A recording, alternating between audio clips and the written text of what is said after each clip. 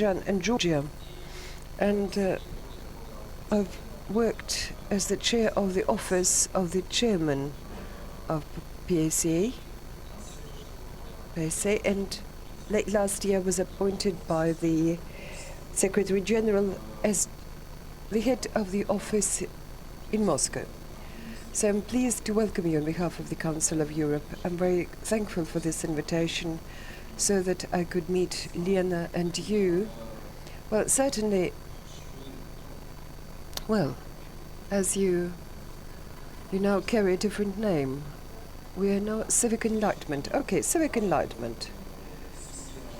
The system of these schools of political enlightenment, this is a well-known institution in the Council of Europe. In point of fact, everybody knows it and everybody thinks it's one of the best successes of all the of all the things that the Council of Europe does. So it's a great honor for me, and there's such good affection between the school and the Council of Europe, because this affection, this fondness is based upon commonly shared principles, so that the state and public life and civic life should work along the lines of, firstly, rule of law and human rights. And we're very pleased that this is where we are helped by the school from Russia. And especially I want to thank to Yelena Nemirovskaya. I've heard so much about you, so now I'm pleased I can meet you in person. If I have somewhat more time, I could tell you what our office will do here in the Russian Federation. It was set up by 2011 by the decree of the government of the Russian Federation. And we should carry out projects of cooperation with the Russian Federation and the Council of Europe. So the very fact that Russian delegation left PACA, it does not mean that the cooperation with the Council of Europe has been stopped. No, intergovernmental cooperation is underway, and we hold this position that we hope that even between the deputies and early next year we can resume relations.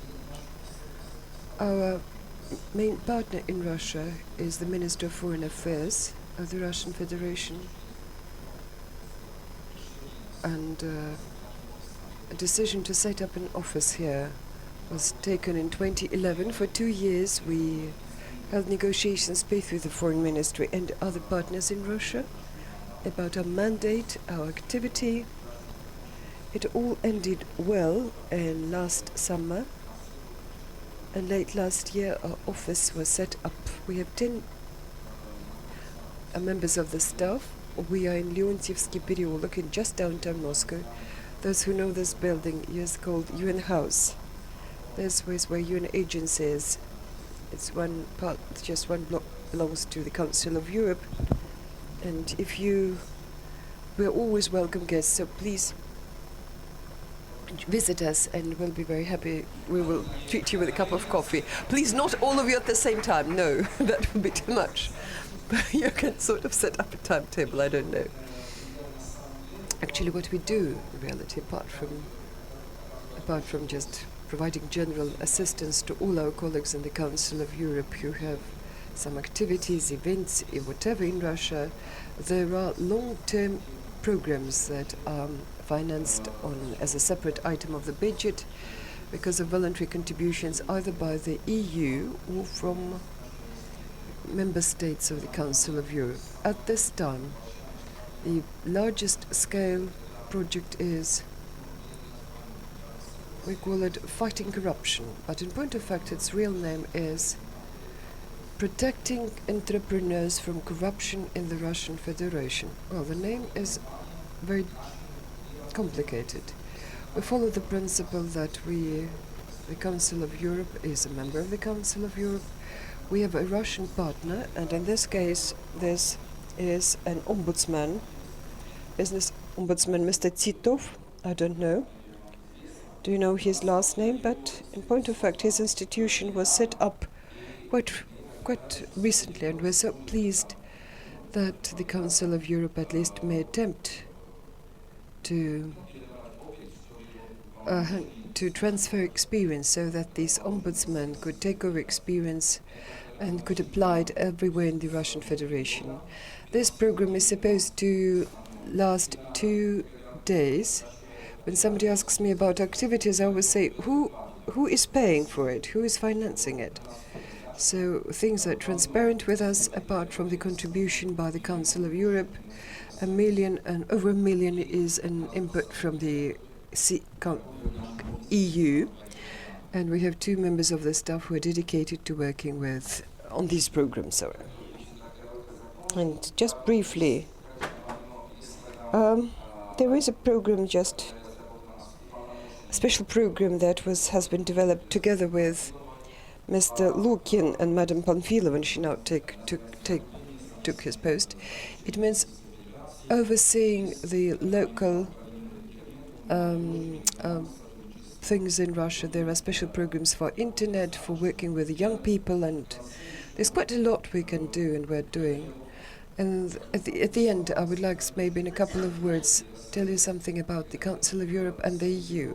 As I told you, the Council of Europe, for us, Russia is a special member of the Council of Europe. Not only because of its landmass, it's the biggest country in the Council of Europe, but also because out of 47 member states of the Council of Europe, 28 are already members of the EU, and the others are more or less either going to accede or have serious intentions to join the EU. The only country that, for known reasons, has no intention to exceed the EU, this is Russia.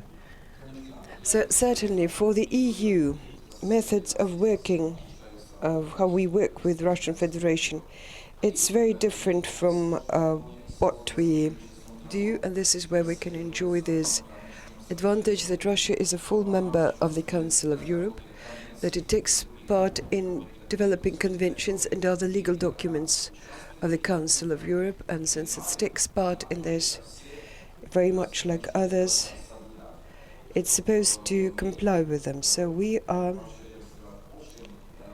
just, in the sense, what we do, our office, what we do, we also want to promote. We want to help Russia Federation to comply with and to meet all its commitments it undertook to fulfill. So since the Council of Europe seems to be following the same value principles, the EU mostly helps us mostly with financing. So much in brief about our office. I'm very pleased that I could stay with you during the whole day, and I just am leaving tomorrow, so if you have any questions, I'm ready to answer them, and sometime during the day. Thank you very much.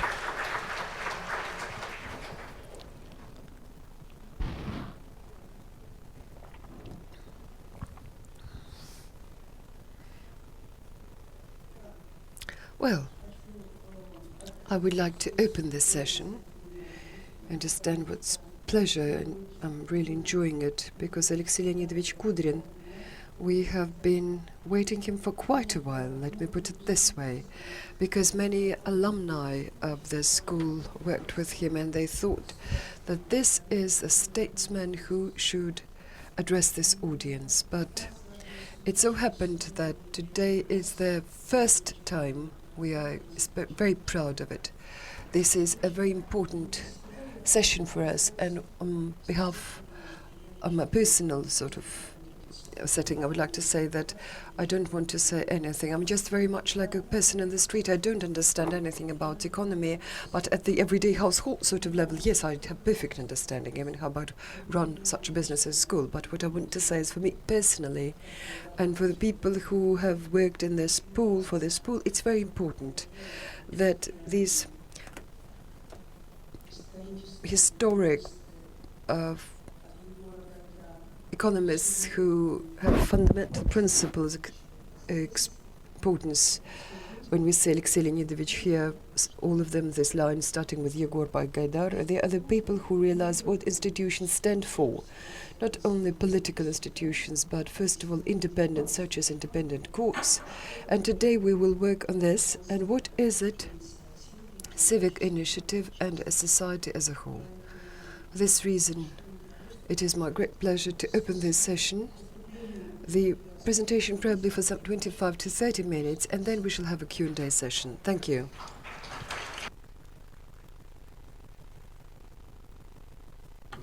Good day. It's very hard to talk on Monday morning and to start a discussion with political questions. I would find it so much easier to talk about economy, but today objective is to strike a balance, even on a Monday morning. So if right now I were, say, delivering a lecture or were telling you about the latest trends in global economy or in Russian economy, or how do we rebuild the model of Russian economy, I would find it so much easier, because I'm almost make no presentations on issues such what it is politics and how can we balance it with economy. But for our country today, this is becoming very, very relevant. This ratio between these two spheres, these two notions, two concepts, and this is what I want to discuss. This, for me, probably is an experience of a discussion. I would like to hear what you have to say about it, your presentations, and certainly take your questions. Please stop me when I will get too much carried away with some detail, or by going into small details. Well, I would put it this way. For me, policy and politics exists in what we call the narrow and the wide, broad sense of the word. In proper sense of the word, it's a competition between political platforms, political parties. It's an election process where these political platforms are elaborated, and this is where the parties attempt at finding greatest support among those classes or strata in society, because it's very hard to get universal support. Because any measure, be it in economy, and first and foremost in economy, this certainly touches upon interests of many people. And for this reason, some people stand to win and others stand to lose. That's why very often we're speaking about unpopular measures which still need to be taken, and this seems to be most difficult. We seem to understand, yes, some measures are needed, but at that we realize that somebody, especially at the start, may stand to lose. But our hopes are that overall, in general, the country and the economy will work more successfully, and these strata who were disadvantaged at first would later, step by step, gain some result and will also become beneficiaries of these measures. But so much in the narrow sense. This is sort of struggle between political structure, political competition. When we elaborate on these political platforms in a broader sense of the word, certainly what belongs to politics and policy, this is any social public activity related to impact or influence upon public opinion, upon the decisions taken by the state. It is carried out not only through political structures and political parties alone. May I repeat, in a broad sense of the word, we're always speaking about political and economic. It can be part and parcel of political platform of any party, but we keep discussing what would be desirable as economic policy.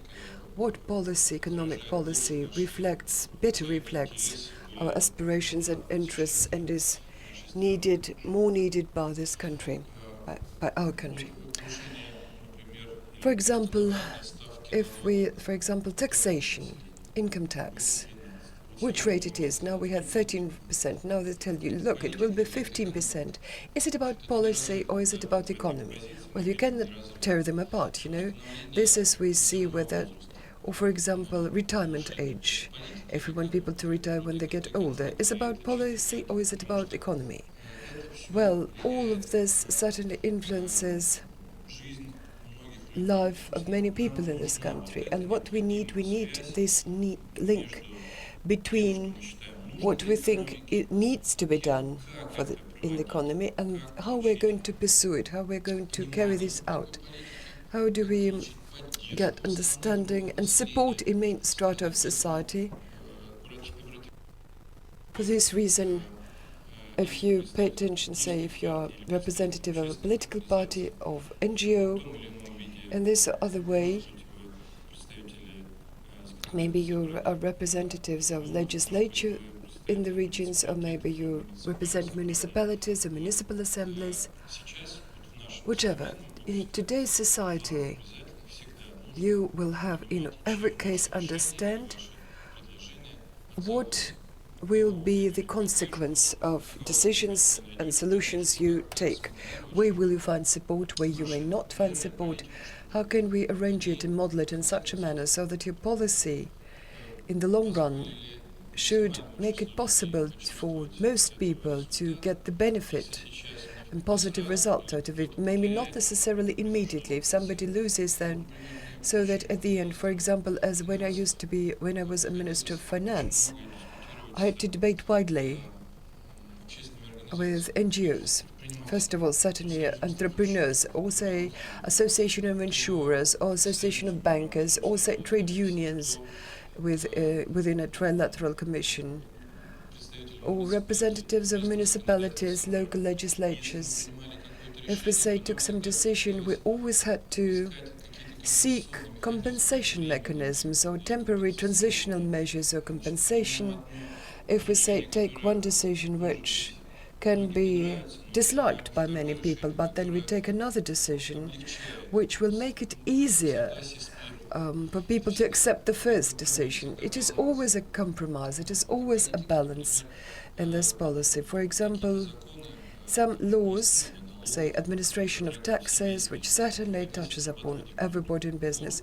It took us a year, every day in this year, it took several hours to, say, attend some meetings with representatives of business, and what comes out of it, it's that neither party is happy about it, because it's a compromise. Somebody wanted more, sort of, and whereas others, the state would say, no, we would lose control over, say, some shadow sort of aspects, or we may set up some shadow zones economy and they will evade taxes. So it certainly is all based upon current modern technology of control, possibilities to cover with control, possibilities and quality of our government officials, quality of preparing our, again, government civil servants and our, say, things, whatever is in corruption. This is something you have to take into consideration and try to avoid. So this balance is reached through very much hard work. But as I stopped on some just introductory remarks, what is it that is important for today's society, modern society, that will develop much faster and sooner and more effectively? They are these democratic processes that help us, through political institutions, seek and find maximum number of supporters to come up with clear-cut understanding and wording about what these, first of all, economic measures, what they may lead to, where should we spend more money for roads, for defense or education. All this should be clearly articulated. And what we miss in Russia nowadays is these institutions which help openly, publicly discuss these matters. But again, may I say, in my own experience, to substantiate my words with something, when they thought it necessary to drastically increase defense spending, thought it was very fraught with unpleasure for this country. I was surprised that it didn't provoke any major discussion anywhere. What does it mean, 23 trillion rubles to be spent for defense from 2011 for 2020? May I just ask you, and I suppose you do not know what other options were posed and what would be the consequences. Actually, the society really has not really talked it through, has not sort of chewed it over, has not really talked it over, and I was absolutely sure that this would lead to a worsening of economic situation, to worsening situation in a number of spheres such as infrastructure, healthcare, education. I will now show it. But overall, we could not even finish this discussion, even say compare it with some other proposals. For example, compromise would be in discussion in discussing defense expenditure. We thought 13 trillion rubles, not 20 but 13, because in previous decade, we spent 9 million. We thought 13, well, it's a nice growth, but then they told us, look, it will be 20.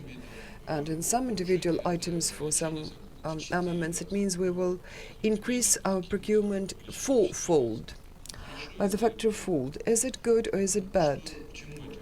What does it lead to?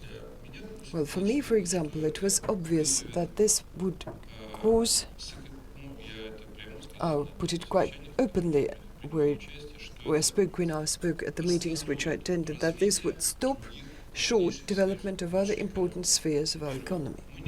First of all, we won't be able to increase infrastructure spending, roads, ports, airports, whatever. They would stop at that. That we, for example, underfinance some level of underfinancing is like factor of 3.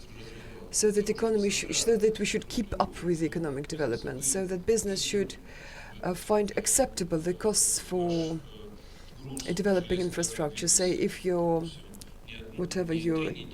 that it should take 1 week instead of 3 weeks to transport your shipment via railroad, for example, or not.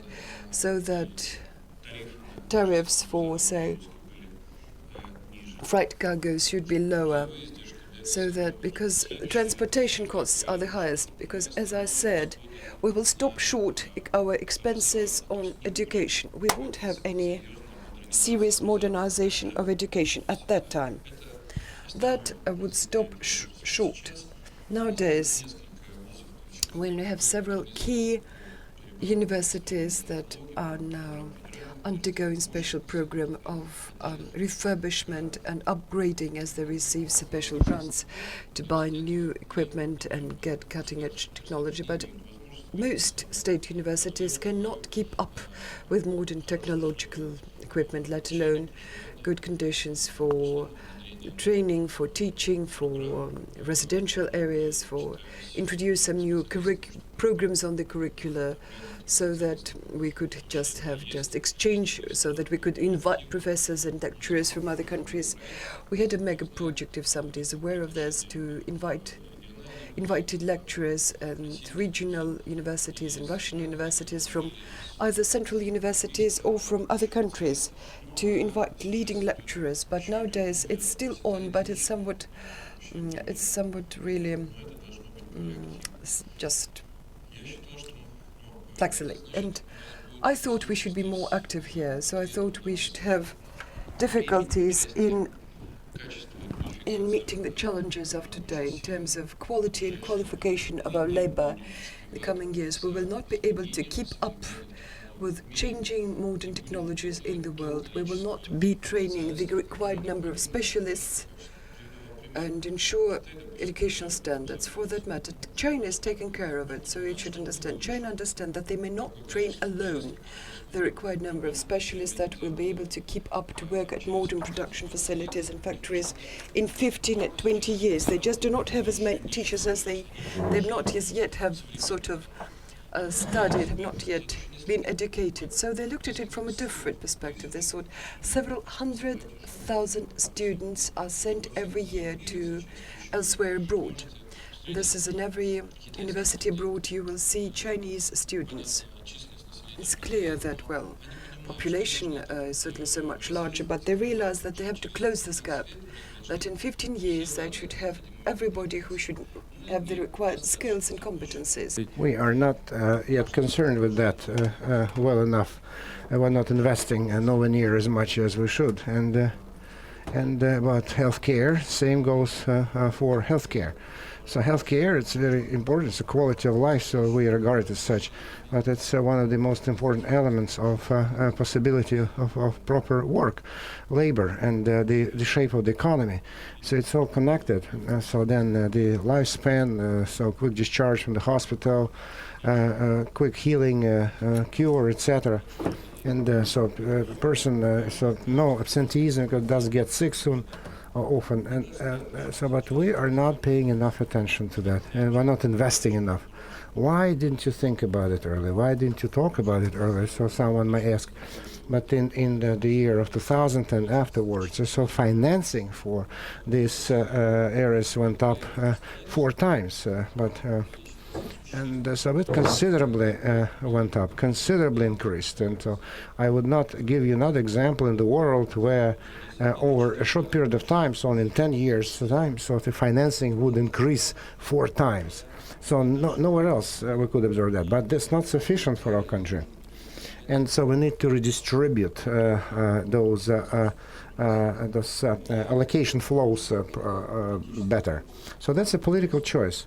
And so we have not yet worked it out properly, so this political choice. So if I start asking political parties what your platforms are, what your positions are, I should say that in all probability those who would see very weakly designed programs, and so they were populist in their nature, because you want this and this and this, $20 trillion for defense and $20 trillion for this and that, but we have a limited resource that we can dispose of, and we cannot spend a lot on everything. And so the economy and politics, they are inextricably mingled, but through the political ways, so the platform should form their programs.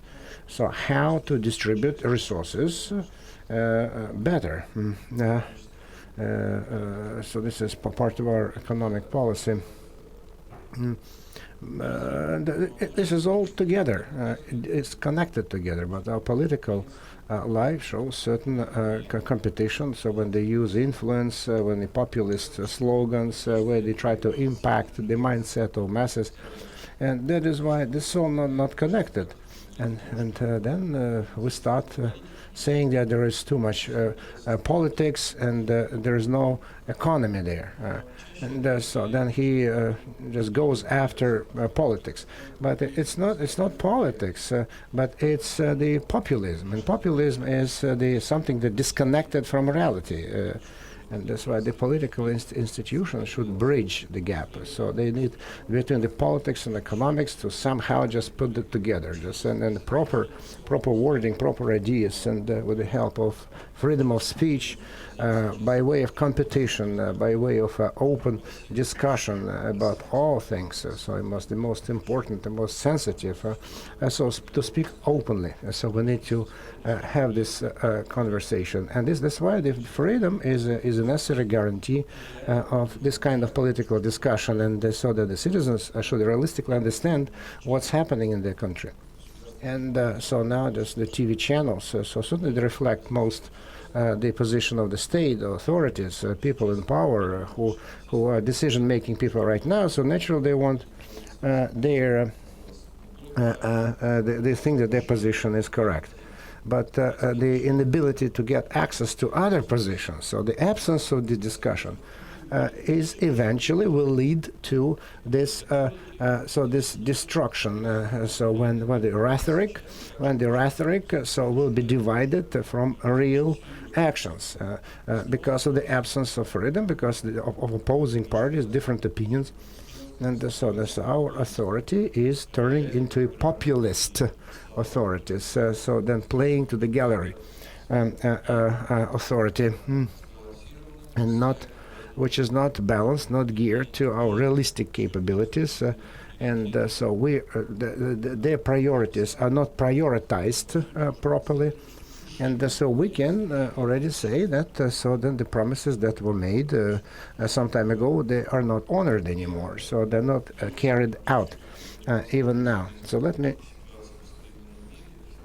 give some examples of the modern world. And before I do that, I want to go back to 2-3 assumptions between the connection between the politics and economics. So what is democracy? What is democracy? Democracy, so then in different levels of democracy, but democracy is an opportunity, availability of an opportunity to come to power as a result of elections and political debates. And then the replacement of power, the change in power. And if the countries where there is no this kind of this change, this inflow, outflow, and the attention, the preferences of the one party to over another party, and so where this process is ossified, where this process is limited, constrained, and no discussion, and so there's no change in power. So because everything should lead to this free elections, free debates, and eventually so the change of the people in power. And if it doesn't happen, so then there is not enough democracy there, and the deficient democracy, where this mechanism of political competition, if it's not carried out, if it's not realized, so then there's a deficiency of democracy. And so one of the corollaries of this change in power, so that the next president, he does, so he actually goes over everything what has been done before him. And he revises everything, monitors everything, checks how it's been done before he came to power, had been done before he came to power. And this why, so this exchange, and so this is a very big element of corruption. For example, when a leader says, so when I get to power, I will annihilate corruption. So I will just do away with corruption. So certainly, certainly we need to correct the judiciary, make it more fair, and the system of special agencies, control over the bureaucrats, and public control over public officials. So we need to do that. Certainly, it all should be there. And then strict control over the government spending. So in all areas, because not only public officials participate in the process of corruption, but so procurement, who knows that there's a lot of corruption there as well. So always collusion. Always a prior agreement, but all this needs to be done. But at the end of the day, the most important, the pinnacle, is that this public official needs to be checked, examined. So that's very important. This element is not yet there fully, and so there's no feeling that everything will be checked, examined, scrutinized. This feeling is not there, and that's why they're not. And this is a very important element of any democratic system, that any person can be checked and examined and scrutinized. And so for me it was very important. It was a milestone. So when the different presidents went to retirement, Kohl, Sarkozy went to retirement, Berlusconi went to retirement. So they will always be under strict scrutiny. Close control, always be checked, and if they find anything, so they will be held responsible and accountable for what they did before. And so these elements should be there. So without that, no party will be functioning properly, and they will not be efficient too. And so what else is important? Another assumption: we all pay taxes, and we all have every right just to ask how your money works. Is there a relationship, direct relationship, good institutions that could guarantee this kind of control, this kind of monitoring? And as we always say, so because we need just to get this new feeling of a responsible taxpayer. This is your money at work, all right? And so when the local authorities, the legislative branch, and so the federal authorities, etc. I'm a responsible taxpayer. In Russia, this feeling of responsible taxpayer, I think, has not yet ripened. It's not yet there, and then so this feeling is exercised through political activities, actually. And so then, so they need to create such conditions. It's just through forming certain positions on these issues. Eventually, so we are beginning to realize whether we get certain feedback, or result, some efficiency of the money that we paid. So whether the money has been wisely invested, whether our tax money has been properly invested, and we're getting payback. So that's in our country was the difference. So the increasing financing and improving the well-being of the people was because of the rent. So it's not we, so the citizens who were paying for the improvement of the state, so the living standards. About 30% of the taxes, the GDP, 30% of GDP that they were collecting in 2000s and later. So then 30%. So more than 33% fell to the share of the rent, and our personal income tax was 2.5% or 3%. So our income tax. So that's why our role, our contribution to the wealth of the state, to the GDP of the state. So our tax money was so small. And that's why, and the money was coming easily. It was coming from rent, so it was easy for a bureaucrat to redistribute the money. There was no mechanism, of feedback. Nothing was there. So that is why. So the committee of civil initiatives that I had right now. So one of the major projects of this institute is the project of creating these feedbacks. So open budget, open police, transparent police, transparent. So then the government should be a transparent, open government as well. So then there are some good ideas, but for the time being, it kind of tried to imitate the activity. It failed yet to reach the real goals because developing laws and adopting laws by the Duma, social, legislative, that will impact political system, social life. It's done in the Duma. There is no open government. So it's all done, all this approved, adopted without the involvement of this of the multitude, of the people. And so the people of the nation cannot impact so the adoption of those laws. And so when we see discussion, so they just invite experts, professionals who just speak about their position, their attitude, and then in a closed circle, so the decisions are made. But the key decisions are not even taken up to the Duma discussion now, and so practically they're not discussed openly, not submitted. So they just imitate. It's called a pseudo discussion, but in reality, so on the face of it, it looks like it's being discussed, but in reality, it's not discussed. It's an imitation. It's a simulated discussion of a certain law. And the economic system, the impact on the policy, so that and the relationship of economy and policy. So the public control. So the public should monitor. So politics, economics, and I would like this law certainly to be ironed out, improved, and so. Shortly we'll be discussing it. This law on public control will come out with our proposals, but I don't believe that this law will be discussed and that necessary amendments will be made to that law of public control, public monitoring. So now it says the lowest possible level, this control mechanism. Then another point, another thesis, and so what are the prospects? What the prospects are, when this balance between public discussion, then formation of political institutions, developing economic platforms, when will it take shape? What does it depend on? So much depends on the present authorities, right, and the majority in the Duma. It depends on them, because the main guarantor of the constitution is the president, so he is supposed to create conditions.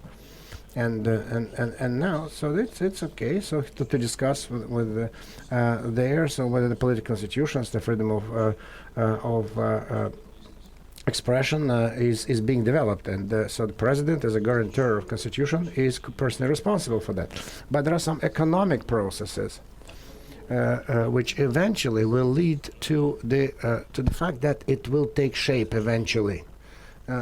Because raising the living standards in the classical politology, that raising the living standards will eventually force the citizens, having satisfied the basic needs, so they will participate more openly in the political life, in the public life. And this is natural, so because every person has satisfied his basic requirements. So then he starts thinking, so did we get everything? Maybe someone stole it. Maybe someone just took this rent from us. So a certain group of people, some bureaucrats or public officials or businessmen, for example, so who stealing, maybe they're stealing from us. So we start to concern ourselves with these things, which we never concerned ourselves. So when, for example, tax evasion, maybe they're not paying taxes, big businesses. So now we're living through very interesting moment. So even this rent component, so our living standards went up. And so then there's the category of people who are middle class has grown up. And more people so are asking themselves, what would be the best way to build the economic policy? They're thinking about it. And now just we're living through a very interesting and objective process of raising interest of the citizens to politics, to protection of their interests, and step by step, very slowly. So even if there are hurdles on the way, so then these mechanisms will be developed, and so these opinions of the citizens will no one will be able to ignore, because people will protest, discontent, discussion, debate, harsh or mild. It will be there in internet as well, and that is why. So the number of channels of influence is increasing in number. It's less monopolized, although we certainly realize the role of so electronic means of information and media, electronic media. So now we see so a good example is so the media, the way the media operates against the background of Russia-Ukrainian crisis.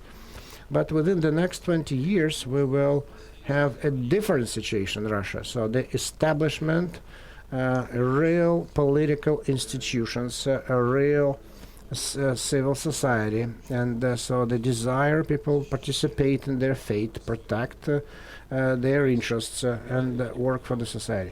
And so we can see that the way is detained, slowed down. So, but the civil society is evolving. So then the law on foreign agents, the checks for trust and benevolence, and so we can see that there is a growth of civil activity, and it's there, starting from your backyard, your region, your administrative district, where you work, institution, school, college, where all parents.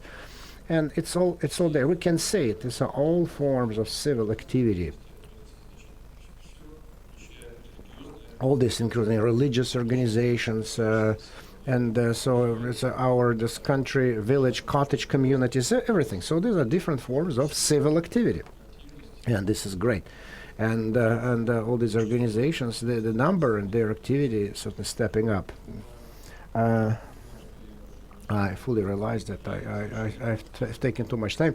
In conclusion, so when the institutions of this kind, when they qualitatively function, and so we can see there's a high quality in Europe, so they work much better than here. And we're trying just to learn their experience, how they do that. So we can see that, for example, for me as an economist, as financier, so it was so amazing when Great Britain, the prime minister the prime minister's conservative party was then, and Cameron comes out for the elections. So with the proposal to reduce government spending, and because the society actually can understand why it is needed. The society can understand why it's important to keep the country sovereign. For the sovereignty of the country, and then eventually to bring back jobs and strengthen the social status of the citizens. So although just we need to go through difficult times, to tighten the screws on popular things, and certainly you can see, and then you can speak about unpopular things and win the elections. Nevertheless, so it's just government spending reduction. So Sarkozy increased the pension age and has taken some, and Hollande during the elections, Holland so played on that. He said, I will bring back, he said, the pension age. I will just cancel the pension age that was set under Sarkozy, President Sarkozy. He said that, and he managed to win. Now we see two examples of this policy. This connection of economy and policy in these two states. Economics in Great Britain, so then there is this economic growth, the optimism has grown, and the Great Britain is evolving very rapidly, so moving forward. In France, so then the populism rules the roost, so now they're raising taxes, so the rate of economic growth is slowing down in France, and you see in the left party, and the left's nationalistic party comes to power. And so that's 24% of the votes they got. So these are the two models. That's a good illustration to the fact that the economics and politics are interconnected. And so we need to distance ourselves from populism, from populistic pronouncements, and to talk honestly to the population, explaining your position. But for this, we need to have this media institutions, open discussion, clear. Without that, the modern society won't work. And so if we try to hide it, put it under wraps, so we will get an inefficient, poorly developed country. And, so then system of now just we run into the brick wall of economic efficiency. So within the framework of the existing model, we cannot make a breakthrough in the development of our economy, and this is and become a modern society. Will continue to lag behind. So I didn't want to say that there are more authoritarian systems which actually bring about good results. So we can talk about it later. So, but I don't think it's the rule. It's the exception from the rule. And at this point, I will wrap up and answer your questions.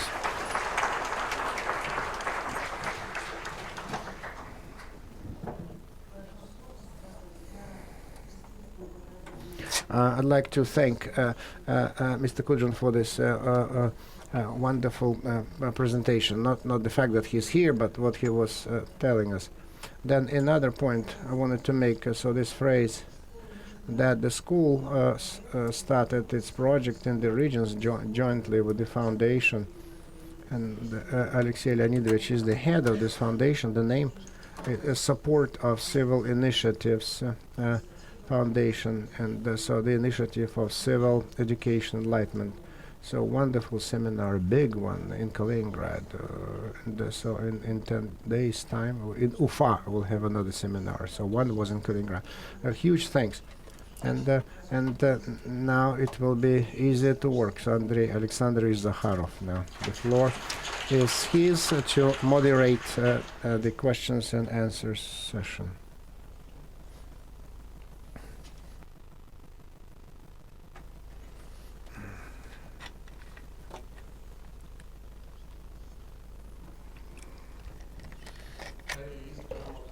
So we have a chance. Good morning. I'm sorry, forgot to mention.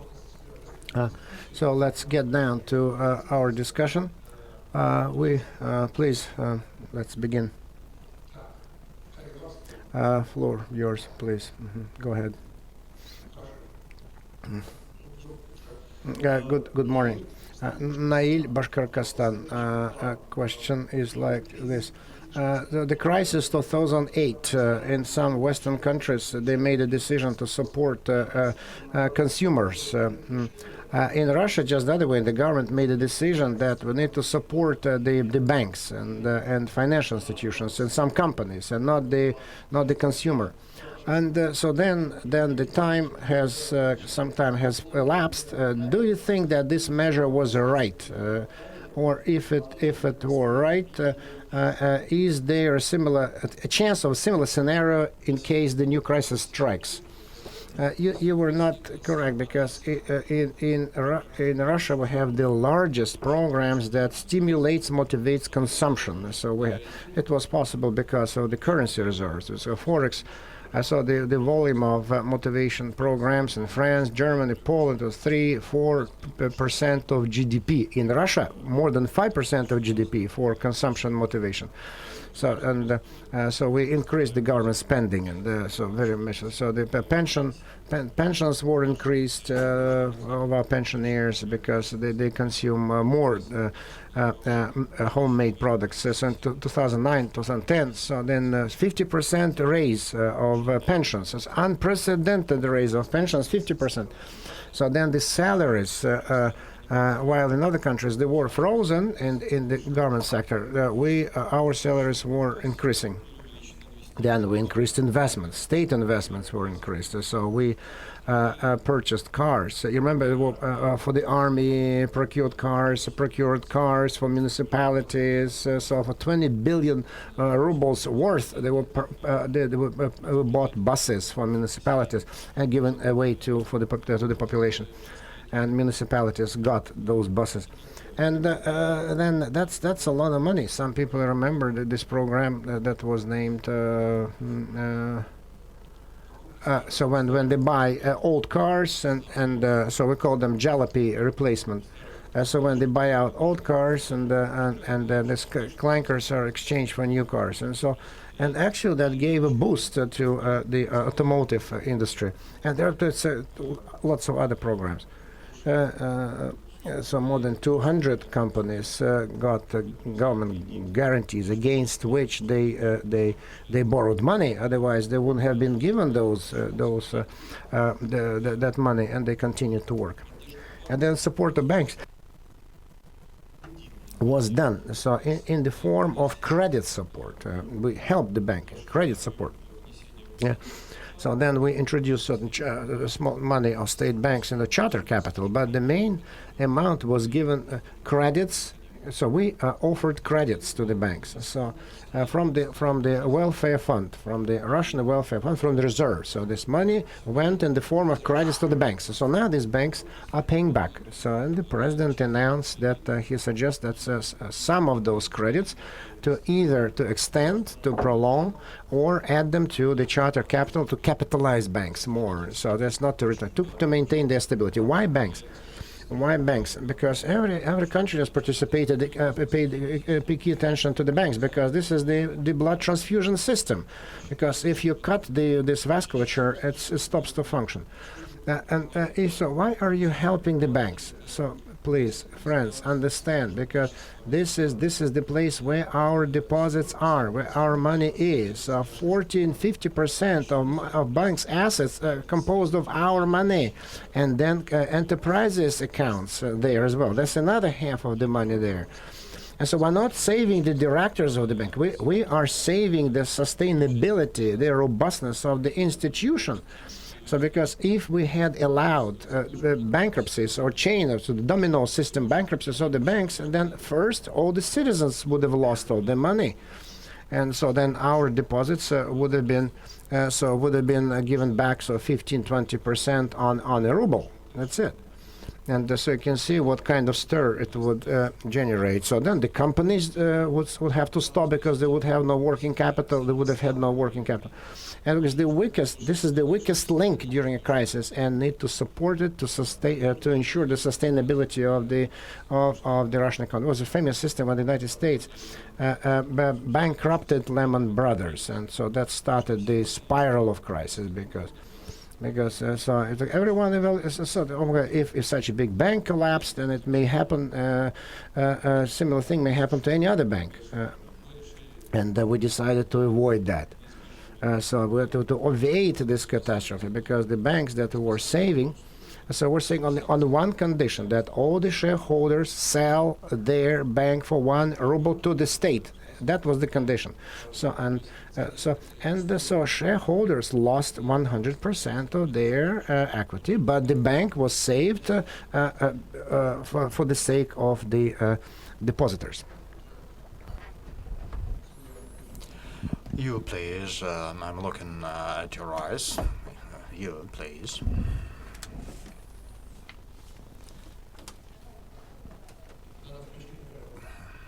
turn your mic, please. I'm Natalia Zakharova from Khanty-Mansiysk region, and thank you very much for your infusion. And several times you mentioned about the increase of the retirement age. I would like to hear your arguments in favor of that. Will you elaborate, and can you explain why the government has not taken that decision yet? And if the decision is taken, what will be the reaction of the public? I think the main problem is that we are going to face demographic problems more acutely than other countries. That's because of historical reasons, great losses during World War II, and a very low birth rate in 1990s. So in 1990s we lost a great number of possible population. So we are traveling on those demographic waves as any other country, but our situation is worse. We can see some growth of the birth rate now, but several years later we will see lower birth rates, and number of mothers in birth age will be less, much less. And average, I don't think that the number of children in families will change radically. I don't think that even there will be 2 children in a family instead of 1. Now we have an average that is a little bit less than 2 per family. It means that the working age population, the people who pay taxes, will be reducing. Before 2008, the number of working age population was growing. Now it's falling at the rate of 300,000 a year up to the million. So in some years, even in near term, we will have less number of working age population by 1 million. So that's the reason I'm making that point about the longer working age and longer retirement age. So the amounts of taxes paid through social fees will be less, but the number of pensioners and number of retired people will be growing. It's a common problem for most of the countries. So every country at some point decided to extend the retirement age. In our case, I think 63 years could be retirement age for men, and 60 for women, and even 63 for women, because life expectancy of women in this country is much longer than that of men. And in our case, the situation is different, and the number of working pensioners is close to 60%. That means that even the retired people keep on working. We understand that pensions are not big, but most of the people feel like working. So they do not quit working even when they reach the retirement age. And they are quite capable of doing so. And not to reduce pension size, and you understand that with that situation, our pensioners will be paid less and less in the coming years. So if somebody is older than 65, and for them, let us distribute the resources in a more fair fashion, so that our pensioners would benefit from that. If we don't want to do so, if we are reluctant to do so, if we don't want to reduce our pensions and we keep on increasing them, but that such increases can be funded only from the budget. The deficit of the pension fund is covered by 50% from the budget in the amount of more than 1 trillion rubles, and that again means that those money cannot be used for the development of our infrastructure and some other projects, but we are just literally eating those funds up. And We are really eating up our development programs for the future. Second reason, I think that it wouldn't go that painful as most of the people believe. And I don't think that our retired people are worrying about that, because the 40 million retired people, they are retired. They will not be affected by any changes. So it may affect the 60 million of the working people. I don't think that the young people think much about pensions, and I don't think that's a sensitive issue for them. Probably it's an issue for those who may retire in the next 10 years or so. And out of those future retired people, only half of them is going to be sustained by their pensions only. Others will add to their pensions through savings, through some revenues from real estate, and probably from some other sources. So I don't think that today it's a very acute issue or a problem. And transition to the extended pension or retirement age is not done overnight.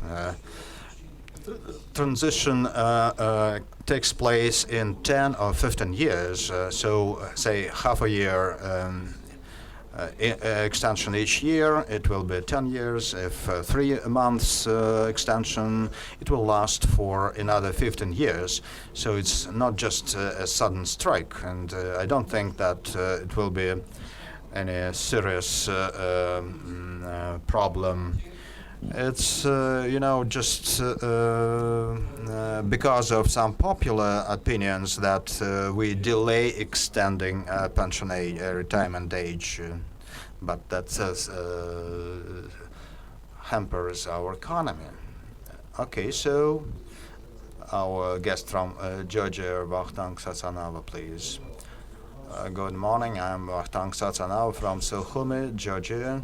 Thank you very much for that excellent presentation. And, following August 2008, former representatives of our power said that there would be no other Russia, and that there is a single Russia which occupied our territory. I'm the person who was educated in Moscow, and as many of my compatriots living in Georgia, we like Russia strongly, and I think that thanks to you, there is another Russia, and I would like to thank you for that.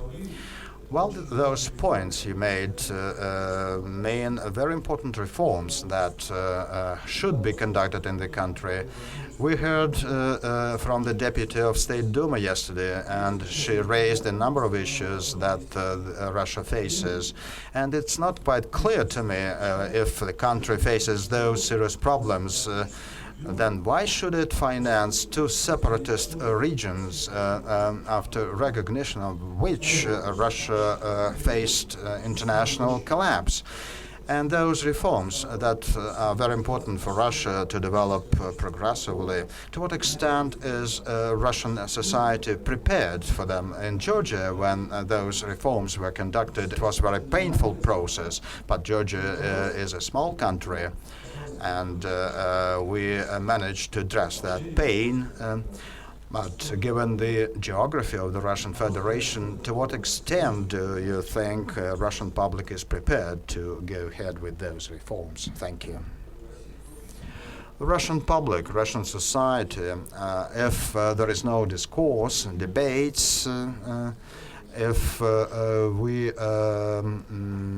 will hear only populist promises saying that everything will be fine, social commitments will be fulfilled, but we are losing every year because the great decrease in growth rates is a very serious indicator.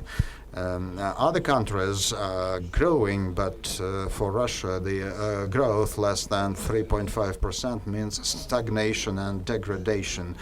We need to grow at the rate of more than 3.5%. 3.5% is a global average. Some years it was 5%, but every time when we grow less than the average growth rate in the world, well, it means that we are shrinking, we become less competitive, we sell less, we surrender markets to other countries, and even in those areas, and we allowed more imports to our markets because we produce less. And I can really understand what is to be done to avoid that, and there are some well-known concepts to that account. But you know, the fear to lose some ranking positions and election campaigns, municipal, regional, governors' elections put together, it results in delaying the introduction of those important structural measures. Will it last forever? Well, I don't know, but the halt of the growth rate is a very alarming signal to us all. And even in the near term, real per capita income may stop growing. So that those income that is calculated with the deduction of the inflation rate, if it comes to zero, is not a recession yet. We can endure at that level for some time, but the people expect more, and in their lives they hope that they will improve their conditions, living conditions, so that in the future, and it has been improving while they are promoted in their careers, but in average those living standards will not grow. For the first time, you know, it may happen except for 2009, but it was the heart of the crisis. Now, another crisis may not begin yet, but we're slowing down anyway. So it's inevitable that some steps, some realistic steps will be taken. And when there will be the critical mass of those problems, this power or next power after next elections will have to take more daring decisions. We all believe that window of opportunities for reforms is most open following the elections. And I made a conclusion that the current State Duma just missed that opportunity following the elections. Well, it's the most convenient period when you are entrusted all the authority, but you don't have to think of the next elections yet. And when the parliamentary terms were extended as well as the presidential term, it was done under the pretext that the power needs time to carry out reforms, so that we wouldn't think those who are in power wouldn't think much of the next elections. But as I put it last year, it so happened that those reasons were overlooked, and the terms in power changed. They were extended, but no actions were taken, and that particular reform was wasted. So again, it's just the delay of the reforms that are most necessary. And it means that now the power will have to wait for the next elections, and those who are elected will have a mandate to carry out reforms. It may happen, but now we can see that it will not happen as quick as we hoped. I'm Nadezhda Grishnova from the Saratov region. In your presentation, you made a point that the culture of tax player in Russia is very low, and the level of municipalities, that trend covers not only SMEs but even big business, which relieve themselves from social responsibilities, that use every trick not to pay all the taxes. What is to be done to enhance that culture, to improve that culture? What can be done to encourage those corporate taxpayers avoid those vicious practices? Well, the main instrument here is true and real elections, because if the elections are fair, then people would come to power who would really like to straighten things up. But for that, and some conditions are to be created, and that's not easy. The other reason, the other problem is the decentralization of authority. The authority is to be delegated to those levels where people are more interested in taking sound decisions.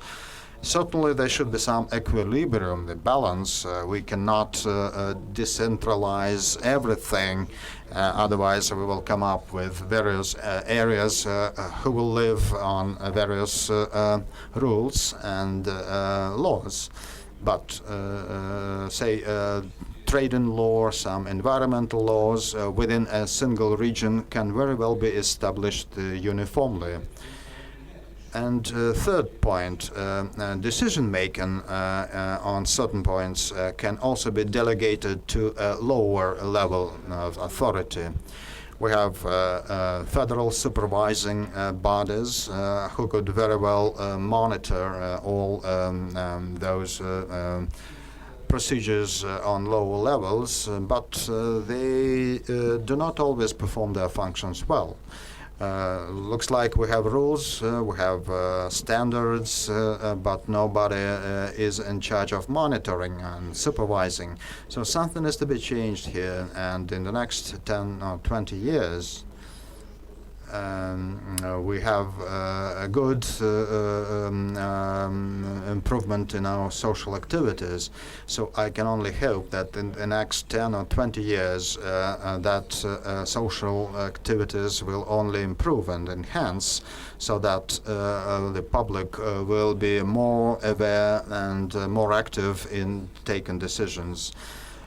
In my organization, my fund, we carried out 6 contests in the regions on the best social initiatives, and we had 12 nominations inviting projects and descriptions from the regions. And on the regional level, we don't pay any bonuses or rewards in that contest, but people are very much enthusiastic about those projects. Local media covers all those contests, and following them, many governors being aware of such public awareness and activities began helping them to promote those initiatives in terms of higher civic control and supervision. So that's how I see the problem. Anton from St. Petersburg.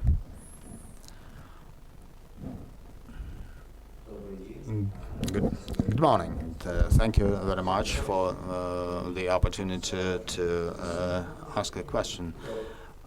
Your last name? Anton Petrov from St. Petersburg. Actually, I have a number of questions to ask, but I understand that I can ask only one. So I would ask about the point you made on populism, popular moves, and according to some statistics known to me through media, there are some serious problems that are based on that populism, and in light of regional allocations in 2013, I think only 6 regions executed their budgets well without debts. Otherwise, all other regions had to borrow money, and Many people explain that by the decrees of the president that were adopted in May 2012. And we saw some negative trends in economy. Your question, please come to the point. Okay, so what's your attitude to such trends? Do you think that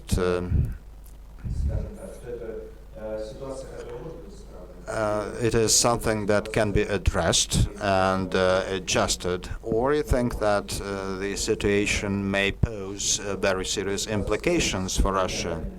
I mean, there's regional debts and non-execution of budgets. I understand that the execution of the presidential decree on the increase in salaries and wages for teachers and doctors have a very negative effect on regional budgets, and local legislators and governors had to cut on investments, and this first quarter of this year we saw further reductions, but even that is not enough in order to meet all the criteria specified in the decrees, and that led to higher debts of local budgets. And borrowing in the market now becomes more risky because the creditors do not quite understand when the money can be paid back. Salaries and wages is a good thing for teachers and doctors, but it was eaten up. Debts got higher, and next year you need to borrow more to pay back the debt and pay those higher salaries and wages. So this model of raising salaries and wages is a popular model, a populist model, so it is negative. It's not balanced. And now, an attempt to balance that region-wise or municipality-wise lead to the deterioration of the situation in other areas. So even the debt servicing eats up a lot of money. I understand that the government is looking into various options to address the problem. Loans from the budget can be granted so that regional authorities will not have to borrow from the local banks at high rates and interest rates. But again, if the decision is taken, a lot of allocations will have to be made from the federal budgets. And probably at the federal level, they think that those loans will be paid back. But again, it's kind of an uncertainty. The loans can become cheaper, but it's not the solution to the problem. I do believe that doctors and teachers are to be paid more, but it should be based on performance indicators. So schools and hospitals should work more efficiently. Perhaps we can really raise their wages and salaries on a slower pace, but they should be performance-based. You can really increase salaries and wages without increasing the general payroll. That can be achieved through the optimization of the staff. It's not only in education or medicine areas. It can be done in civil servants areas, but there is another problem. And the thing is that the subjects of the federation are short of funds, and it can result from a high level of centralization. I was criticized for that, but the centralization of the distribution or allocation of resources can be explained by the fact that the authorities think that they know better how to allocate money, how to make use of them. I was never a supporter of that approach, but when a decision was taken at the top level, we had to obey and we had to fulfill that. But when a decision was taken to allocate 20 trillion rubles for defense purposes, I said that if it is taken, we would just slow down the pace of economy, and I cannot agree to that. And in the federal budget, we always saw subsidies to various areas, and those subsidies are reducing now. And the general transfer of funds from the federal budget to subjects of federation is reducing because the defense contracts are to be funded. And it leads to disparity and disbalance. I think the government is in search of some interim solution, but there is no overall solution. So at this point, by and large, it may lead to the slowdown of economic growth rate. State investments again are slowing down, and business investments, they are shrinking too. And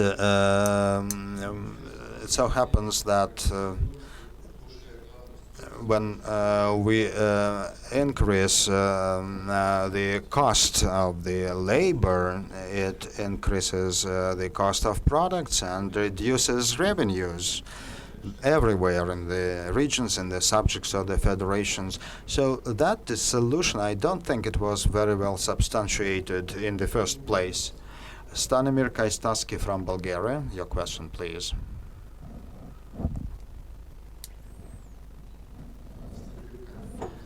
I'm Stanimir Kaistaski from Bulgaria. Mr. Kurir, first of all, I would like to thank you for your lecture. It was very interesting.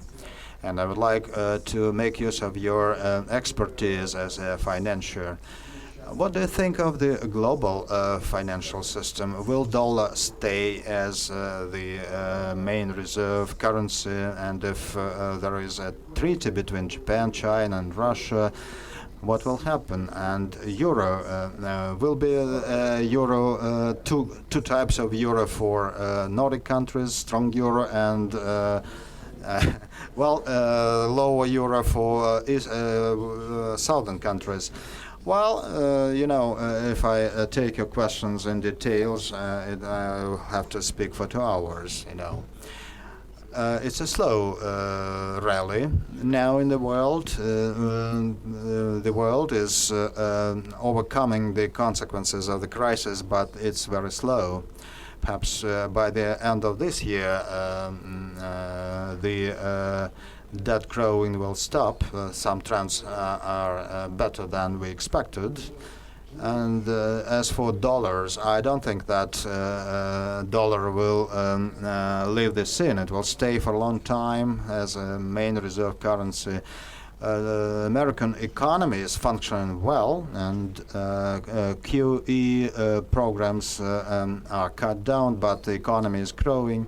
There is some temporary recession in the first quarter, but it doesn't worry much, and we understand that the trends are positive. And because of the size of the U.S. economy and because of the stability of the U.S. economy and the stability of major institutions, dollar is going to stay as global reserve currency for a long time. Certainly they have to cut on their budgets or budget deficit, and to the best of my understanding, Americans are working in that direction, but I wish they could do that faster, just to be calm. But even that budget deficit does not create great disparities that would be worrisome.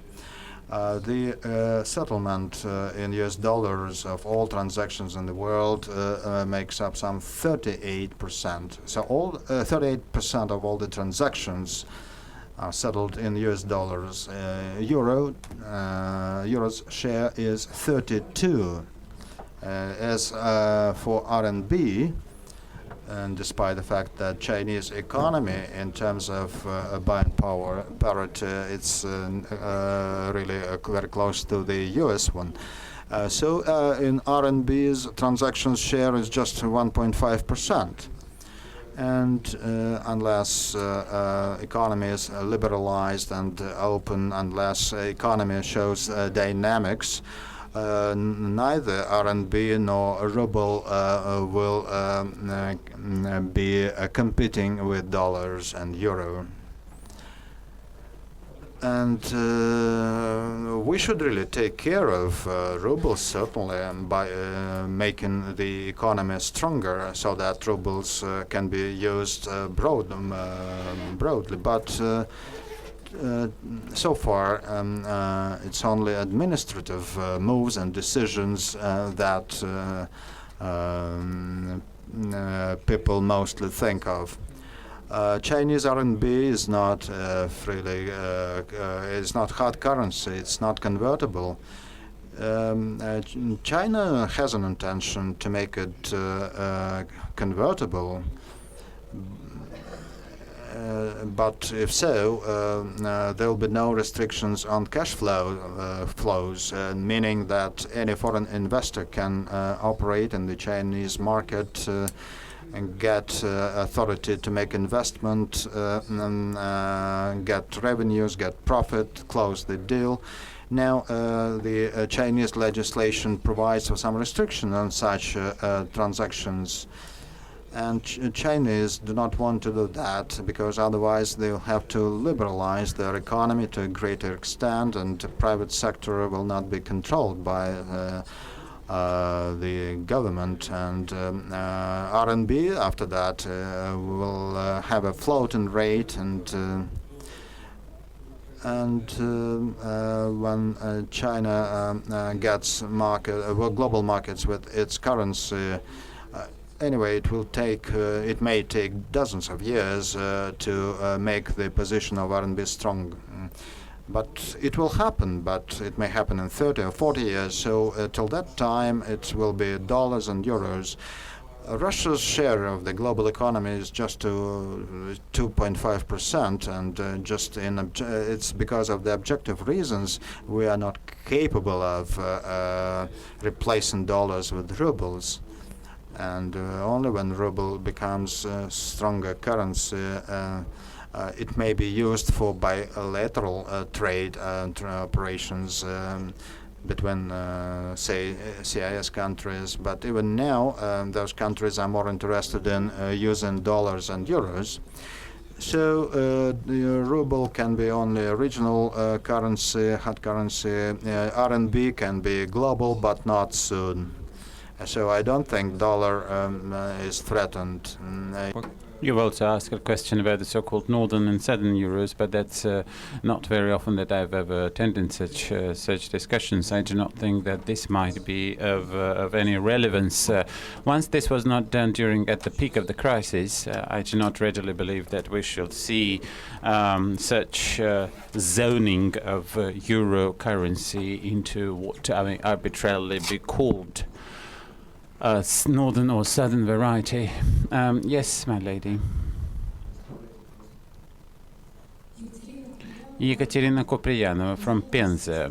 Mr. Kudrin, in the developed countries, in the United States in particular, 5% of all people provide up to 65 or 75% of income tax. Progressive tax has long been abolished in Russia. Do you not believe that with the growing gap between the rich and the poor, progressive tax must be reintroduced?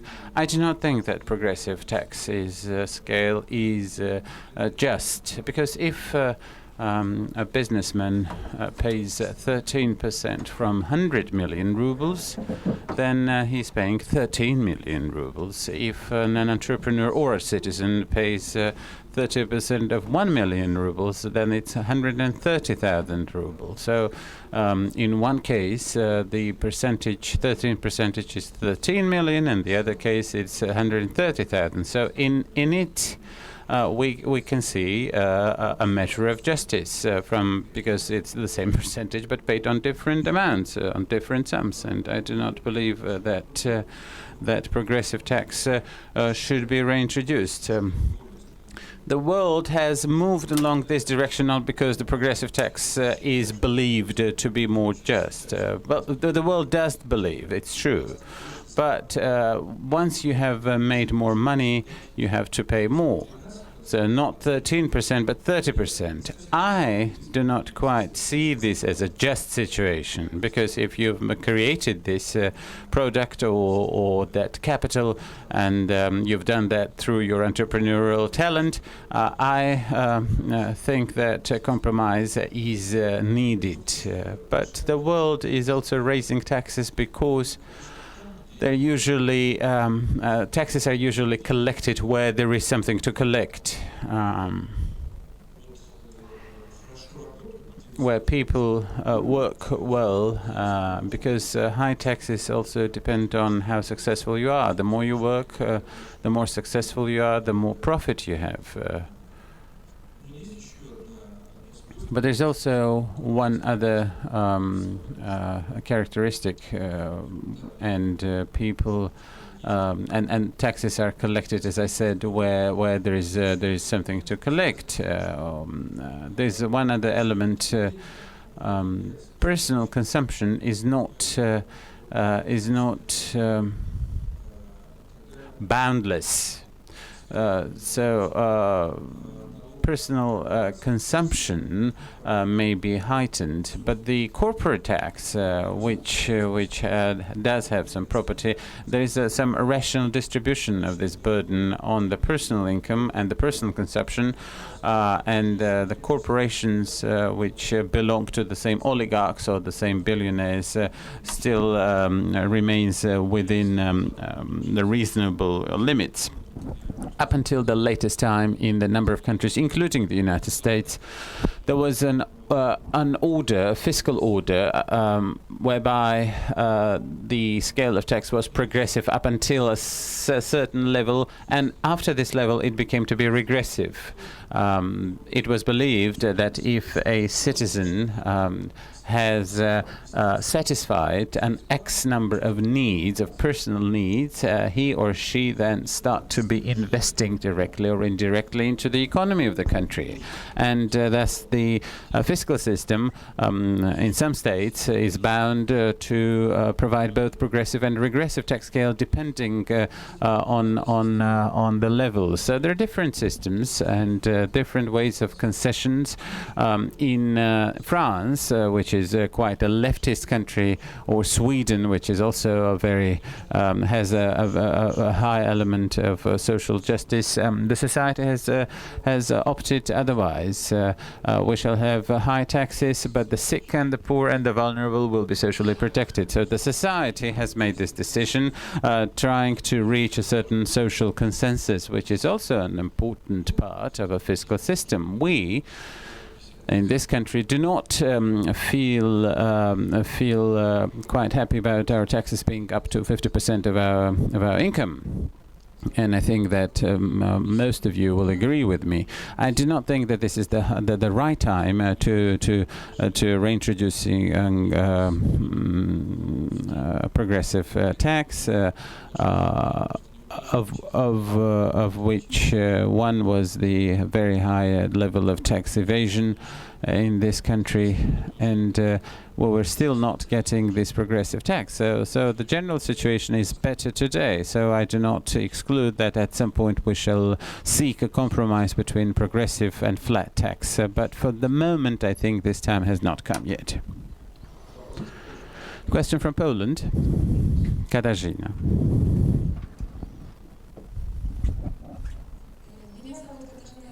My name is Katarzyna Żyńska. Thank you very much for being able to ask a question.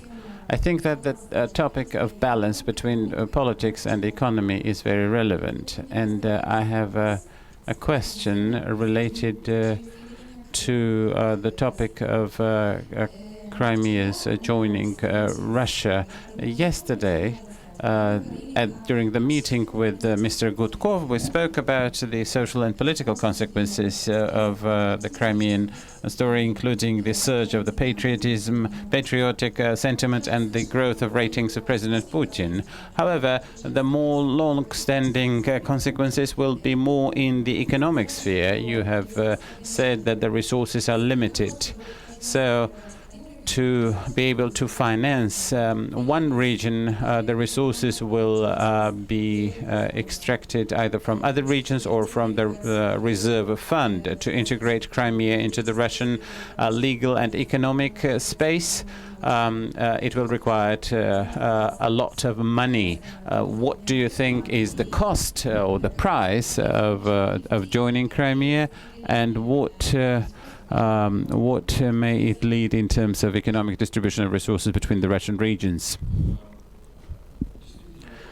It is true that Crimea is currently at the level of the weakest Russian regions by the GDP or the budget revenues. Indeed, there are 83 regions in this country, and Crimea is at the level about third place from below, and by the income also within the 5 lowest places. And indeed, this will be the weakest region for some time, which is, I think, partially due to the fact that the GDP was twice as low, but as throughout Russia. But with the help of Russia, we hope there will be an economic stimulus with creation of jobs and loan facilities in Crimea. So I think that within Russia, Crimea will continue to develop a lot more swiftly than it would have developed under the other situations and in the Ukraine. It is true that the economic potential, however, will be limited by the foreign investment. Is Russia capable of doing this for Crimea financially? The answer is yes, and the answer is yes, it will require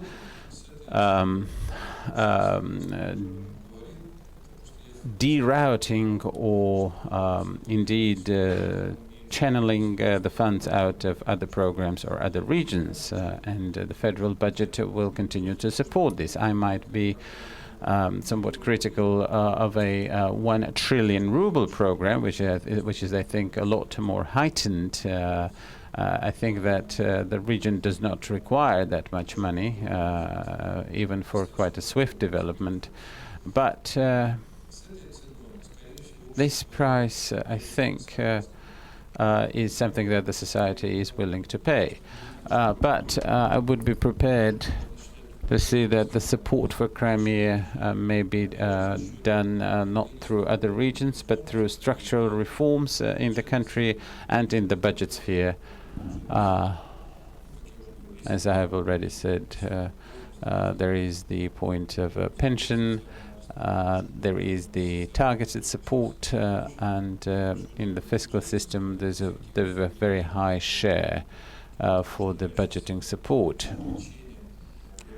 And indeed, the social protection of the vulnerable, the rich, the poor, and the ill and the sick in this country is still far to be desired. If Russia had wanted to optimize its approach to Crimea, I think it would have been able to be done more in a more optimal way. Crimea can well be financed by Russia, I think. The last question in this session, my colleague from the second row. Our next session will start in 15 minutes, and I would like to apologize before those who have not been able to ask their question. Timur Zhakhov from Ingush Republic.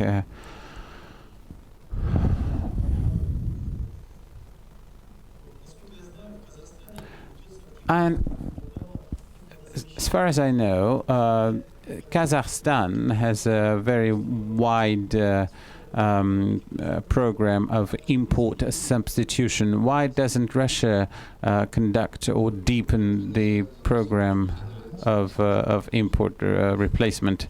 Well, at the very end comes the most difficult question.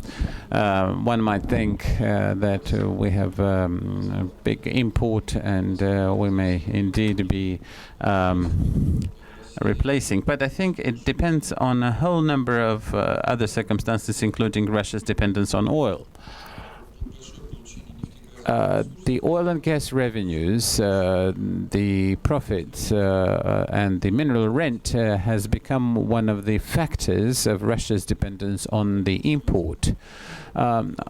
This is in the economy. This is called the Dutch illness. This is something that I have mentioned more than once in different audiences, but I will just give you some numbers. In the year 2000, Russia exported for all goods and commodities for about $80 billion, of which 60 billion were oil and gas. The import was constituted about $60 billion if you add up the goods and services. So Russia indeed can import as much as it sold from the standpoint of because it has received the dollars are in the market, and the importers have brought in at some exchange rate.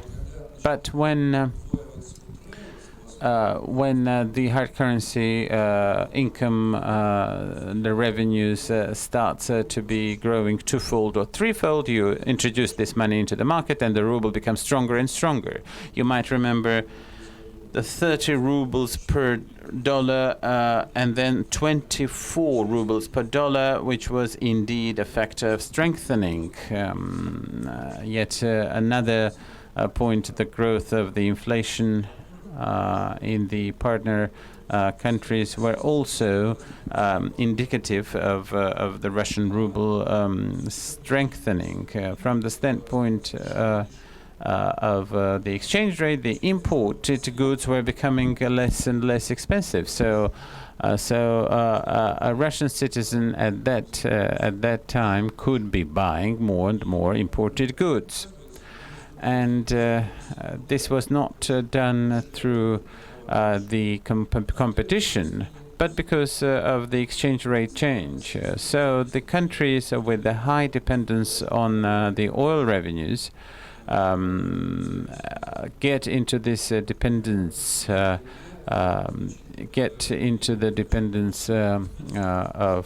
the import. Do you know how much Russia did last year? 30 billion, and or 500 billion rubles, and the import has gotten up. So we have been able to get more cheap currency, hard currency in the market, which became the basis for this import. It is not the WTO that opened the boundaries, but half of the market was already imported. So this is the effect of the Dutch illness. And when we're told that let us now introduce our hard currency and invest it into the infrastructure development, for instance, so that means that the Russian government would have to get the money from the treasury, introduce it to the market, sell it, which would indeed strengthen the ruble more. There are not more rubles in the market compared to how much there was rubles. So in fact, we just sold the dollars, but there is still more import because of that. So this dependence, which is indeed the chief dependence that we're trying to battle. It is often said that half of our budget is based on the mineral rent. It is true. That is a factor of dependence. But the most important factor of dependence is the dependence on the import. What happened in this year, at the beginning of 2014, you might remember that the ruble went down from 30 and then it went spiked to 36 rubles per dollar. At that time, for a Russian citizen, the imported goods became more expensive. The imported goods were more expensive. This year, for the first time in many years, we will see a shortening of import by 4 to 5% for the first time in many years. So when we speak about import replacement, we should be deriving from the basic procedures in the economy and the understanding of the whole complex of parameters, because a high inflation, for instance, is also a factor of increase of import, and the program of import replacement, when at least we're not strengthening the national currency, may have certain values, but these will be somewhat localized. And a vivid example is China. China at one point said that it would not be strengthening its currency, and that all the hard currency entered into China would be taken to the gold and hard currency reserve, which rose from 1.1 to 3.1 trillion dollars, and not to strengthen, not to increase its dependence on the import. It just buys the hard currency and stores it. This is what I was criticized.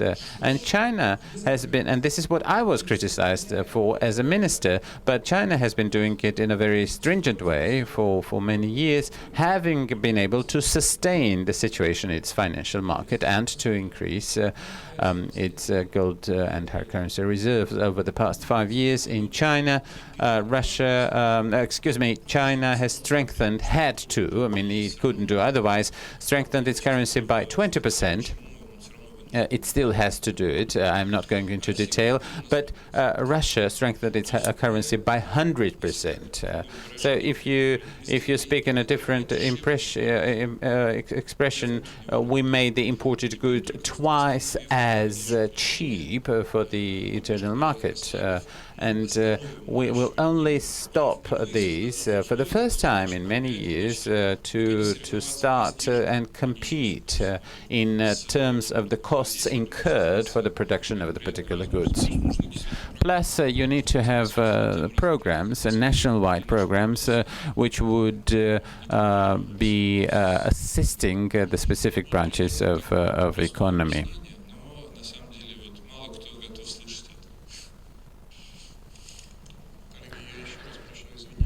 Dear colleagues, thank you very much, and I apologize for those who have not been able to ask your questions. I would like to congratulate this seminar for a very interesting beginning of the day, and the fact that Mr. Kudrin has found it possible to come and join us here in Golitsina to talk before the seminar of the Moscow School of Civic Education is very important to us. It is very important because the school and the Committee for Civic Initiatives have found a common ground, and Yelena Nemirovskaya said this at the beginning of this seminar, and I can say that by my experience of participation in Kaliningrad seminar, I think this was a momentous development. So we do hope for deepening of our cooperation with the committee headed by Mr. Kudrin. Besides, I think that we all need this very rational, reasonable and free discussion about the economy, as we all know, the economy being the basis for our life. Lena will conclude. I have been exchanging opinions and views during these sessions, and of course this session was broadcast for our I-class. I'm delighted to have been here for your presentation. I'm not. I have to say something critically that the great cheeses will disappear from the market, or else I won't be able to buy them, or else your salary has to grow. Yeah, yeah. Yeah, the good cheese is a part of so the financial people should not forget about this.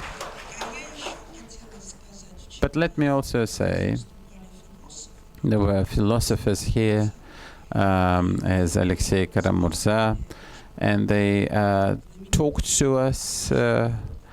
And they told us that how the great Russian philosopher Fedotov made a categorization of the Russian types, and the very scarce and the very limited in number type or category was the type of a builder.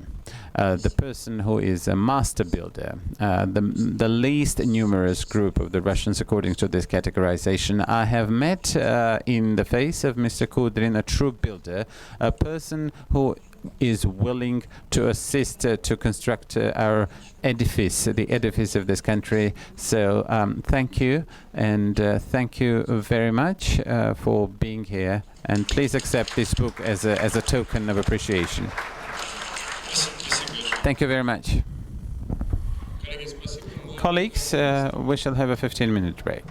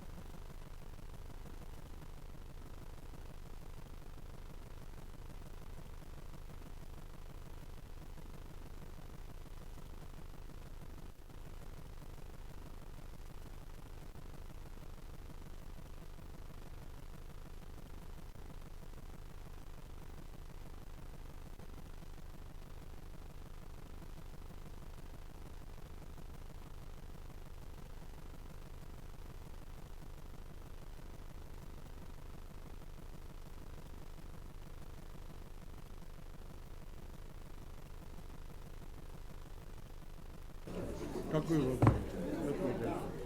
Это газированная, это без. Это вот это, да. Ой, не работает. Well, I would like to have your attention, please.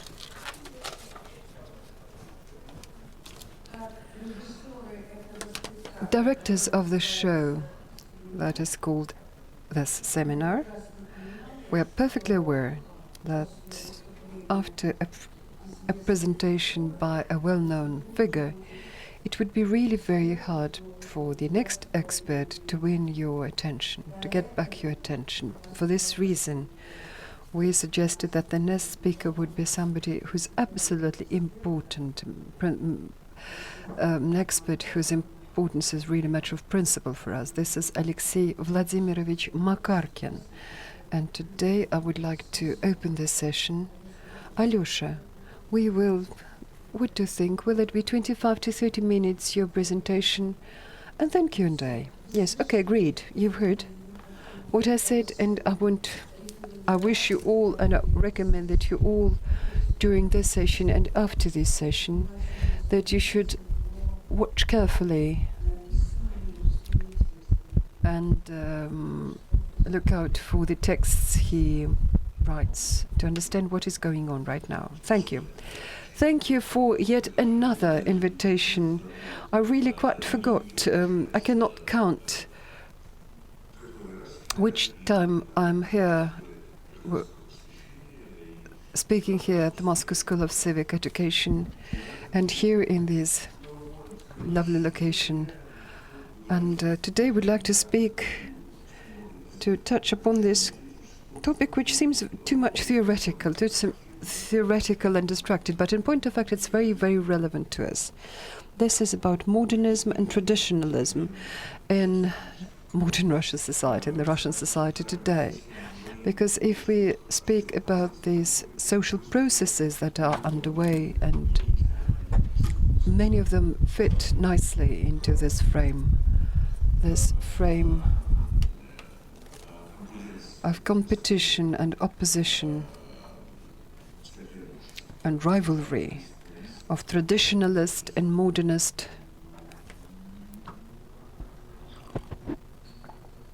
mentalities. What do we have in Russia nowadays? We have a unique situation, a situation that is unique for the 20th and for the 21st century, for the last, say, 100 years, let's put it this way. The last 100 years, the very word progress has always been treated as something positive, has been perceived as something that is has absolute positive connotation. Progress is good. This applied to the last period of the existence of the Russian Empire, on the eve of the revolution, when in the academia, in the university, a huge role was played by positivist philosophy, and general feeling was that humanity is moving on the way of moving ahead, on the way of progress, on the way of civilization, that all problems could be resolved by expanding access to education, and therefore great role was attached at that time to scientific and technological process that would really virtually change the outlook of the civilization today, that brought people together, brought countries together through, say, aviation, through radio. Certainly, what also helped it was people grew more confident about positive movement ahead, that progress seemed to be playing important role there. What followed was a revolution. Before that, World War I, which destroyed many ideas and notions that education and access to education and civilization can become a cure-all, a panacea that would save humanity from the war. That came as a shock to a civilization.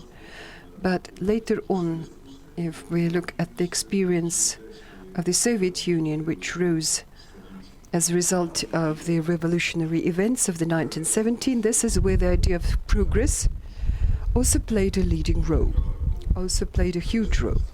Process at the time certainly changed.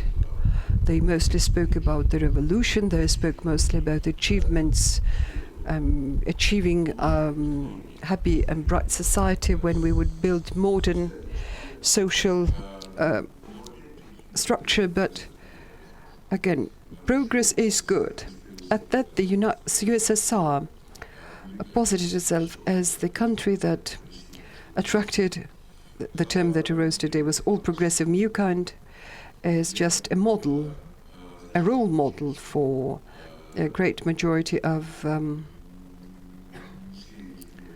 the population of the world, and all those mottos that are typical today. Time, go ahead. It was just a command for the time to move forward, to go ahead. That was something that was dominating at the time. If we look at that time, post-war time, the situation changed. Communist idea began to crumble. Interest for it went down. Ideology becomes more and more official, more and more dogmatic. But it was exactly at that time that ideas of scientific and technological progress, that they were more actively put forward. And again, if we look at the Soviet Union of the 1960s, 1970s, that was a country where had just the cult of a scientific and technological process, which really became universal. Say, beginning with what we called House of Pioneers, where young children attended extracurricular activities and multiple publications published in that enjoyed huge circulations, which were supposed to raise young generations as young technicians that would later become adult engineers or highly skilled workers. Up to the time, and also that included books. 1960s, 1970s saw the soaring role of science fiction. That was certainly gained its impetus from conquer of the space, of outer space. And what was interesting, that these books were widely enjoyed, and people also read them and also published plays and watched these plays in theater. Then the Soviet civilization stops. At that we see a new revolution, and again it's happening under the mottos of progress. Progress, but that is very different. We see that everything, the notion of process is changing, but notion of progress remains and still maintains its positive connotation. But they say that we should be free, democratic, we should develop modern market economy, we should move ahead, and so on and so forth. So progress still remains something very, very positive. So very, very different social structures that were in place, economies that were very different, quite incompatible ideologies, and all this dramatic period in our Russian history is brought together but only one notion: we are moving ahead. And now all of a sudden, now they call it a conservative wave, where the government, where the state adopted a very different ideology, and not the ideas of progress, moreover, ideas of conservatism. What is it related to? What can explain it? And what is interesting, as they do public opinion surveys by our biggest sociological agencies who work there. And this is where our people approve. They are exactly the public who were raised as they were reading books and adopted different ideology with the consensus understanding that progress is good. They are the same people who approve this ideology. What probably happened? I think that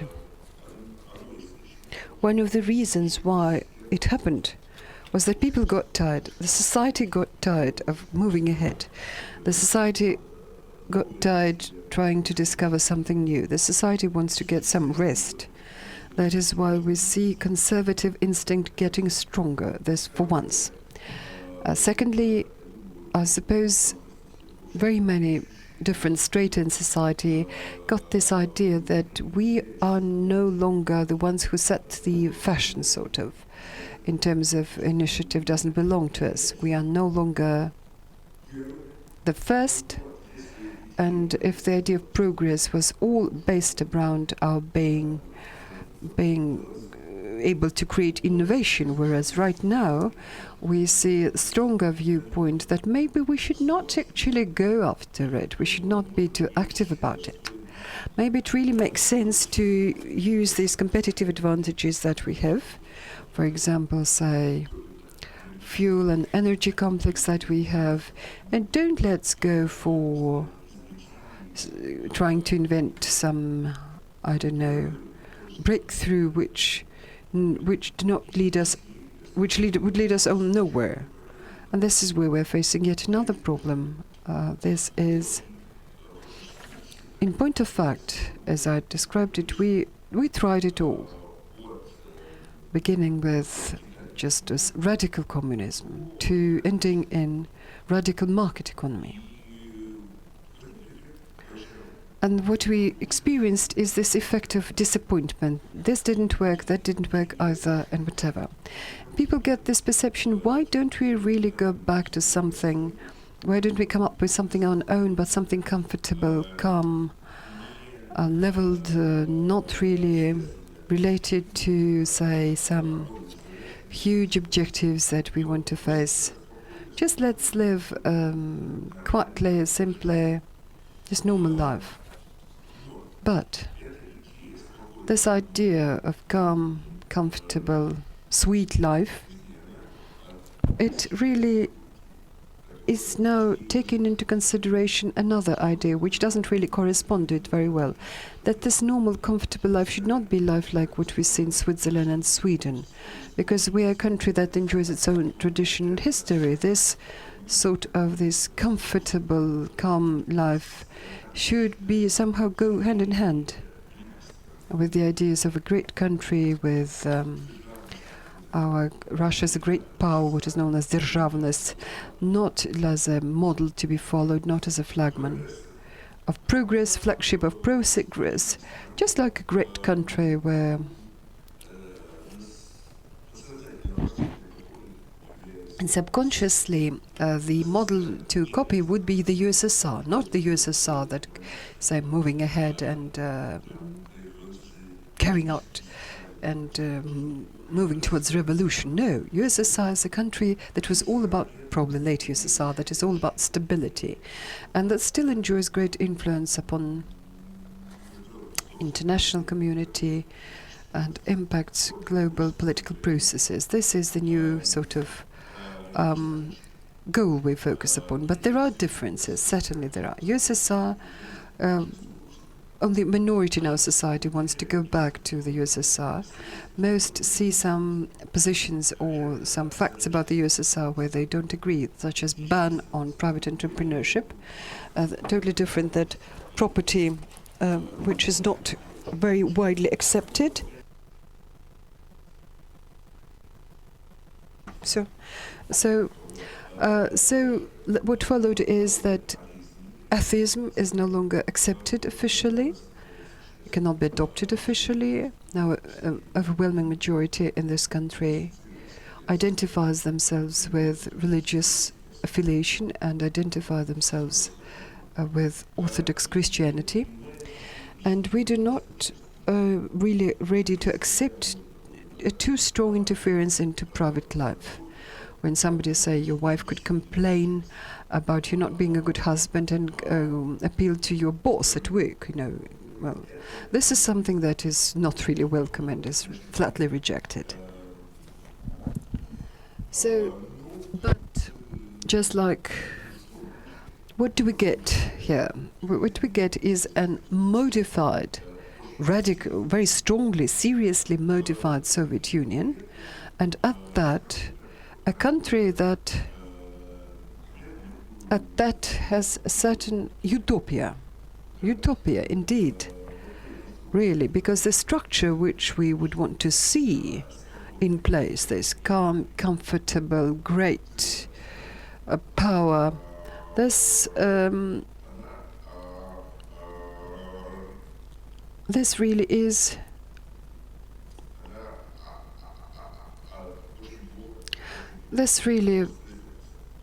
very hard to reproduce and doesn't readily reproduce.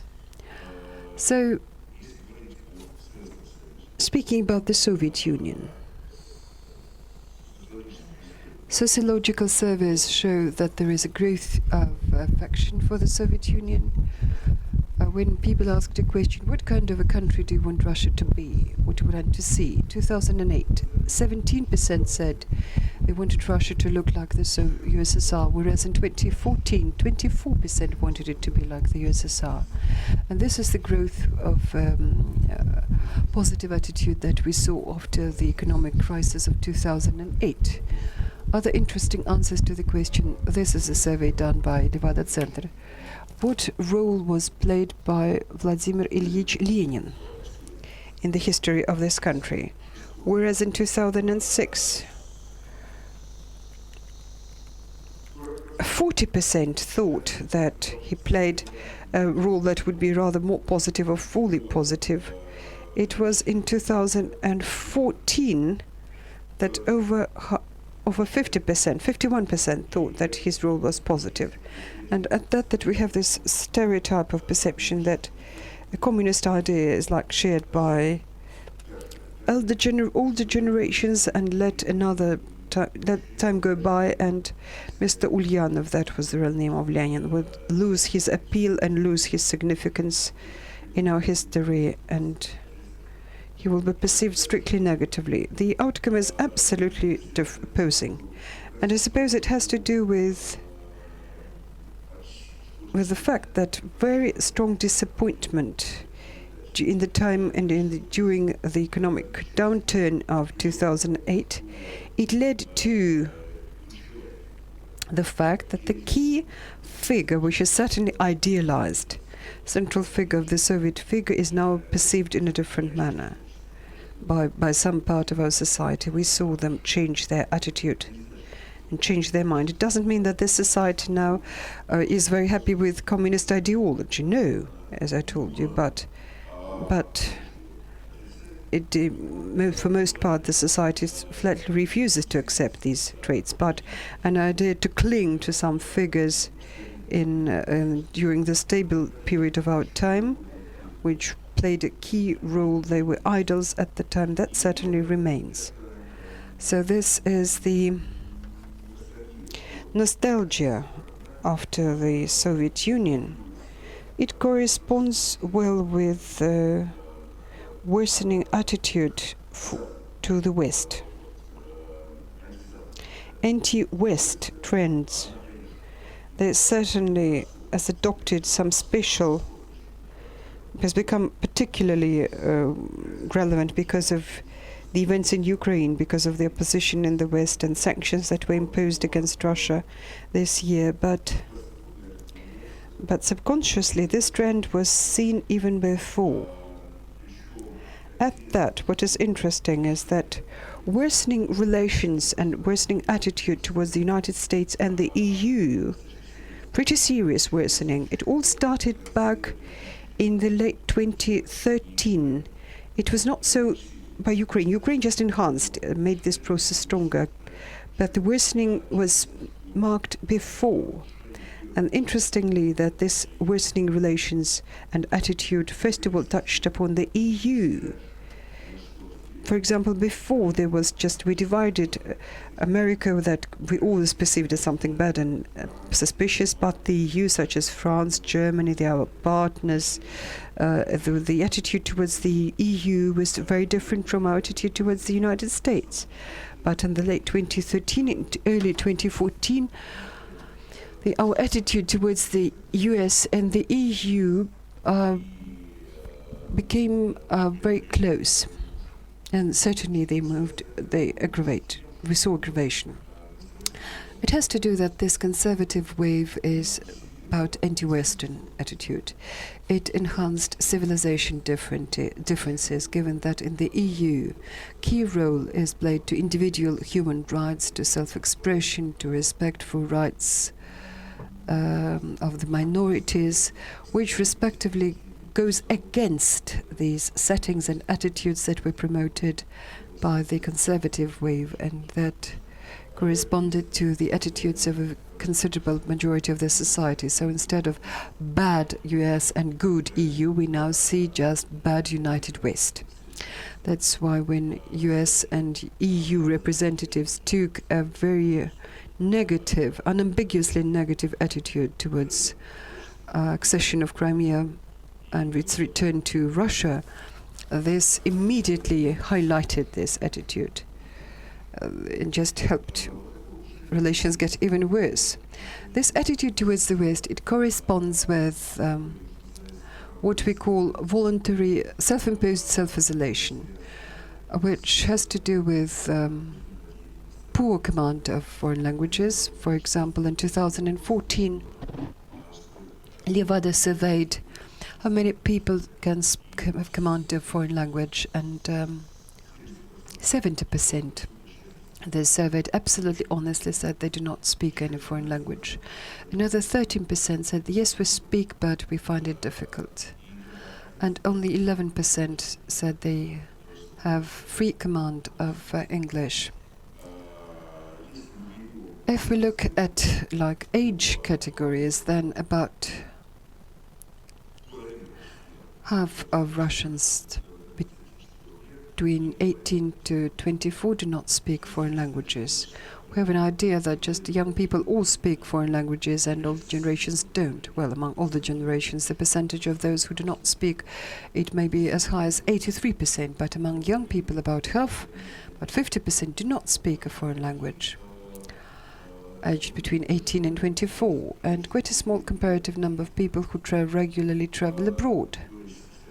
So again, we do have this empiric idea that wherever you travel, you would only see Russians. Wherever you travel to Spain, wherever you travel to England, you would only see Russians there. But in point of fact, a passport for foreign travel, as Levada Center said, is something that only 28% of all Russian citizens own. Only 28% have a foreign passport for foreign travel, which doesn't mean that they all regularly travel abroad. Just maybe for a vacation 2 or 3 times per year.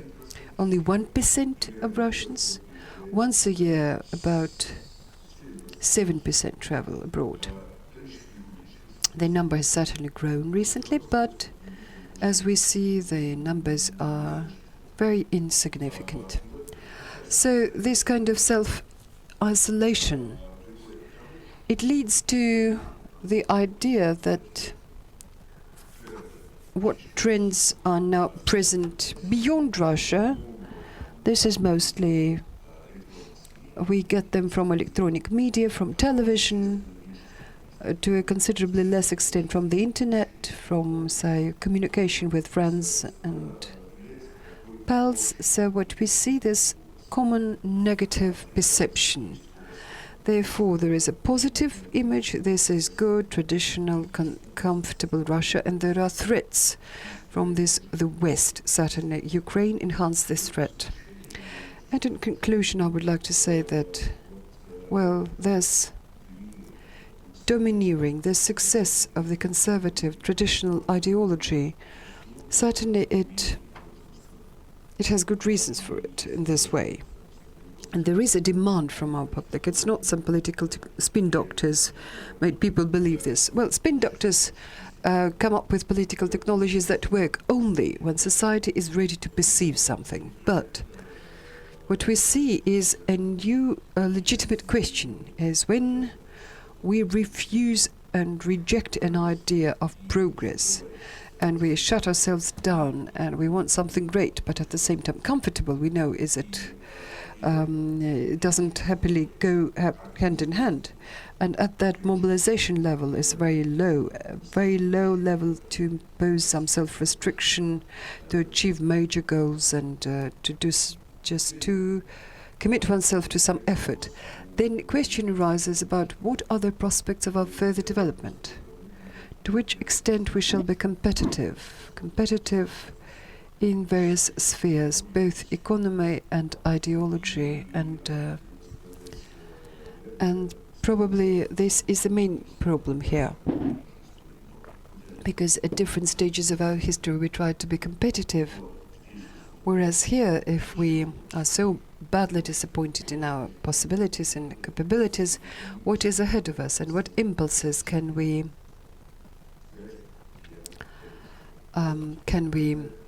give ourselves for further development? This is where I want to stop my presentation, and I would be very happy to take your questions on this topic or any other topics if you are interested. Thank you. Dear colleagues, about 45 minutes for Q&A. And please, lady to my left, microphone please. Elżbieta Żak from Poland. You said that young generation, this turn towards to nostalgia for the Soviet Union is also, they're not so optimistic that when these generations change and people who lived at that time and the young people will look towards the modernization. Can you please elaborate on this? Why is it? What are the sources of this? What reasons explain why this younger generation looks towards myth creation and conservatism? I think that the problem of young generation is all about that young generation has not seen, does not remember the Soviet times. Instead, it gets some idealistic ideas and images of the Soviet Union from, and sometimes it's distorted, and to a great extent they get it from their parents. Well, human psychology is such that people usually recall something good from what he has seen in life, especially nowadays that such revolutionary transformations have befallen in our society, when most people in this society do not feel that they stood to gain from these transformations. That's why a great majority in our young generation do not perceive this country as the country that was a great power, that was feared.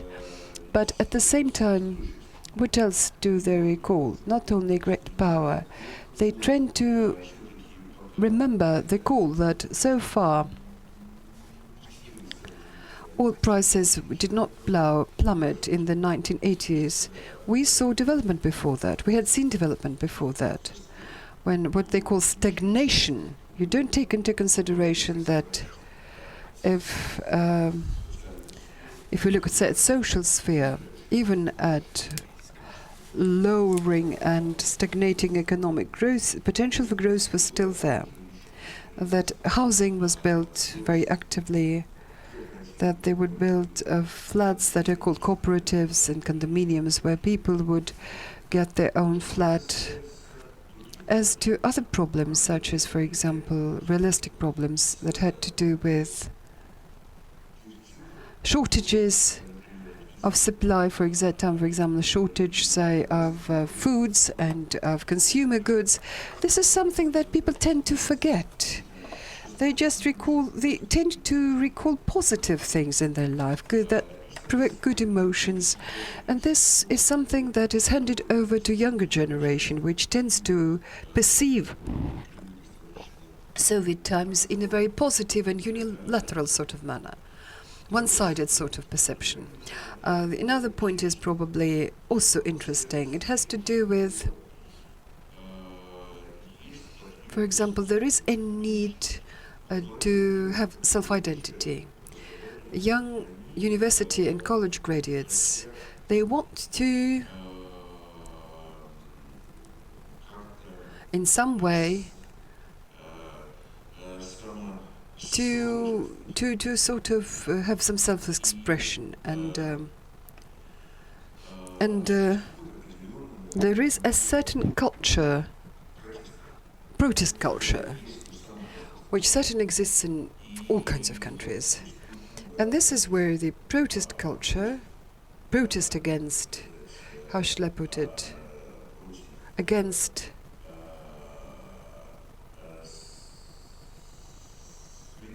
modernity, what they see today, it often has this sort of nostalgic sort of tint.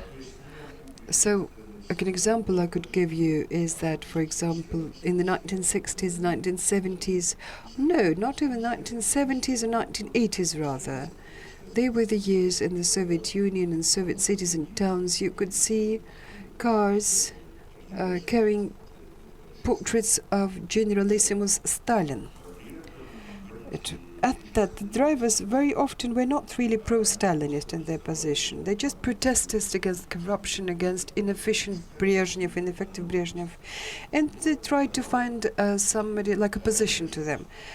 So Stalin, who was modest, who was very severe towards people who were into corruption, who had great willpower. And this was their analogy and something they wanted to oppose.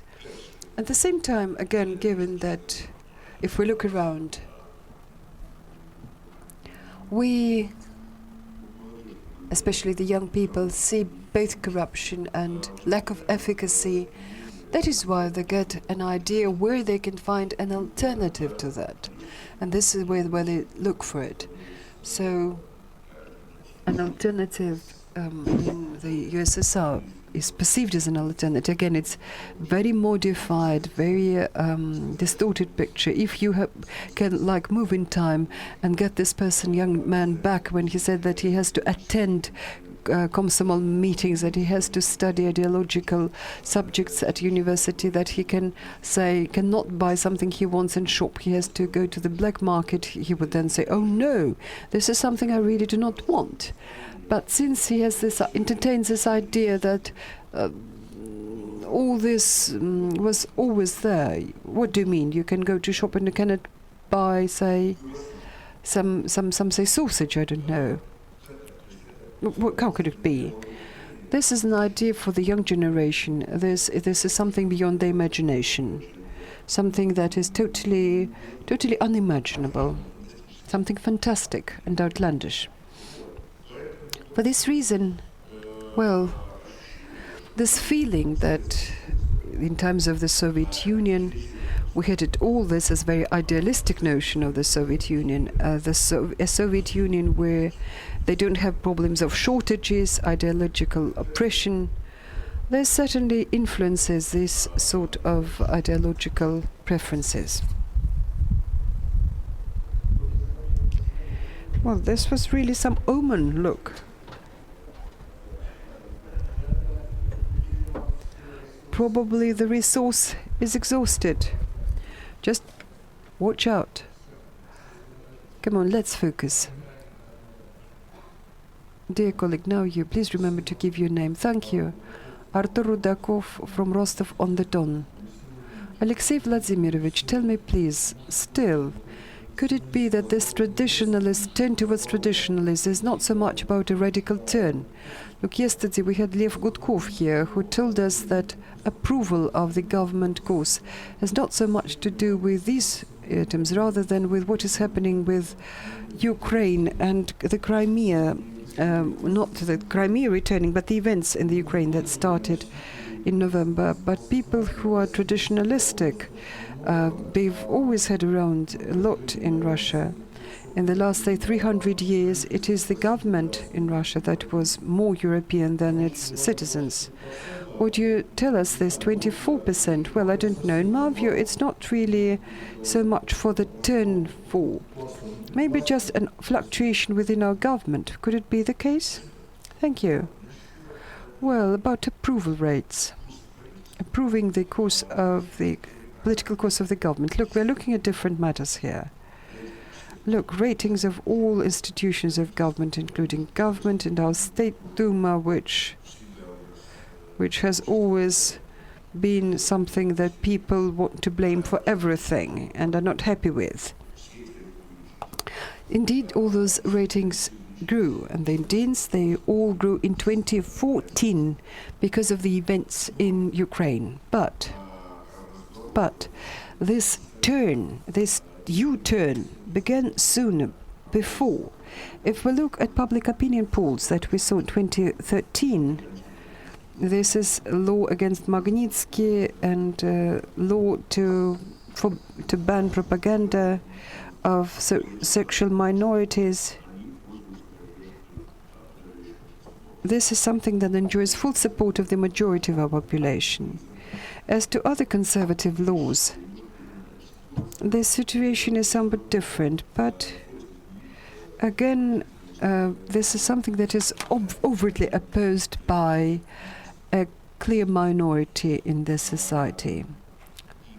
And for this reason, I think that all this has a more in-depth character. As I told you, rejection and resentment towards the West, it has grown before the events in Ukraine started. The West as a whole, not United States, which has always been perceived enemy or opponent or competitor, whatever. And that the West, then so homosexual relationship, etc. And about 24%. The traditionalists, they go further than 24%. 24% are those who went for the Soviet option, and the majority of the people selected a special type of the government, so specific, 38%. So they went for something different type of state. So the number of traditionalists is not increasing, and it's stable. It's as is. It hasn't been changing over a certain period of time. But the number of adherents of the Soviet Union is increasing. Then another very interesting point, when those adherents of a special way of development, what is it? Because they understand anything by it. So what is it specifically? So that's a special, unique way of development. So then the most common answer, so the economic development of the country and caring for the people and not the profits. That's 31%. And then in 2014 another number went up very considerably, so that in comparability of the values of Russia and the values of the West. So it used to be 20, now went up to 23%. So this is answer number 2 in rating. And so it's a rejection of the West, even overtook one of the characteristics of a specific, unique way of Russia's development, so which is being reproduced all the time in intellectual discussions. Unique way of development, and the spiritual attitude, the spiritual relationship between the state and the people. So this spirituality so is gaining ground against anti-Western sentiments, and so this is even more fundamental issue than just people's response to Ukraine or to Crimea, etc. This is much more important. Pskovskaya Oblast, and first a comment and a question. So the Article 7 of the Russian Constitution So we are so that we take the responsibility to carry out the social functions, like social state. But at the same time, the political institutions, so they recognize the empowerment of their authorities to commercial organizations, private businesses, and so that's healthcare, etc. And then over 11 years, people are waiting from the state that the state will take care of their material status. So that the state will give money to the people. Do you think that there's a transfer of authority from the state to commercial organizations? Will it work, and is it legit? Is it logical or not? I think that we are talking because the transfer per se of some functions from the state, for example, in the area of healthcare, then non-governmental education, for the private education. So this does not go counter to the article of the Constitution, which says that Russia is a social state and has to take care of its people. And so then the paid fee-paying medicine existed. So it was even in Soviet times, it was a small percentage, a small segment, but it was there. So the healthcare officially, some little segment was chargeable. But you wanted the statistics of the Russian shade economy. So then it was everywhere. So the education they had to pay. And so private teachers had to pay, and private medical services provided to the citizens of the Soviet Union. So it was a considerable component of the Soviet Union's economy. So that's why. So the declaration was that it was all free, but in practice they had to pay. But the issue, the challenges lies someplace else. So there is very quick, ousting of free medical services, for example, in healthcare. Medical services should kind of have complementary nature, but they are being pushed out. So if it's complementary, it's a good element of modernization, and this is there is nothing wrong in it. But the majority of high-quality medical services are fee-paying. You have to pay, and then there is what we observe is a kind of dilution of guaranteed medical services provided to the citizens. So then the system of healthcare is not free anymore. So it becomes archaic because the fee-paying medicine. The fee-paying medicine is they say it's a progress. It's not. It should be complementary. It should add to the main system, which is free. So then these models. For example, we take the Soviet model and of healthcare and the models of the healthcare systems as they exist in Latin America, for example. So then we evolve in this direction, and these models compared to other models, they are archaic models, obsolete models, old models, and so please, your turn.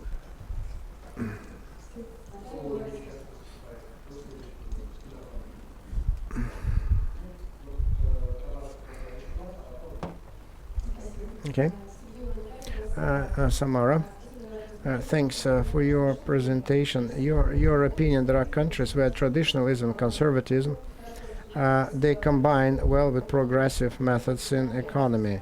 So like Arab countries, Great Britain. So then certainly traditionalism is mostly in the routine, the family sphere, healthcare. So is it possible in Russia to combine so then the everyday household daily traditionalism and modern state-of-the-art methods of economic management, management of economy? So you actually named completely different countries. So Great Britain, probably you meant the Great Britain that we know in the movies. In the movies, that's what we know about Great Britain as it is portrayed by Agatha Christie, for example. So this Great Britain is no more. It's gone. Now Great Britain is the country where conservative elements stay in the form, are kept in the form of inertia components. So they're still, slowing down. And so then the internal, intrinsic basics that are imbued with new content all the time. So, for example, the Anglican Church, if we look at it, so it's a state church, official state church, but simultaneously, in reality, so it's all different because the church is changing. For example, in the Anglican Church, they introduced the possibility of ladies can enter a state of grace and become priests, and that was positively comprehended by the majority of the population. Another interesting, for example, if the left centrist government introduced the ability for men to marry or women to marry, but in Great Britain it's the right centrist government. So they that's a new type of conservatism. It can adapt well. It follows the public trends, adapts, calibrates itself to the public trends. It's a very interesting type of conservatism, and that's exactly what was happening in the 19th century when the British conservatists that represented large owners, businessmen, the elite of the society. So that the British conservatives, so they knew that there was the election legislation, and they saw that they couldn't stop it, and so they saw that they couldn't stop this process, and they started to put stakes on other strata of the population, so middle class, and so then the poorer classes, and it's the middle class, it's the middle strata of the population of Great Britain, so started to play an important role in politics and economics of the country. And so then this average middle stratum became a reliable support of the conservatives. Margaret Thatcher, who is thought to be one of the strong posts of the conservatives, so was one. And I would say that this is dynamic, adaptable conservatism,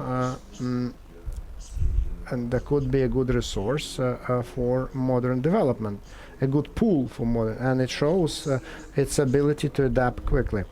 And other countries mentioned, this is China. So then conservatism there is quite specific, because it's the country that has gone through Cultural Revolution, another revolution. Then the revolution went hand in hand with the Civil War, and now the system that was built under the command of Deng Xiaoping, so then traditionalism in ideology, in state order, and the market economy, all at the same time, and so building a modern market economy and traditionalism. So this system is criticized on both sides. So on the one hand, so there's a Western part of the society in China that got modern education, so they are thinking that maybe we need to change to tinker with so to start moving faster towards the West, and so acquire some Western values from them and get closer, so merge. And then at the same time, there are many strata who just the other way around. So they they gravitate. They think that the market economy means corruption, and that we didn't stand to gain anything from the market economy. That we did, and only the top businesses and the management and the authorities. So they gained, and we stood nothing to gain, and so on. And there is a nostalgia for the Cultural Revolution, because bad things are forgotten quick, and the idea of equality is coming back, becoming very popular, because people forget about bad things. And so then they just return to traditions of the Cultural Revolution's desire, this inherent subconscious desire. So actually, one of the factions of the management of the authorities of the Chinese People's Republic, so they spoke for it, and one of the Bo Xilai, one of the leaders, was expelled from the party. He was one of the actually he could be the member of the Politburo member. He was a candidate for Politburo of the top elite, so the super elite. So he was a candidate to become, but he was expelled. So as far as the problem, the challenge is still there, and so we cannot say that this is a good example to follow. Concerning the Arabs, so we've seen what happened with those Arab revolutions, which gave a terrible blow to the stability of those countries, and impacted, and the Islamists evolving and developing rapidly. So then part of the Arab society community, they're living in conditions of turbulence, unrest, and if we talk about countries who preach conservative ideology, and the stability is there, and well-being is there, and so there are two factors, two risk factors. So one risk factor that these countries, so they're either commodity countries, so because they depend on the sale of commodities, and so their well-being is related to commodity sale.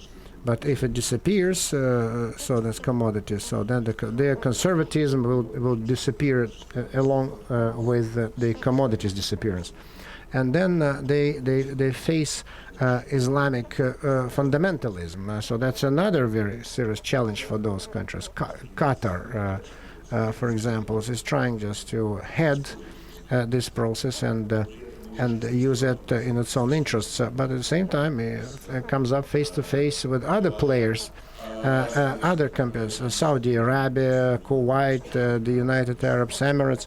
So they compete with them immediately, trying to head this movement, and now just the newly elected head of this country. So then other countries, and they are in majority, they're trying just to close in upon themselves.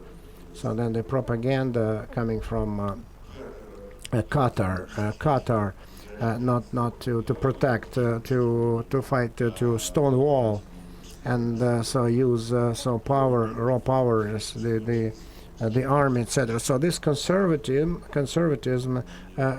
going along with economic successes, it's far from being stable. Far from being stable.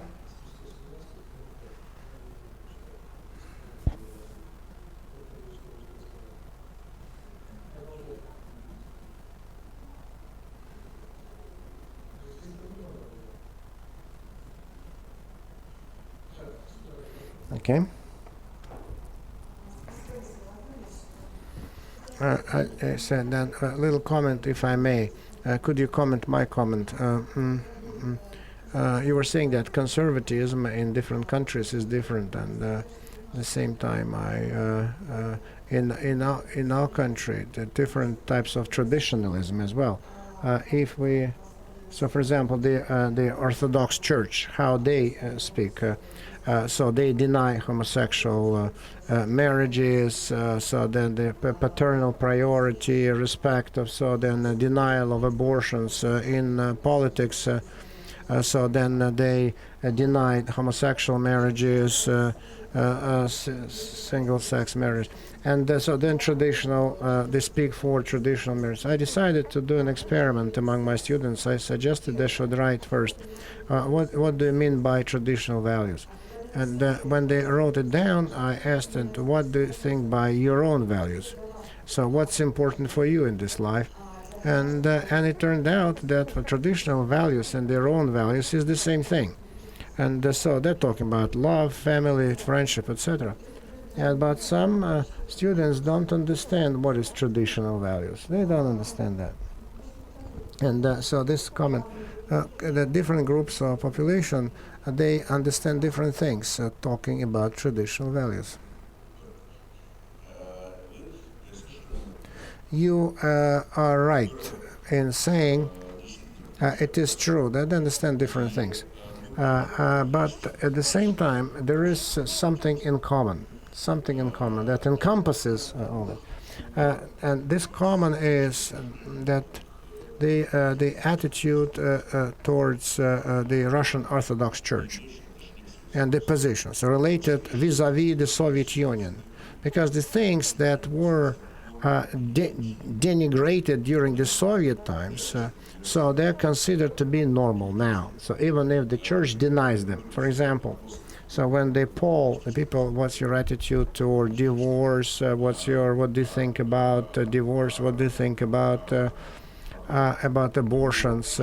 What's your attitude? The majority say that this is private business. This is a private business of people, that they have the right to do, and there should be no restrictions.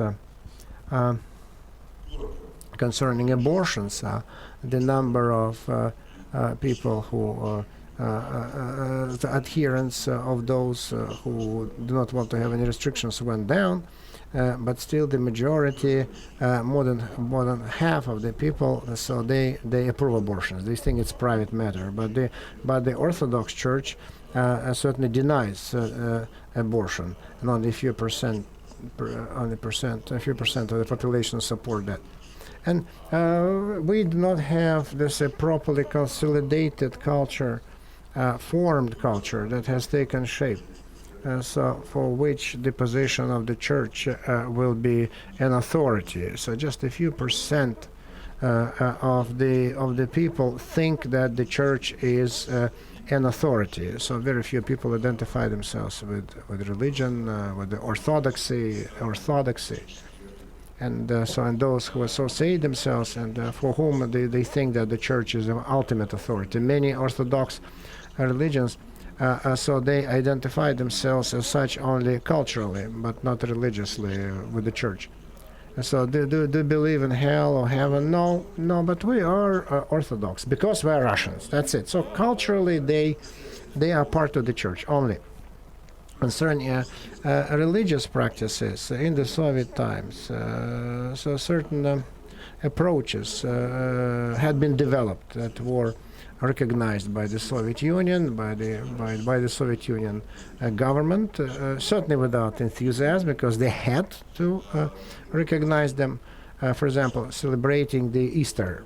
There are two ways how to celebrate the Easter. So you could celebrate it in your household. So you can buy this cake. You could bake this cake, and it was referred to as a cake. Not a religious name was given to it. So which is the symbol of Easter. But everyone understood that was a cake. And the second way was to go to the cemetery and. Certainly no one could stop people from coming to the cemetery, so the people's militia could not be put there, so it would be too horrible. And so they just developed, by trial and error, so they developed these two options how to celebrate the Easter. And so then Levada Center results show what they do now. So they used to buy cakes that they 50%, then they Then they painted eggs, 70%, 23% went to the cemetery, and the night service 6%. So they went to the night service. So these are the practicing Orthodox people for whom the church is an important thing. But when they start being asked, so who do you want your child to be? This is just internal contradiction. If they remember that they wanted to see themselves a doctor, a teacher, the parents reminisce about that. So 6% wanted their children to be drivers. Now they want to be lawyers, programming engineers, IT engineers, 15%, businessmen, 13%, directors of the bank, 11%. So doctors, 14%. So doctors, number 4, and priests, less than 1% want their children to be priests.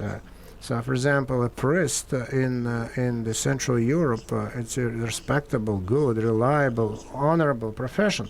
So here, although we're an Orthodox country, but no one wants their children to become priests. That's when we say that in the Soviet times was not was marginal or forbidden or banned.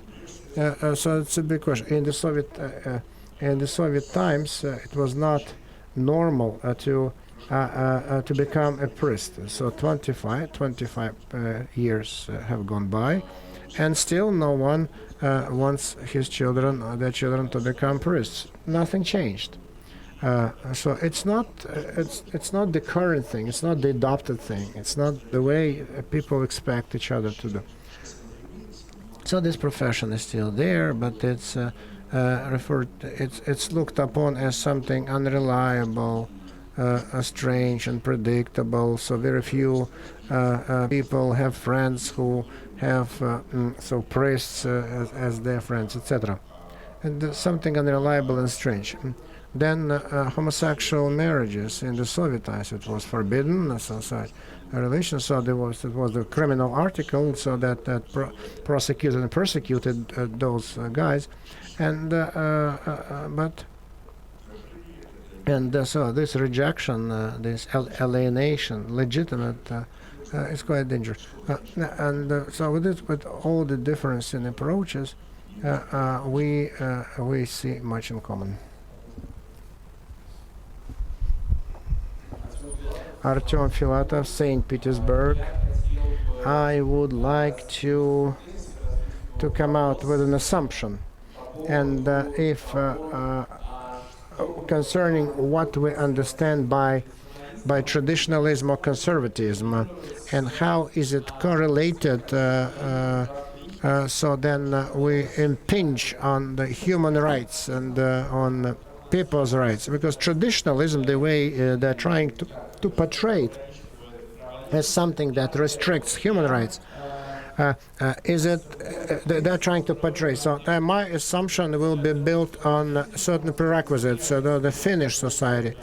So because I understand better just what values they have and how it's built. So the Finnish society from the EU countries is one of the most conservative. So Finland opened up to the world only in 1952 when there was the Olympics. So it was very close. And in the Finnish society, the traditional values, rural values, are still running strong even now, especially in provinces. Simultaneously, 2 years ago, so then the homosexual took the second place in the running elections, and so it was very high on the agenda, so which is in full conformity with the European values. And at the same time, so the national holidays are called in Finnish, so there's no Saint Valentine Day, so there are just lots of international holidays that have Finnish names or have completely different foundation.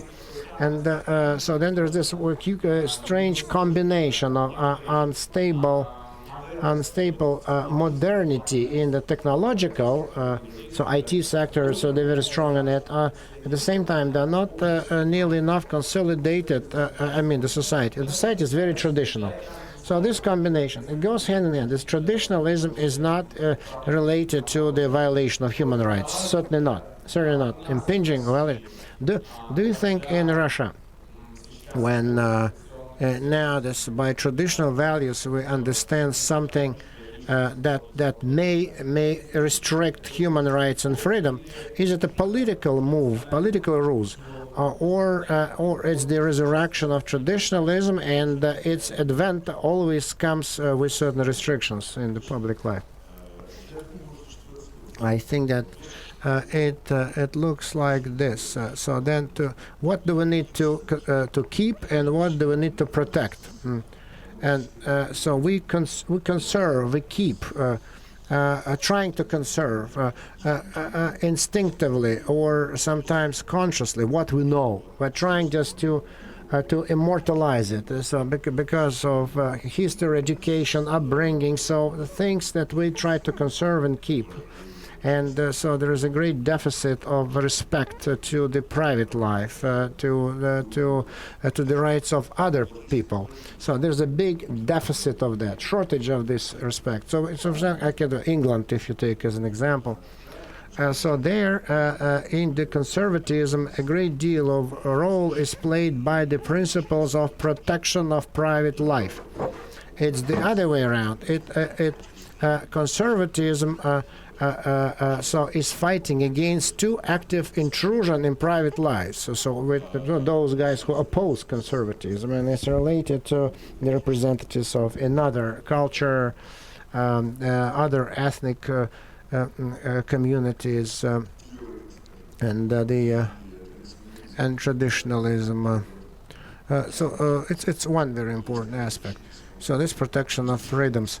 And it's not accidental that what happens in the West once in a while. So the scandals related to when the special authorities, Ministry of Interior, intrudes into private lives of citizens. So the most recent case was so this scandal was Snowden thing that the conservatives. So they liked it actually. They were not. And their attitudes towards such an intervention of the part of the state is quite negative, at least on the ideological level. I'm not talking about the political level, because political leaders are not perfect and they may use some non-ethical ways, but on the level of ideology, on the level of ideal perception, their attitudes are totally negative. The question is what we are supposed to conserve. I visited Sweden this year, and in the cathedral I saw a picture, a painting dedicated to the events of the late 13th century, and in the province of Auckland, people agreed to take new legislation. So they saw the representatives of the aristocrats and clergy, merchants, and workers, and the painting depicts all those people, and they came to terms to adopt a new legislation, and the conservative principles of that legislation was something that they were ready to defend. And their successors also took same approaches. Well, and the second point, which I have already made, but I would like to repeat it, and it is the fact that if conservatism is capable of adaptation based on traditions, then conservatism can be a source of progress. Dear colleagues, with my great regret, I can point out that when lunchtime comes, we cannot move our schedule, because we totally depend on the local people, local logistics. So I would like to apologize to those who didn't have time to ask their questions, but I would like to praise Alexei Makarkin, who always strikes me that he has an encyclopedia knowledge. And in the field of the political science, he is totally aware of such facts and such events, which many people present here have not even heard of. I didn't tell you about an experiment I once made. I asked Alexei here in the room if he remembers what country was headed by President Kosovo and at what time. Alexei didn't browse in the internet, but immediately told me the date and the state. I'm not going to tell you what country is that, but let us thank our expert.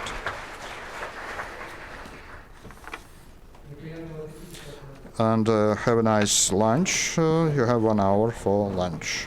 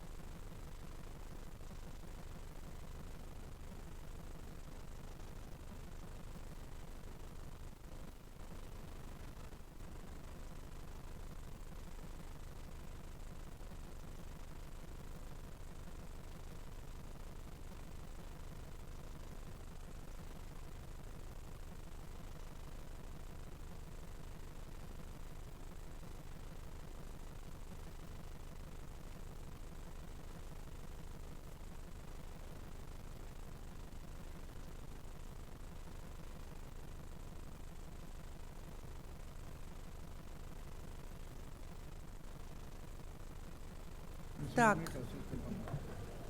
Марин, можно начинать?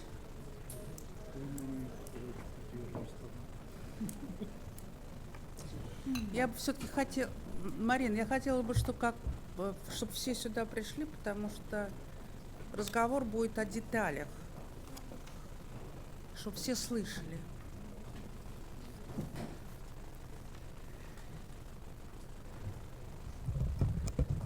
Так,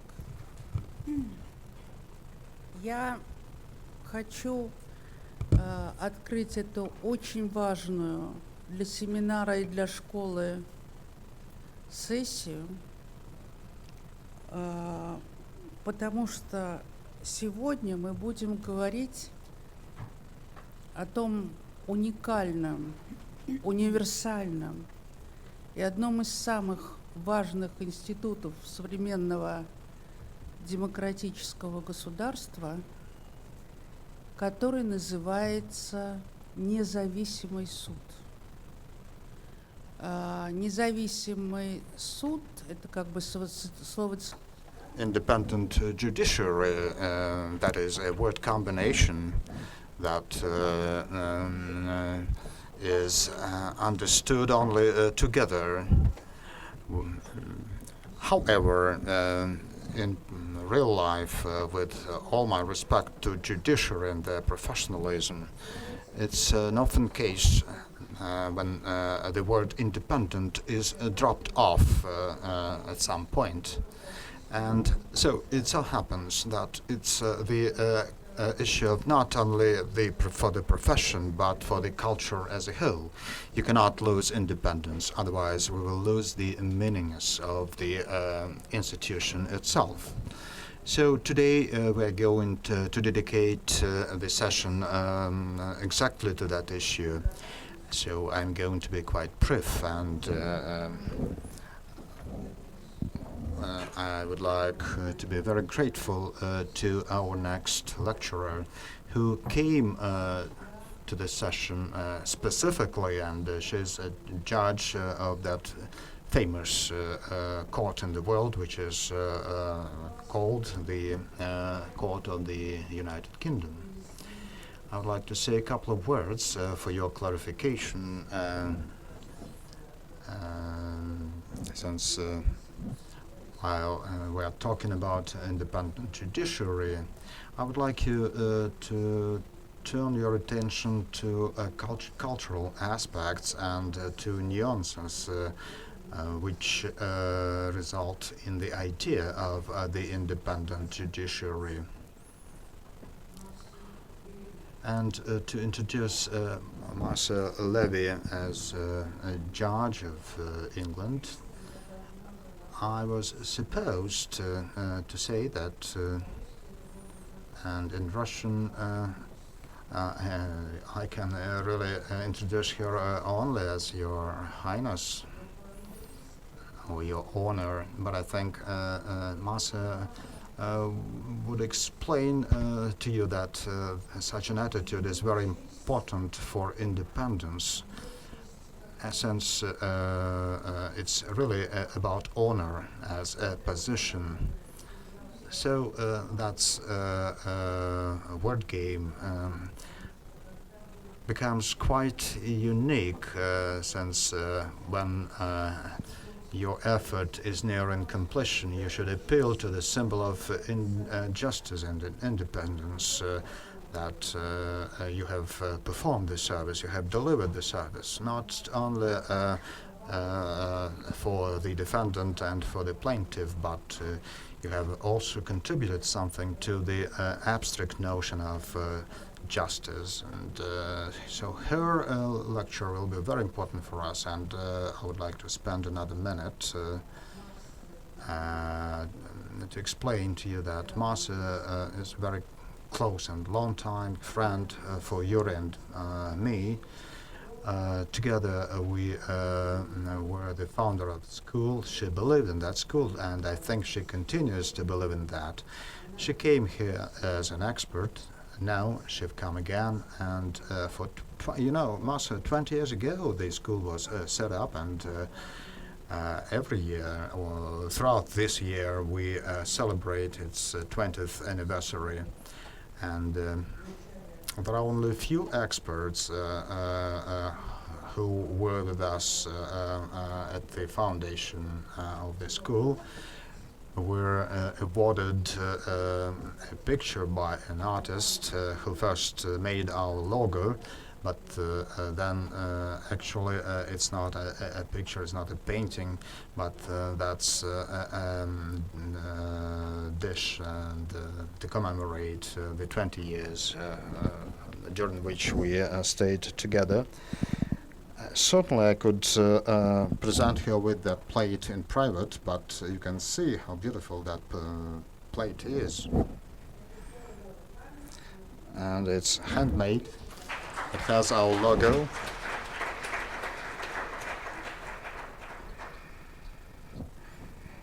So, Marcia, it's yours.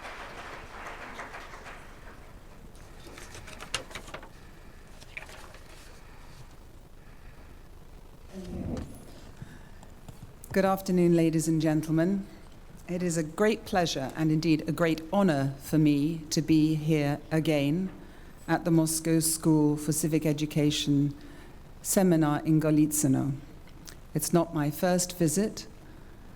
I've been here 2 or 3 times before. I maintain the link. I think it's extremely important. The work that Lena and her colleagues and all of you do in coming to these seminars is extremely important. Before I start my talk, I want to make it clear that most of what I have to say is by way of providing you with information. Information about the way in which English judges are appointed, how their independence is set out in law, how it is supported in many ways. If I express an opinion, then the opinion is my own. I'm not speaking on behalf of the English judiciary. Well, I have been a lawyer for a very long time, 37 years. And for the last 10 years, I have been a circuit judge. It's difficult to translate circuit judge into Russian or any other language, and it's quite difficult to explain it in English because some of the names that we have for different aspects of our system are very old, are historical, and nobody quite knows why things are still called the way they are. So perhaps the best way to describe myself is a mid-level judge in the administration of justice in England and Wales. Before I became a judge, I was a practicing lawyer. And over the years, I gained experience in many different areas of law, including commercial law in London, and including 5 years as a commercial lawyer in Moscow in the 1990s. Now, as a judge, my main area of expertise is family law, in particular cases involving children, but I also hear civil cases, and I sit with a jury as a judge in the criminal courts. So I am a practitioner. I'm not an academic lawyer. I'm not a philosopher. Every working day, I make decisions, many of them difficult, some painful, and all of them on my own. This can be a very lonely job. I have total responsibility for my decisions, whether to remove a child from his birth family, whether to deprive a person of his home, or to send an offender to prison for many years. But the question I want to consider with you this afternoon is, am I acting independently when I decide another person's fate? English judges are appointed by the Queen, and every judge is sworn into office by taking an oath that he will well and truly serve Queen Elizabeth II in the office of, in my case, circuit judge, and do right to all manner of people after the laws and customs of the country, without fear or favor, affection or ill will. That oath asserts, right at the beginning of a judicial career, that a judge's decisions will be made under the rule of law and that the judge will act independently. I know that this session today is generally under the title of the rule of law, and forgive me if I repeat some of what you have already heard. But I think it's important for me to put the work that I do and the way in which English judges work into context. The rule of law was defined by the late Lord Bingham, a law lord, a senior judge who visited Moscow when I was here, in a book that he wrote called The Rule of Law. And he defined it in this way: the core of the principle is that all persons and authorities within the state, whether public or private, should be bound by and entitled to the benefit of laws publicly made and publicly administered in the courts. The principles of judicial independence and their implementation have been formulated many times. One example to which I will refer is the Latimer House Guidelines on the relationship between the three branches of state, which were agreed by the Commonwealth heads of state in 2003.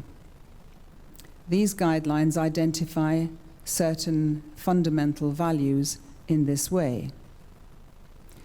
We believe in the liberty of the individual under the law, in equal rights for all citizens, regardless of gender, race, color, creed, or political belief, and in the individual's inalienable right to participate by means of free and democratic processes in framing the society in which he or she lives. These values place the rule of law at the heart of a democratic society. But if the rule of law is to be upheld, the judges must be independent. Individual judges and the judiciary as a whole must be impartial and independent of all external pressures and of each other, so that the people and the corporations who appear before them and the wider public can be confident that their cases will be decided fairly on the basis of the relevant facts as presented by evidence in court and in accordance with the law. Going back to the words of the judicial oath, the words "without fear or favor, affection or ill will" assert the judge's independence. The idea, the concept of judicial independence first appeared in English law about 300 years ago. And that was in a law which said that senior judges would continue their work while they were of good behavior, and that there had to be proper procedures if a judge was going to be removed from his position. Before that, judges could be removed if they did not decide cases in accordance with the wishes of the king or the queen. Judicial independence is also essential to the separation of the three branches of state: the executive or government, the legislature or parliament, and the judiciary. All of them must function independently from one another. So this raises the question, independent from whom or from what? In this talk, I'm going to consider some of the potential sources of improper influence on a judge. So I'm going to look at the following: independence from the executive, including looking at the way in which judges are appointed and how they're employed, and at the question of judicial immunity, certain protections that judges have when they're carrying out their duties. I will look at independence from other judges and how our system provides consistency between judges who are independent of one another. I will look at independence from Parliament, the relationship between the media and the judges, and the effect of public opinion. And lastly, I'll say a little bit about European law and the effect that that has on English law and English judges. So, first of all, who are the judges? English judges are appointed from the practicing legal profession. They are either barristers, and your nearest equivalent is advocat, or they are solicitors, and there's no real equivalent for a solicitor in the Russian legal system. It's somewhere between an advocate and a notary. We do not have a separate career path which starts after university and trains young lawyers to be judges, as does happen in Russia, in France, in Italy, for example. Practicing lawyers, from whom judges are selected, all have a long tradition of independence as practitioners. And it's a tradition which places a high value on individual judgment.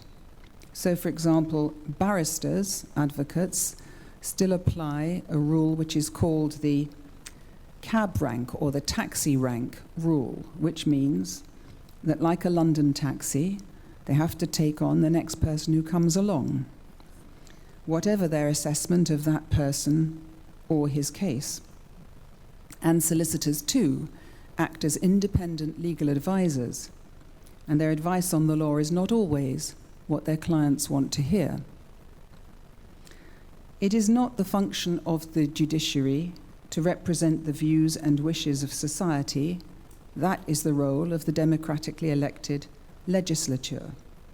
However, it is generally thought that judges should be more representative of society as a whole than they have been traditionally.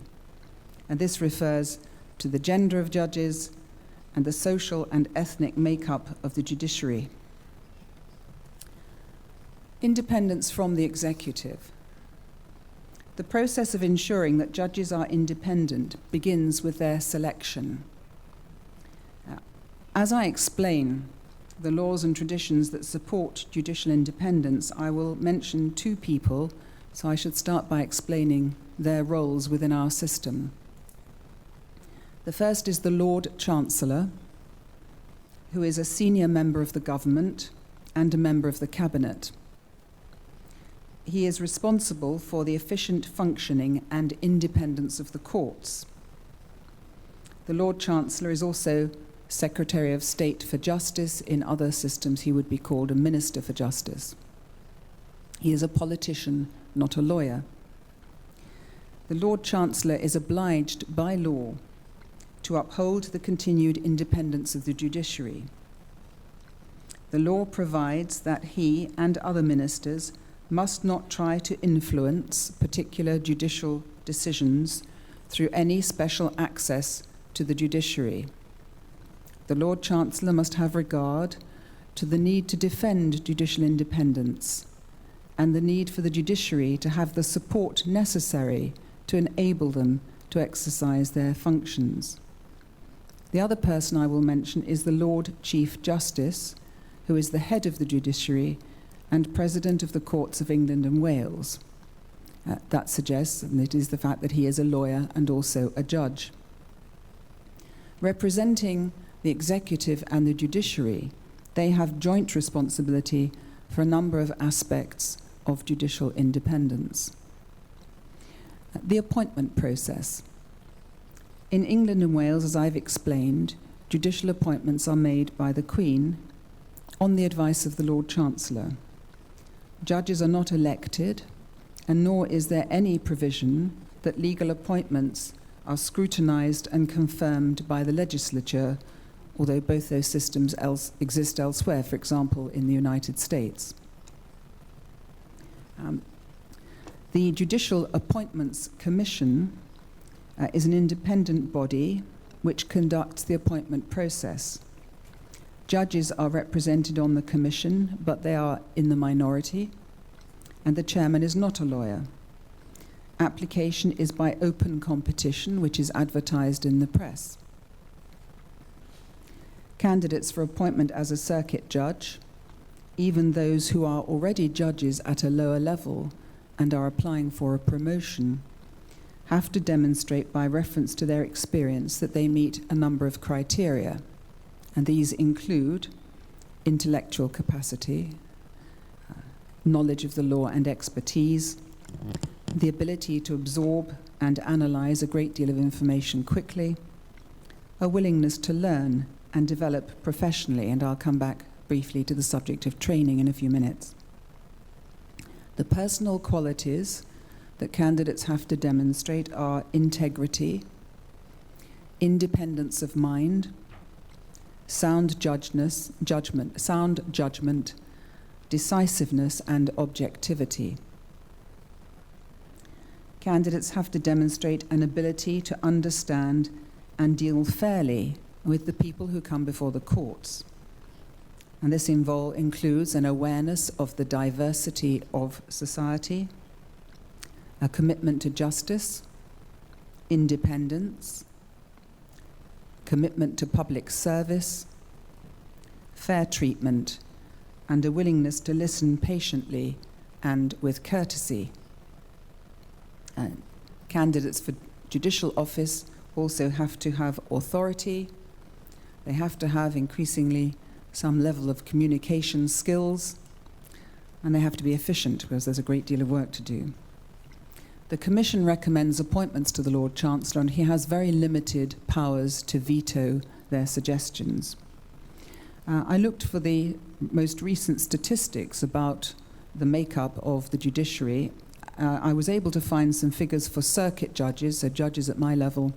The most recent figures I could find are at the 1st of April 2012. But at that time, there were 665 circuit judges, of whom 17%, 114, were women, which of course tells you that 83% were men. And 1.7% were from the black and ethnic minorities. So bearing in mind that I said that there's a view that judges should represent the diversity of society, you will see that we have still got quite a long way to go. Terms and conditions of service. The terms of service of a judge must ensure that he's not subject to personal or institutional pressure. A judge must never feel that if he doesn't please the government, his salary will be at risk. Our salaries are fixed by the government, but on the recommendation of an independent senior salaries review body, although sometimes the implementation of those recommendations is delayed, as it has been during the recent financial crisis.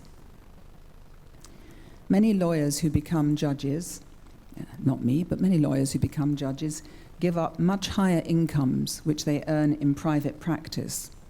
The level of the salary is intended to provide reasonable remuneration, not compared with what you might earn if you were in commercial practice, but sufficient to encourage good people to apply for judicial appointment.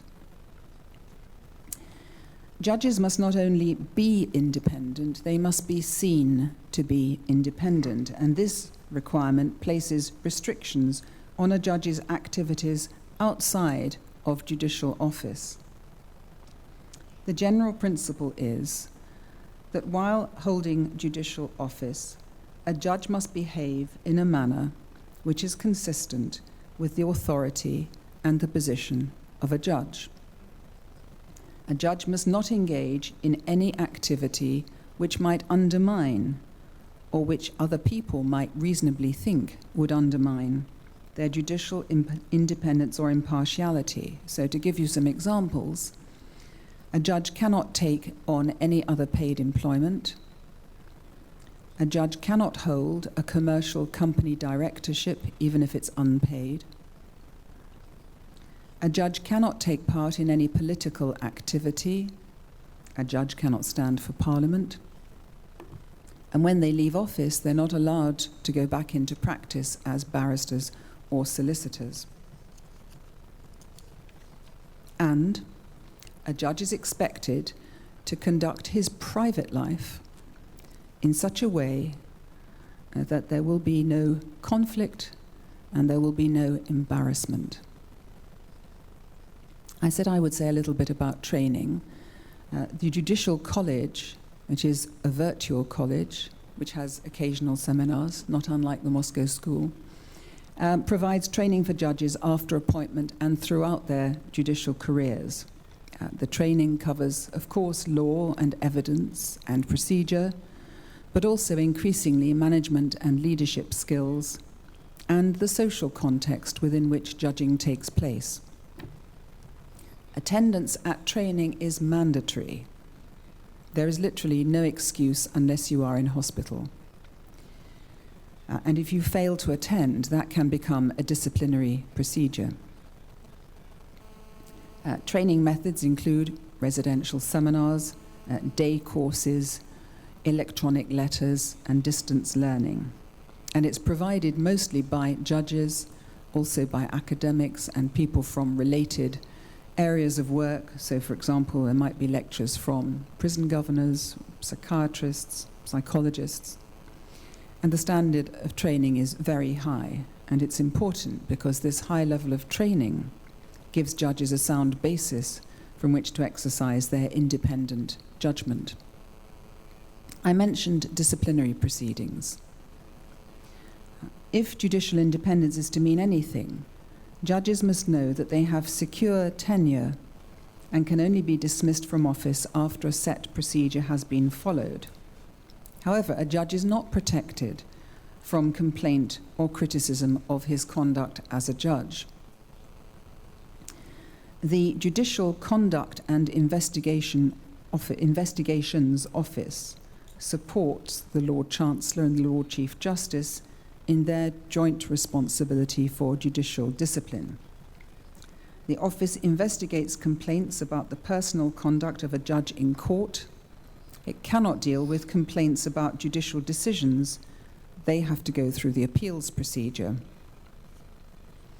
These complaints against judges and their behavior in court are taken very seriously, although the number of complaints and the number which are upheld is quite low. Again, some fairly recent figures for the year 2012-2013, so that'll be from the beginning of April to the end of March. The Judicial Conduct and Investigations Office considered 2,154 complaints, of which I think 55 were upheld. And what happened to those judges against whom complaints were upheld? Well, a third were dismissed, suspended, a third retired, and a third were reprimanded. You might wonder how many judges there are, and I wish I could tell you precisely, but my researchers didn't provide a figure. There are several thousand, because this includes judges of the civil, family, and criminal courts, judges of the various tribunals that deal with matters such as benefits, immigration, mental health. So there are several thousands of judges. What sort of conduct by a judge can justify his removal from office? Judges can be removed from office on grounds which relate to their conduct as judges or their personal lives. And this can include misbehavior, such as a criminal conviction, including a conviction for driving under the influence of alcohol. That is absolutely an offence for which you will be dismissed from office, and every judge knows it. You could be dismissed from illness if you're simply unable to perform your duties for a length of time, if you fail to comply with the training requirements, or if you fail over a period of time to observe the standards that I've talked about, the standards of behaviour that are expected of a holder of judicial office. And again, any such decision will be taken jointly by the Lord Chancellor and the Lord Chief Justice. This independence from the executive is particularly important because there is an area of law where judges review the conduct of government. The rule of law requires that courts should have jurisdiction to scrutinise the actions of government to ensure that they are lawful and to prevent arbitrary and unfair decisions. In England, the legal process whereby the legality of government action is reviewed by the courts is called judicial review. It's an area of law which has grown enormously in the last 30 years. Various reasons have been put forward for this, but two that have been suggested are that modern society is increasingly complex, and that brings with it an increasing amount of executive control over the activities of the citizen. And another is that there is a growing recognition amongst citizens that it is possible to challenge executive action. This work can bring the judges into apparent conflict with the executive, and judges can be, and often are, in this area of work, accused of overstepping their role. And on occasions, politicians call for a reduction in the powers of judges. But the judges who do this work, and it's done at the High Court level, do not substitute their decisions for those of the executives. They check whether the executive has acted in accordance with the law as laid down by Parliament. And so you can see that in order for judges to do this work and all the other work, they need to be protective from executive power and influence. It's interesting to note that the government often asks senior judges to conduct public inquiries, commissions or committees, and to hold inquests. This can happen if there's an important matter of public interest. To give you a few examples, there have been a number of inquiries into British conduct towards Iraq. There's a report outstanding now, due to be published shortly.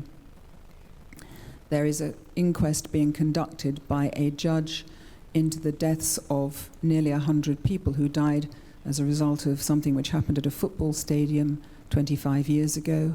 That was a matter it was thought was closed, but has been reopened, and a new inquest is being conducted by a senior judge. And in the last 2 years, there was an inquiry into newspapers hacking into individuals' private telephones, computers. The terms of reference for public inquiries which are outside the legal system, they are extrajudicial inquiries, are set by the government after negotiation with the judge who is going to conduct the inquiry and in response to public opinion. Whether or not the government implements the judge's recommendations is, of course, a matter for the government. But there have been increasing numbers of these judge-led inquiries in recent years, which, if nothing else, suggests that there is confidence in the ability of judges to act independently. I want to say a little about immunity. Judges must be able to administer justice under the protection of the law and without fear of reprisals. This safeguard is in the professional and personal interest of judges, of course, but it also benefits the public, who know that judges exercise their official functions independently and without being afraid of the consequences. And therefore, judges are immune from criminal prosecution for any acts they carry out in the performance of their judicial function, and they can't be sued in the civil courts for damages for things they say about parties or witnesses in cases in front of them. But that doesn't mean that judges are above the law. We are subject to the law in the same way as any other citizen in respect of the way in which we conduct our private lives. A person who is dissatisfied with the decision of a judge in a case can appeal to the court at the next highest level, In the case of circuit judges, appeals go to the Court of Appeal. But that person cannot appeal just because he doesn't like the judge's decision or doesn't agree with it. He has to have grounds, reasons, such as that the circuit judge made a mistake of law or mistake of fact, or that there's some compelling reason why an appeal should be heard, which usually refers to matters of public policy and are much more uncommon. The Court of Appeal sometimes criticizes the judge from whom the appeal has gone to them.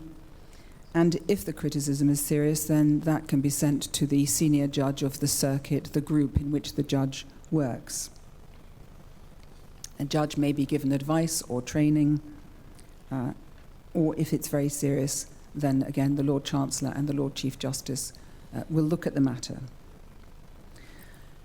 Independence from other judges. I said that each judge does what he or she thinks is right independently from all the other judges. And English judges have a great deal of freedom to exercise their own judgment and do what they think is right in the circumstances of each individual case. But if judges are independent and each judge can decide a dispute or deliver a criminal sentence as he thinks right, there is a risk that there may be inconsistency between their decisions, which would be unfair.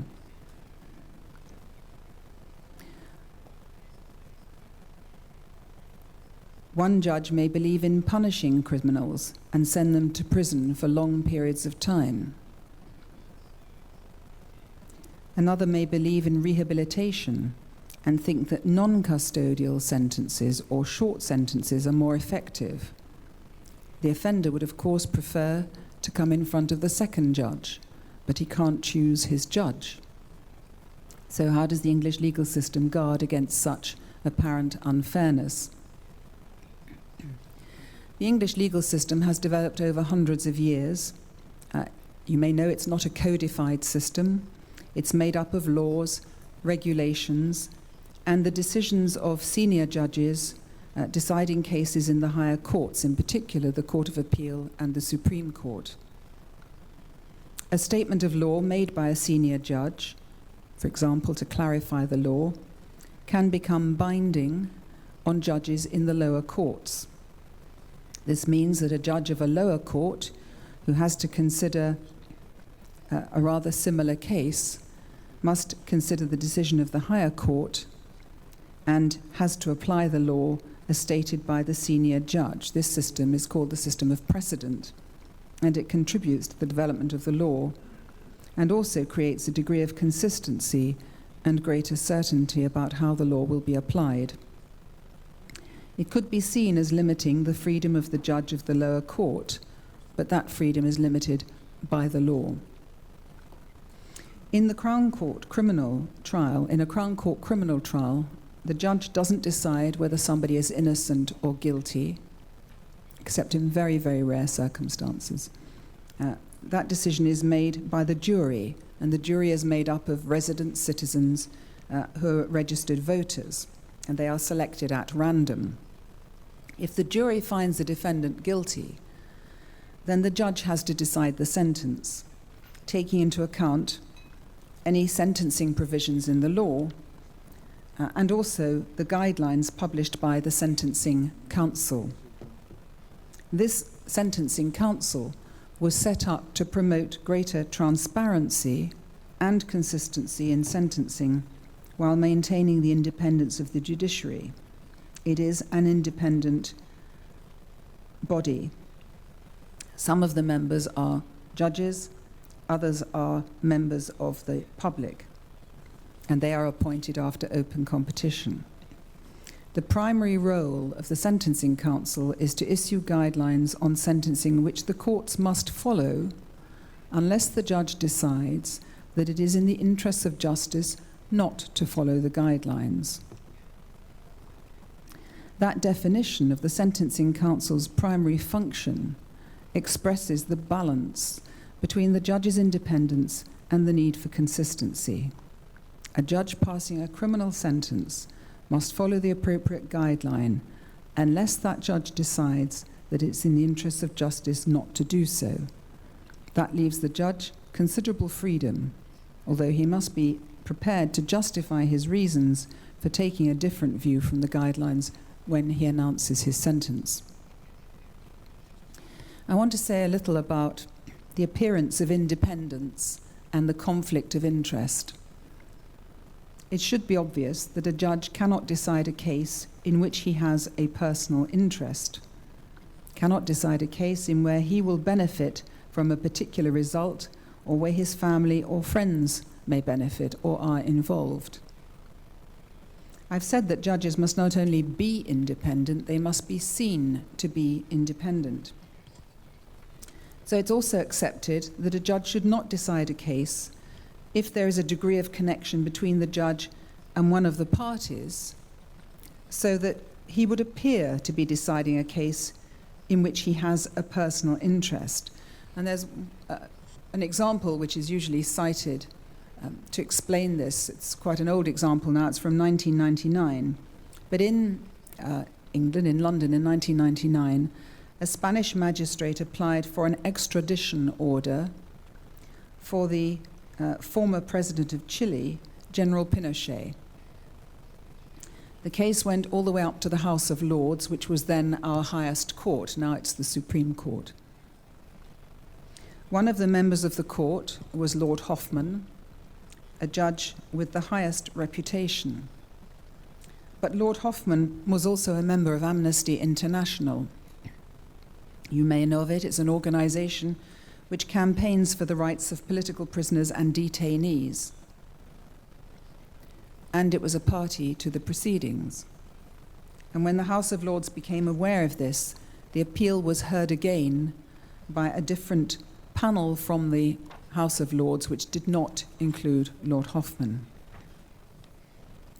Independence from the legislature. Members of Parliament are expected to observe the rule that they do not discuss matters which are before the courts, which we call, using the Latin, sub judice. That limits the freedoms of the members of Parliament, but it protects the court proceedings from interference and prejudice. There is a convention or tradition that members of Parliament and members of the government do not criticize individual judges or judges in general for their decision unless there is a motion tabled for discussion before the House of Commons, for example, criticizing judges in general for their conduct of criminal trials or their sentences. Sentencing is the recurring area of interest and criticism. This enables politicians to comment, but in a limited way, when they consider that judges are acting with insensitivity to changes in social opinion. Of course, a government can always bring in legislation which would prevent a judge from making a similar decision in the future by changing the law. I've said that there is a strong convention that judges do not get involved in politics and cannot stand for Parliament. What about independence from the media and from public opinion, as often expressed through the internet? Should a judge be independent from what the public think ought to be happening? Or should we take account of popular views as expressed by some of the press? The press has for a long time complained that family cases are conducted in secret by judges behind closed doors so that nobody knows what is happening. My view is that proceedings are conducted confidentially, and that is usually to protect the interests of the children. But it's acknowledged, and has been acknowledged by recent changes, that there has to be more openness, more transparency. And so, in an attempt to reassure the public, about 5 years ago, it was agreed that properly accredited members of the press could come into the family courts, although after a little excitement, I have to say, on the whole, they don't seem to be very interested. And early this year, new laws were introduced, or new regulations, which provide that judgments will be published on a particular website, but they will be published in anonymized form so that it won't be possible to identify the children or the families, because again, the confidentiality of the children needs to be protected. For many years, as I've said, in the UK, there has been a lively debate about the sentencing of offenders. I can summarise the sort of criticism in this way: these judges are out of touch, they don't know what they're doing, usually because the writer thinks the sentence should have been a great deal longer. The government has responded in two ways. The first is that in respect of some offences which raise a great deal of concern, the maximum sentences have been increased. So, for example, for serious sexual offences, for causing death by dangerous driving. But increasing the range within which a sentence can be passed doesn't necessarily mean that the judge will pass a sentence at the top of the range, because the judge will do what he or she thinks is right. And so in recent years, the government has introduced a number of mandatory minimum sentences. For example, a life sentence for a second serious assault, whenever it was committed, and a mandatory minimum of 5 years imprisonment for possession of firearms. The current debate in the press is about knife crime, particularly amongst young people, often very young people. Although the official statistics tell us that crime, including knife crime, is at the lowest that it has been for many years, the popular perception is that knife crime is a real and present and increasing threat.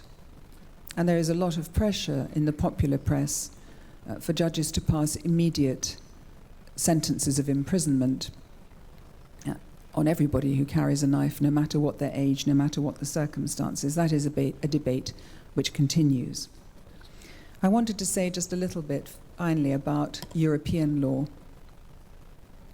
because apart from criminal law, the other area in which judges are often criticised is with regard to human rights, and in particular the effect of the Human Rights Act.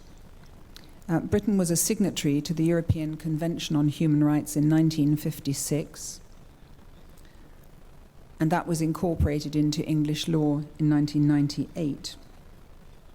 That act makes the whole of English law subject to a process of comparison with the standards set out in the Convention, which sets out various basic principles, for example, the right to a fair trial, and of importance to a family judge, the right to a family life. There are critics who consider that the Human Rights Act has given Europe the final say over English law.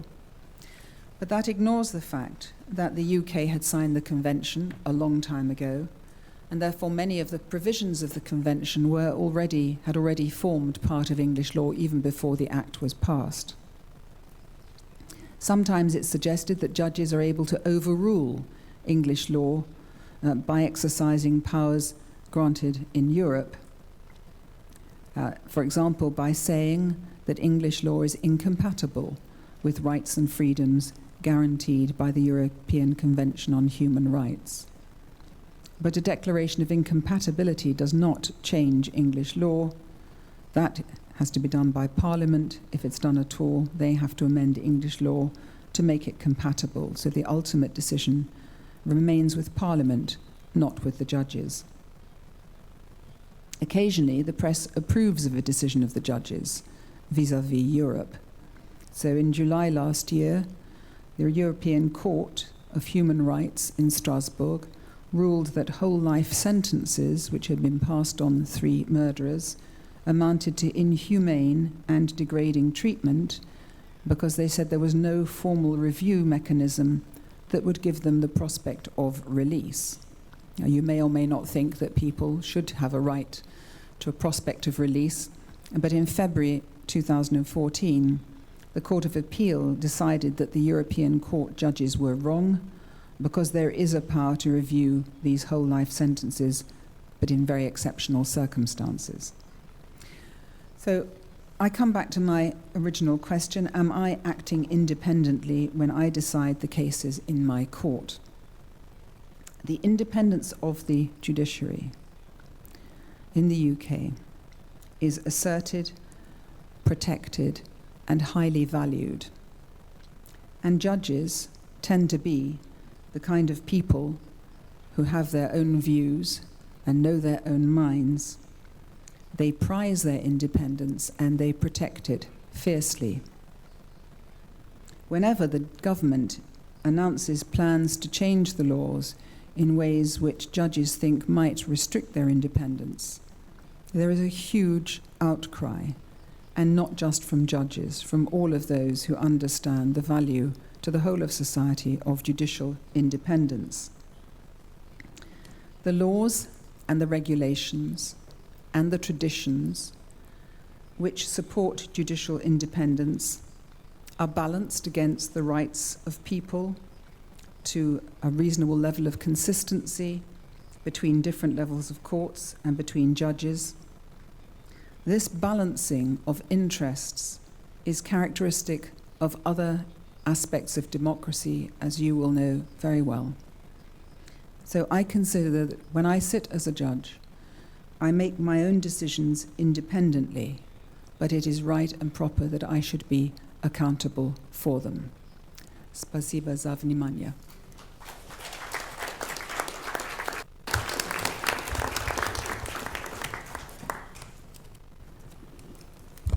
Коллеги, у нас чуть более получаса на дискуссию и ваши вопросы. Откроет... Colleagues, we have about half an hour for questions and answers. Thank you very much. I'm Stanislav Stanskich, alumnus of the School of 2012.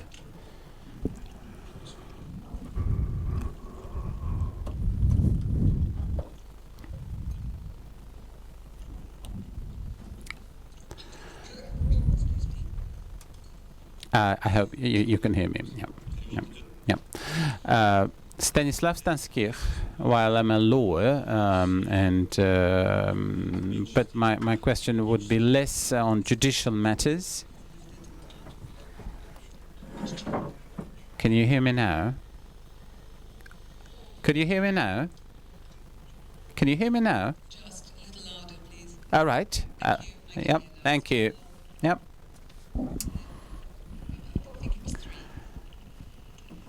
This might be 3. Yeah. Can you hear me now?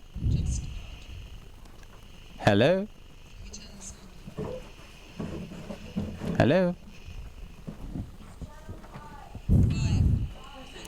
Channel 5. Am I on Channel 5?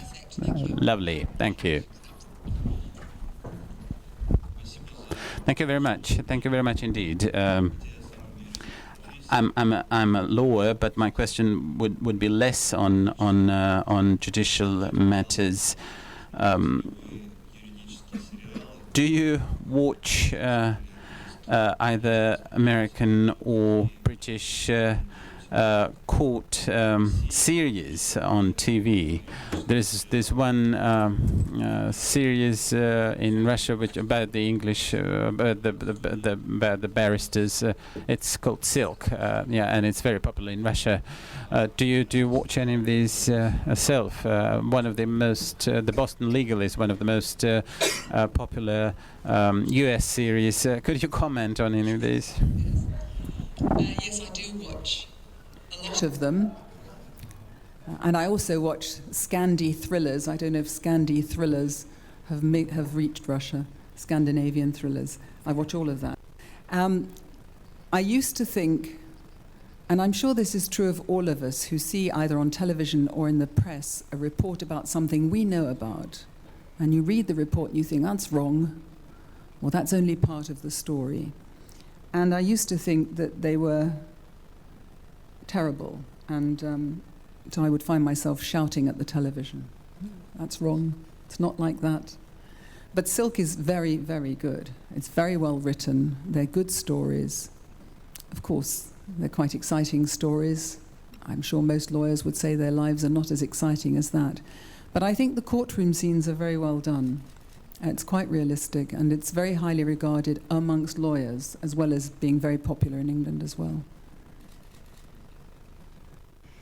Так, Надарья Дороселия. A graduate from Georgia. Thank you. Nadarya, graduate 2013. It was really a pleasure. It was really a pleasure to hear and listen Thank you, Madam, for this excellent presentation. I wanted to dwell upon just fine point. I'm from Georgia, and for us this is really very important in a sense that the rule of law is, where does the rule of law stop and where does the rule of, again it's untranslatable, the rule of law and rule of right, if you allow me to translate it this way, because those people who took part, or rather executed according to the criminal laws that were in effect at that time, using incorrect rules of, and then new government came into place, and the same judges now do the same under the new government, and it is very hard right now to achieve something, to make these judges to more or less be requalified, or should stay away from exercising their job as a judge. For us, the most sensitive issue is for us to get some explanation in greater detail about the rule of law, because laws are adopted everywhere and they're supposed to be working everywhere. But what we had in our legal practice and what we saw in other countries where democracy is not that developed, this is really very important. I apologize for being, maybe I didn't get my message across about this. Thank you, thank you. Well, I'm sure you understand that I can't comment on the particular situation in Georgia. I would make just some general observations. When you ask where the rule of law begins and rights stop, they're really all part of the same system. The object of a society which acts under the rule of law is to assure rights, the individuals and collective rights. So it's really not a question of where one stops and the other starts, but seeing them as all part of the same system. How anybody creates a judiciary that is independent is a difficult question, because it seems to me that it is something, it's about culture, it's about the culture of the society. It's not just the judges who have to think they should be independent. Everybody else has to think that judges should be independent. The government, the parliament, society as a whole. And what I've been trying to describe are all the various ways, some of which are set out in law, others are about little matters, things that may not seem so important, like how judges are appointed, but are essential, are crucial to ensuring independence, because the thinking about independence has to go all the way through the system, from the bottom to the top, in every aspect of it. There have been lots of programs over the years, certainly with Russia, with various other countries, exchanges, judges coming here, judges coming to London. We can all do our best to talk to one another and explain how we all do things. We can all learn from one another, but I think it's difficult for me to say how you can, in any society, ensure that judges are independent, because I think it's much more complicated than simply making sure that the judges know what they're supposed to do. They have to be protected and supported by society as a whole. Коллега, вам слово. Dear colleague, this is your say now. Nikita Molchakov from Moscow speaks English. Great description of the judicial system of England and Wales, but my question won't be about the judges, it will be about the judiciary branch of power.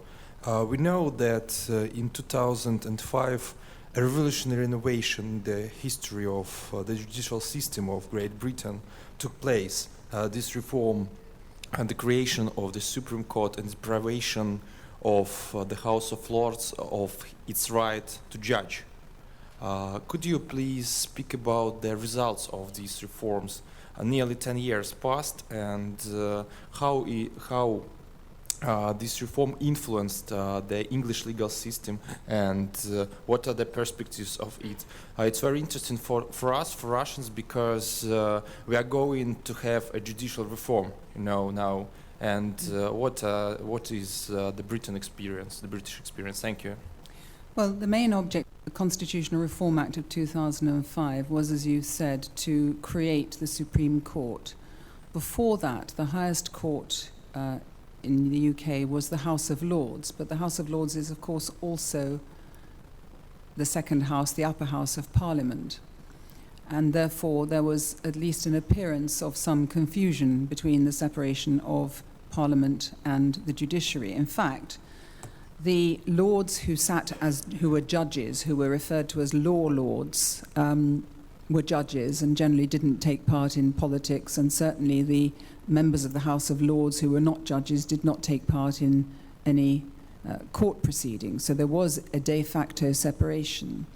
But there had long been thinking that there should be a totally separate Supreme Court, more along the lines of European models. And there was a great deal of support for this and for the separation of the role of the Lord Chancellor, who, as I've said now, is clearly a member of the executive, separating out the role of being head of judiciary to the Lord Chief Justice.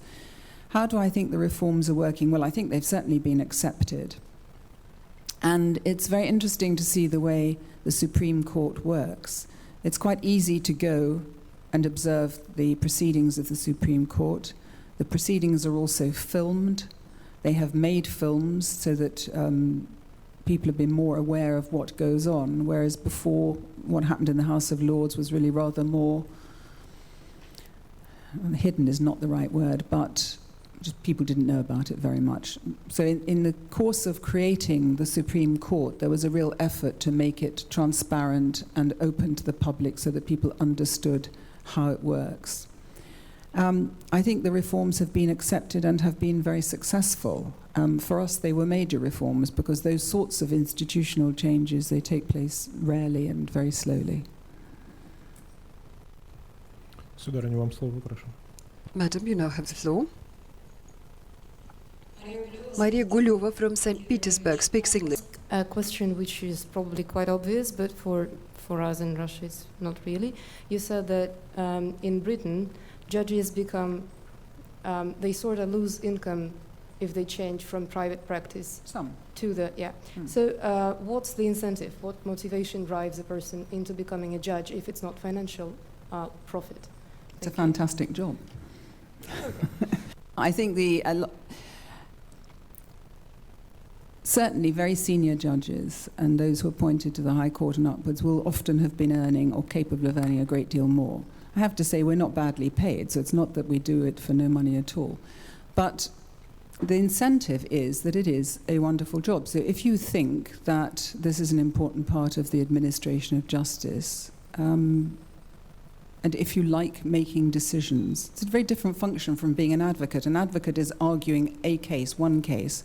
The judge has to listen to all the cases and form a view and manage the process of the case in front of him or her, form a judgment, and then give that judgment in a way that, in particular, the person who loses understands why he lost. It's a very different role. It's not for everybody. There are certainly plenty of highly paid and not so highly paid lawyers who don't want to do this. But I think there are certainly judges. I always wanted to be a judge. Just always wanted to be a judge. So it's difficult to explain, but I always thought it was an interesting job and I wanted the responsibility and to make those sorts of decisions. And because I was a solicitor, and in those days it was unusual for a solicitor to become a judge, it was possible, but it was not regarded as usual. I thought that somebody who had the sort of very varied background I have should contribute. There should be some judges like me on the judiciary. Так, Станимир Кайтаски. Stanimir, please, actually a lawyer from Bulgaria. Yes, thank you very much for introducing me. But I have a question. What is the attitude, how do you ensure independence of the court? And how do you affiliation with the secret societies? For example, Mason logias. If so, how does it correlate? And if it is the case, then why do they have to declare their membership if they say belong to some secret society? And the second question, what cases do you hear? Is it civil law or is it criminal cases? Masons. I think a long time ago, when I was a part-time judge, before I became a full-time judge, I had to fill in a form saying whether I was a Mason. I don't even know if there are any women who are Masons. I don't know if you can be a Mason if you're a woman, but anyway, I'm not. I don't know the answer to your question, because if somebody is standing in front of me in court, I don't know if he's a Mason. I'm not told. I don't ask. It's of absolutely no interest to me. It has no effect whatsoever on any decision I make or any other judge that I know of makes. So I'm not sure really why why it's considered so important. And I don't know of any other secret societies, so we as judges don't have relationships with them. I don't think I can say anything more about that. The sort of work I do, mostly I deal with cases that involve abused children who've been abused, usually by their families, physically, emotionally, sexually, where the state considers that the children should be removed from the parents' care. I think you have a similar concept, Lichenia. And I deal with other family cases. I also deal with civil cases, which could be a company suing another company under a contract, that sort of civil work. And finally, I do criminal work. So I do a bit of everything, because I was always what we call a general practitioner, and I like variety. But a lot of judges now specialize in maybe one area. Вопрос нашего слушателя из Армении, пожалуйста. A question from a student from Armenia. Speaks English. German School of Political Studies. I think we'll all agree that the independent judiciary would not be created anywhere overnight, but especially it is true for the newly independent states of post-Soviet countries. In this regard, I would like to ask, where do you see the weakest link towards building that integrity in judiciary? Is it the political will, maybe? Because it seems like the civil society wants it, and the parliaments, the executive branch of power, wants to do the right things, passing the laws. But it takes political will, to me, to severely punish the ones that are not integrated to the judiciary, and promote the ones that are building integrity in judiciary. Well, again, I can't comment on what may or may not be happening in Russia today. But I think the difficulty with judicial independence is, as you can see, everybody's involved. Everybody has to be involved. The judges, the politicians, the government, every man and woman who might one day have a case in front of the courts. Everybody has to be involved, and everybody has to buy in to the culture. Does it require an act of political will? Well, I'm sure it does. It requires acts of all sorts of will.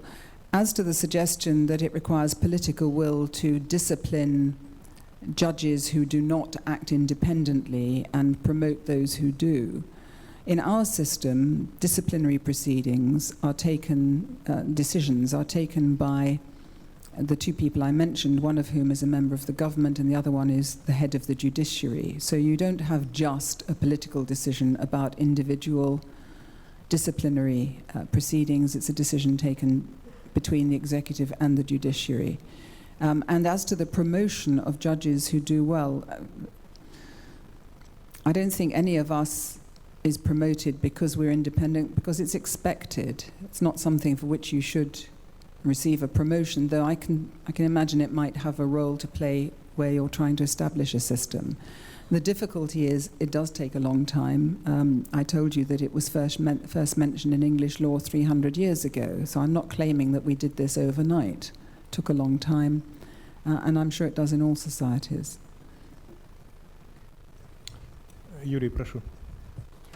Yuri, you now have the floor, please.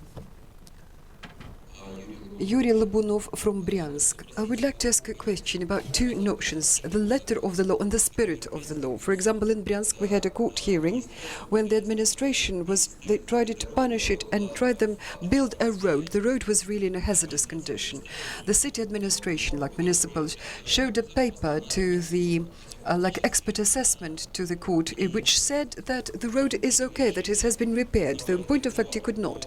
And the court took a decision and followed this paper. The letters sort of seemed to be observed, but the spirit certainly was not, because the road was absolutely unfit for riding. For the judges in Britain, what matters most? Is it the spirit or the letter of the law? Literally speaking. Difference. There shouldn't be a difference. That sort of case in England would probably come under planning or administrative law, and the decision would be made on the basis of the evidence, not on an assertion in a letter by one side, but on examination of all the evidence. And that's what you do as a judge. You look at the evidence, you decide what the facts are, you apply the law to the facts. So there shouldn't really be a difference between the spirit of the law and what the law actually says. Sometimes, however, what the law actually says is not very clear. And it's in cases like those that eventually there will be a decision of a senior court, because the case will go on appeal to the Court of Appeal or the Supreme Court, and they will make a decision which will clarify unclear law, and that will become precedent binding on judges of the lower courts. But I think the answer to your question is, which is more important? They're both important, and they shouldn't be at odds. They shouldn't be in conflict.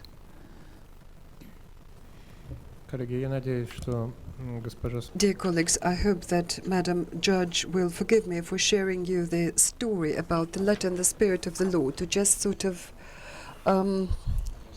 somehow just to make you...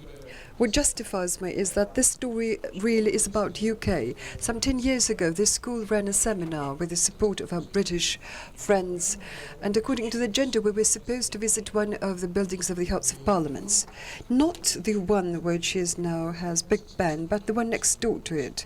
There's a set of buildings. As they did security check, as we tried to enter the building, one of our students, they found maybe a knife, a portable knife, you know, a small knife, just a pen knife that he carried with him. And this really became interested heavily. The interests were on duty, and they sort of wanted to had a talk with him.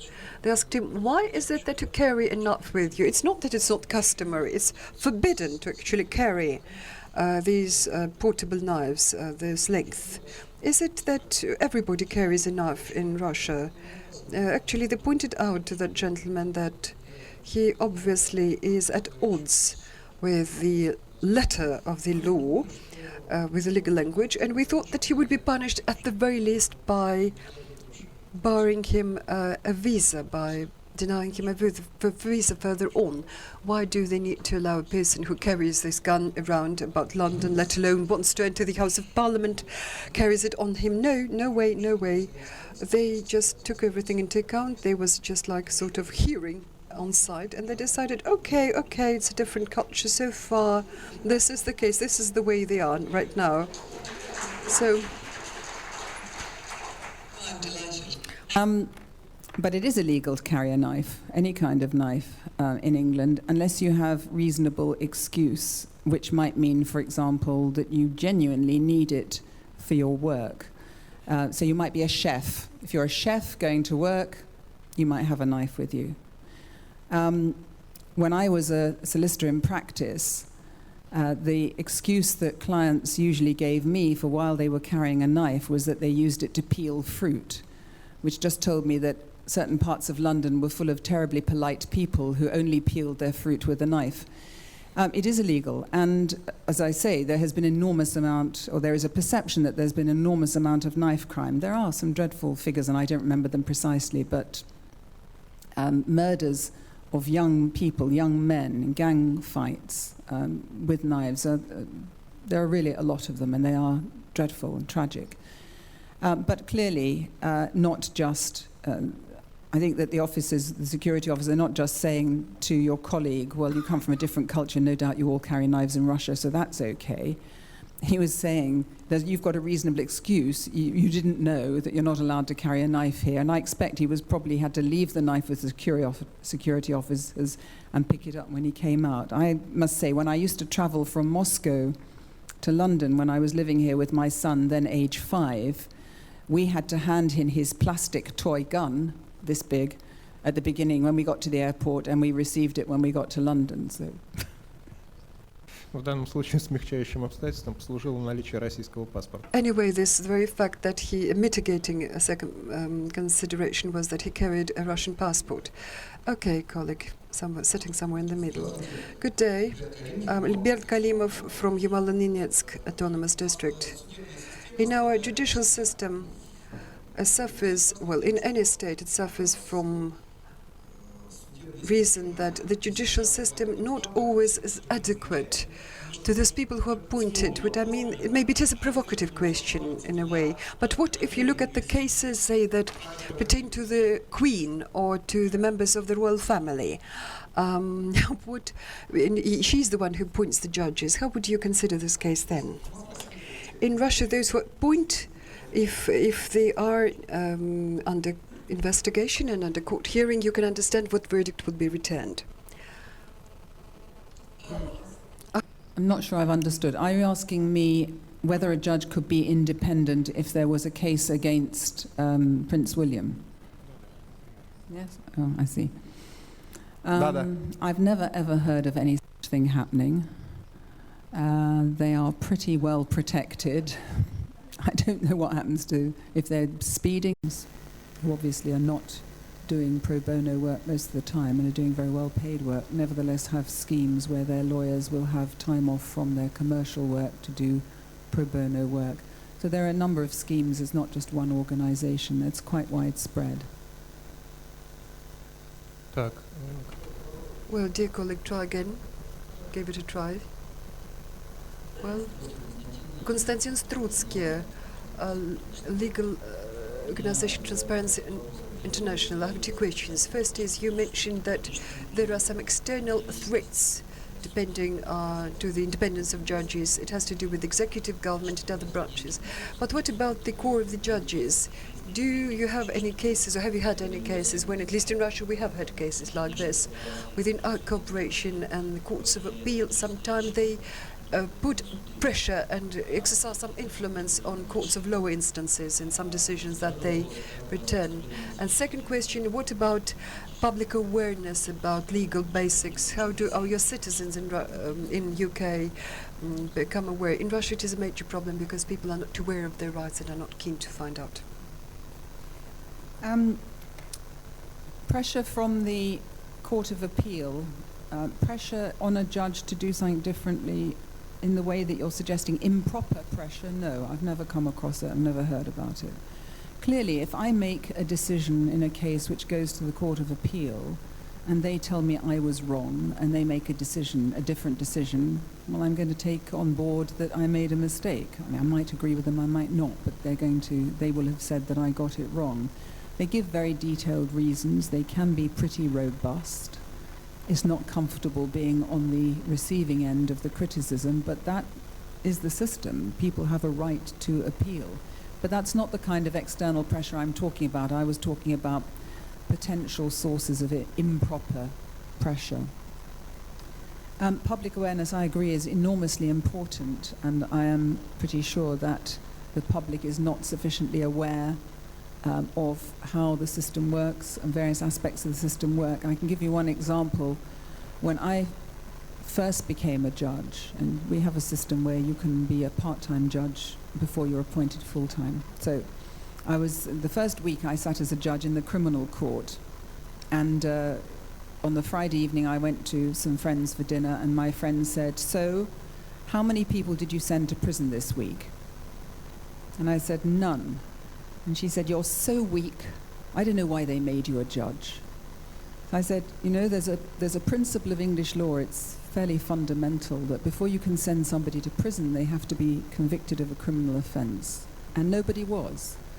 Now, you know, that's perhaps my friend being somewhat provocative, but I think that there is not sufficient awareness, and various things have been done to improve this. So, for example, the Sentencing Council, because a lot of public debate is about judges who send people to prison or don't send people to prison, or don't send them to prison for long enough. So the Sentencing Council, apart from setting guidelines, does a lot of public education, so people should understand what matters have to be taken into account when a judge decides a sentence. The Supreme Court, as I've said,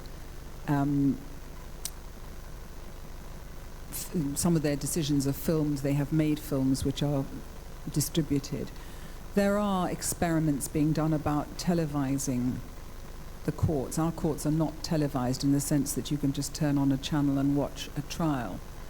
And most judges and lawyers and lots of people and members of the public think that it's a very good idea not to televise, because I don't know if any of you have watched, whether you can see here, the trial of Oscar Pistorius in Cape Town. But watching it as a trial really does make you wonder how much of that is being done for the cameras, and I'm talking about everybody involved. So we're not sure about that. But generally, yes, public education is extremely important, because very often what is written about the way in which the courts function is not accurate, and we all have to work on that. Коллега, второй ряд, пожалуйста. Да. Colleague in the second row, please. I suppose that would be the last question we would take. Thank you. Vyacheslav Slusarev from the Republic of Komi. I have just a question. 3 years ago, our activists who work in the Social Observers Committee, they visited London, and amongst other things I met a judge with whom they talked. And a judge in his private talk just made a suggestion maybe that the British judge, as he returns a verdict, a sentence, this can depend on how this or other cases covered in the yellow press. To which extent do you think, could you comment on, say, the degree of dependence or independence of independent judges? Regrettably, we didn't mention it in detail. He just said that any case court hearing which is covered by the media, which may influence the independent judge. This was the wording. Well, we're all aware of the sorts of reports that we can read in the press. In fact, when you're sworn in, when I was sworn in, you also have to have your official photograph taken. And you're sworn in wearing, I don't know if you've ever seen English judges doing this, with long white wig, costume from the 16th, 17th century, black gown, extraordinary. Anyway, so you're wearing the wig and the gown and the special shoes with silver buckles and special white gloves and all of this stuff. And then you have to have your photograph taken, and the photographer says, don't smile, because if you're criticized in the press and they look for your official photograph, then they could be writing about something terribly serious, and there would be a photograph of you next to it smiling as though you didn't think it was serious, because that was the only photograph available. So we all have these very serious photographs taken. We're all aware of what the press can do, and there are aspects of elements of the British media who are pretty critical of judges, particularly about criminal sentences. And local press can often take an interest in sentencing, because if you imagine yourself working for a local newspaper and you've got space to fill, then if there's an interesting case in your local court, it's an obvious thing to write a story about. And certainly when I'm sitting in the Crown Court, my usher, the person who takes me in and out of court, will always say, press in the court. So you always know when they're there anyway. You can always tell when they're there, because they've always got the same notebooks that look a bit like this. Does it make a difference? No. Do you think about it? Yes. And you do think, well, I'm not going to send this person to prison because of whatever other factors you've decided are important. And they probably won't like it, and that's just too bad. That's what I think. And I think most judges, as I say, are as independent as they can possibly be. The other sorts of stories, the other sorts of cases that sometimes are in the press might be cases involving Russian oligarchs in the High Court, of which there have been a number, as you will have been aware. You read about those in the press, but they're fantastically complicated. They go on for months, and I'm as certain as I can be that the outcome is not at all influenced by what the press write. Коллеги, прежде чем поблагодарить эксперта, я скажу вам, что before we So maybe we should stay for another 5 minutes. So going back to this session, I should tell you that today our program has been delineated wonderfully well. We are going to research the problem of law, rule of law. That's the British judge opened up this subject matter. This is very right, historically, not only historically.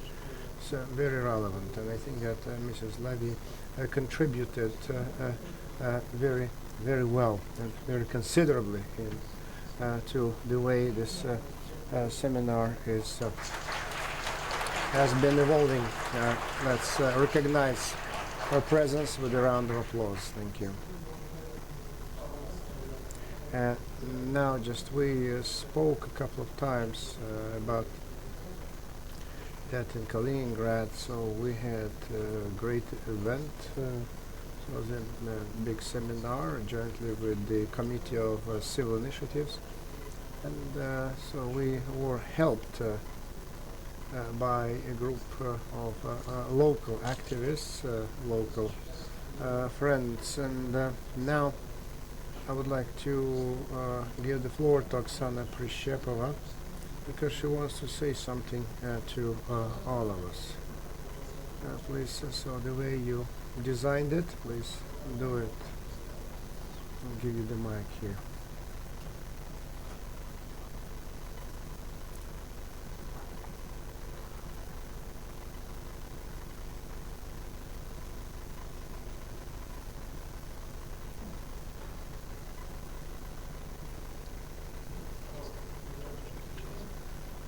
Turn on the mic, please.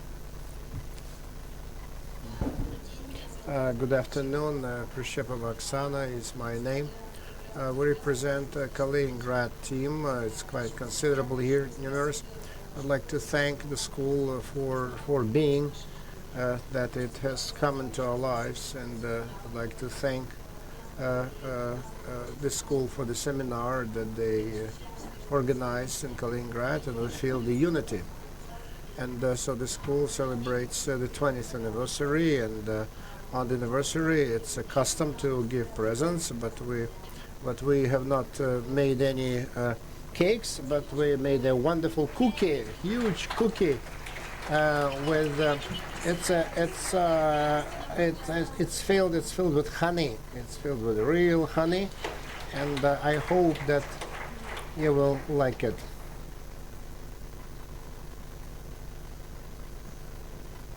Thank you. Honey feeling. I thank you. Huge thanks. That's all people came just impressed with the seminar in Kaliningrad. It made a very deep impression on us, and so we organized the first seminars in the 90s, and they became way too complicated, and then again it's a great event that we got together and just organized this seminar.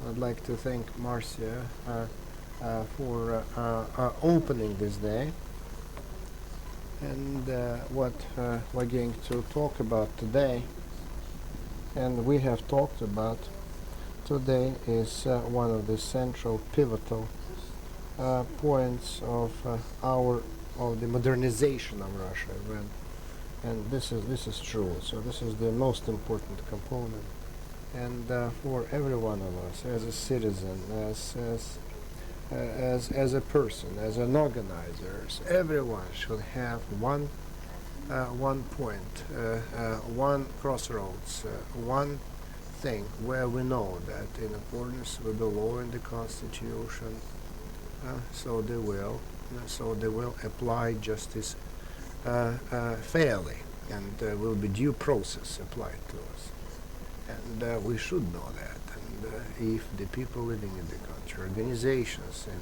living in this country, if they doubt that such point exists, it means that their position in this country becomes complicated, dangerous, susceptible, and they start to invent new forms of informal relationships and cooperations. And that's exactly what happened. This point is absolutely vital.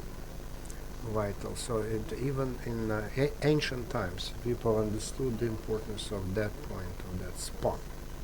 And I hope that this seminar will understand, well, as Marcia was saying, this is the problem of culture, education, traditions.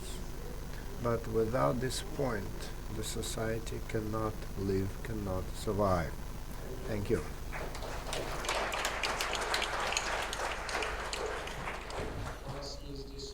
And we have a listener who is the founder of the school. Yuri Sinakosov is his name, so we need to correct Lena, because not in our professional view, but in our enlightened view. Yeah, and I can't fail to being a skeptic by.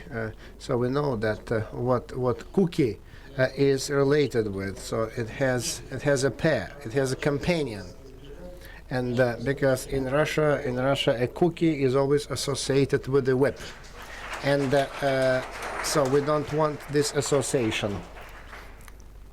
We want only the cookie and no need for the whip. Thank you.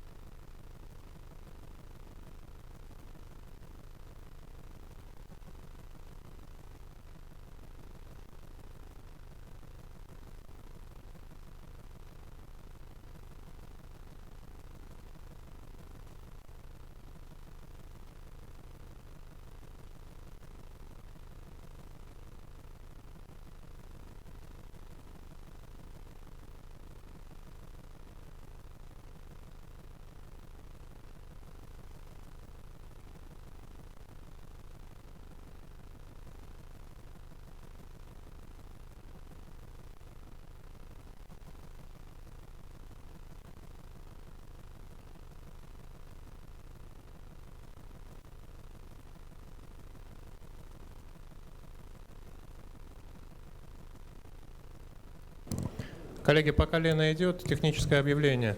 У одного из наших коллег есть телефон Samsung, такой, знаете, не вот передовой. Alex has a Samsung cell phone, an old one.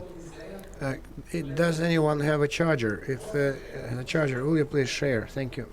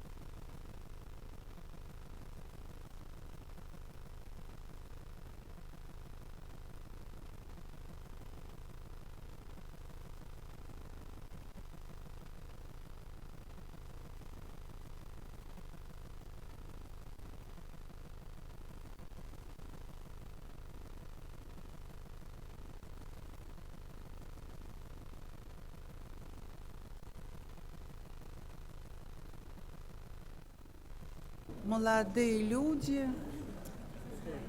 молодые.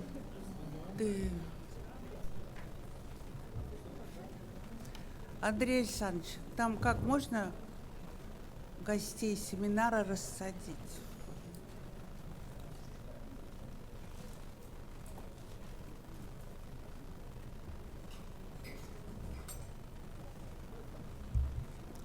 Вот. Марина, мы можем начинать?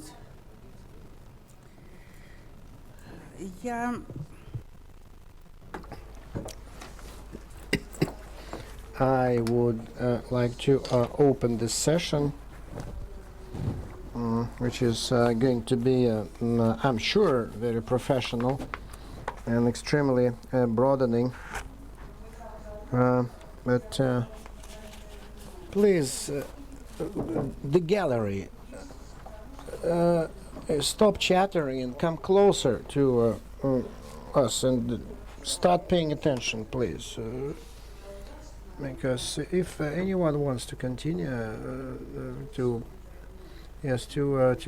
continue our partnership, please, you have to abide by certain rules. So how can you do without it? And I would like to say that I'm happy and I'm honored to introduce this new academic class to Mr. Pashan. And so because you read professor, research institute, higher school of economics, some member of the council, so the judge, a judge, etc. And I think that so it happens once in a while. As it happens once in a while, not very often, because so we talk. So, but there is, after all, in the Russian Federation, so professional, independent judges, and so you are meeting one of those today. Independent and professional. I'd like to thank. To thank him and so the citizens who know about him, and so God forbid that we have to go through those judicial tribulations in practice, but so the knowledge, the awareness that there is such a thing in Russia as an independent judge makes our lives easier and puts our hearts at ease. And so please, over to you.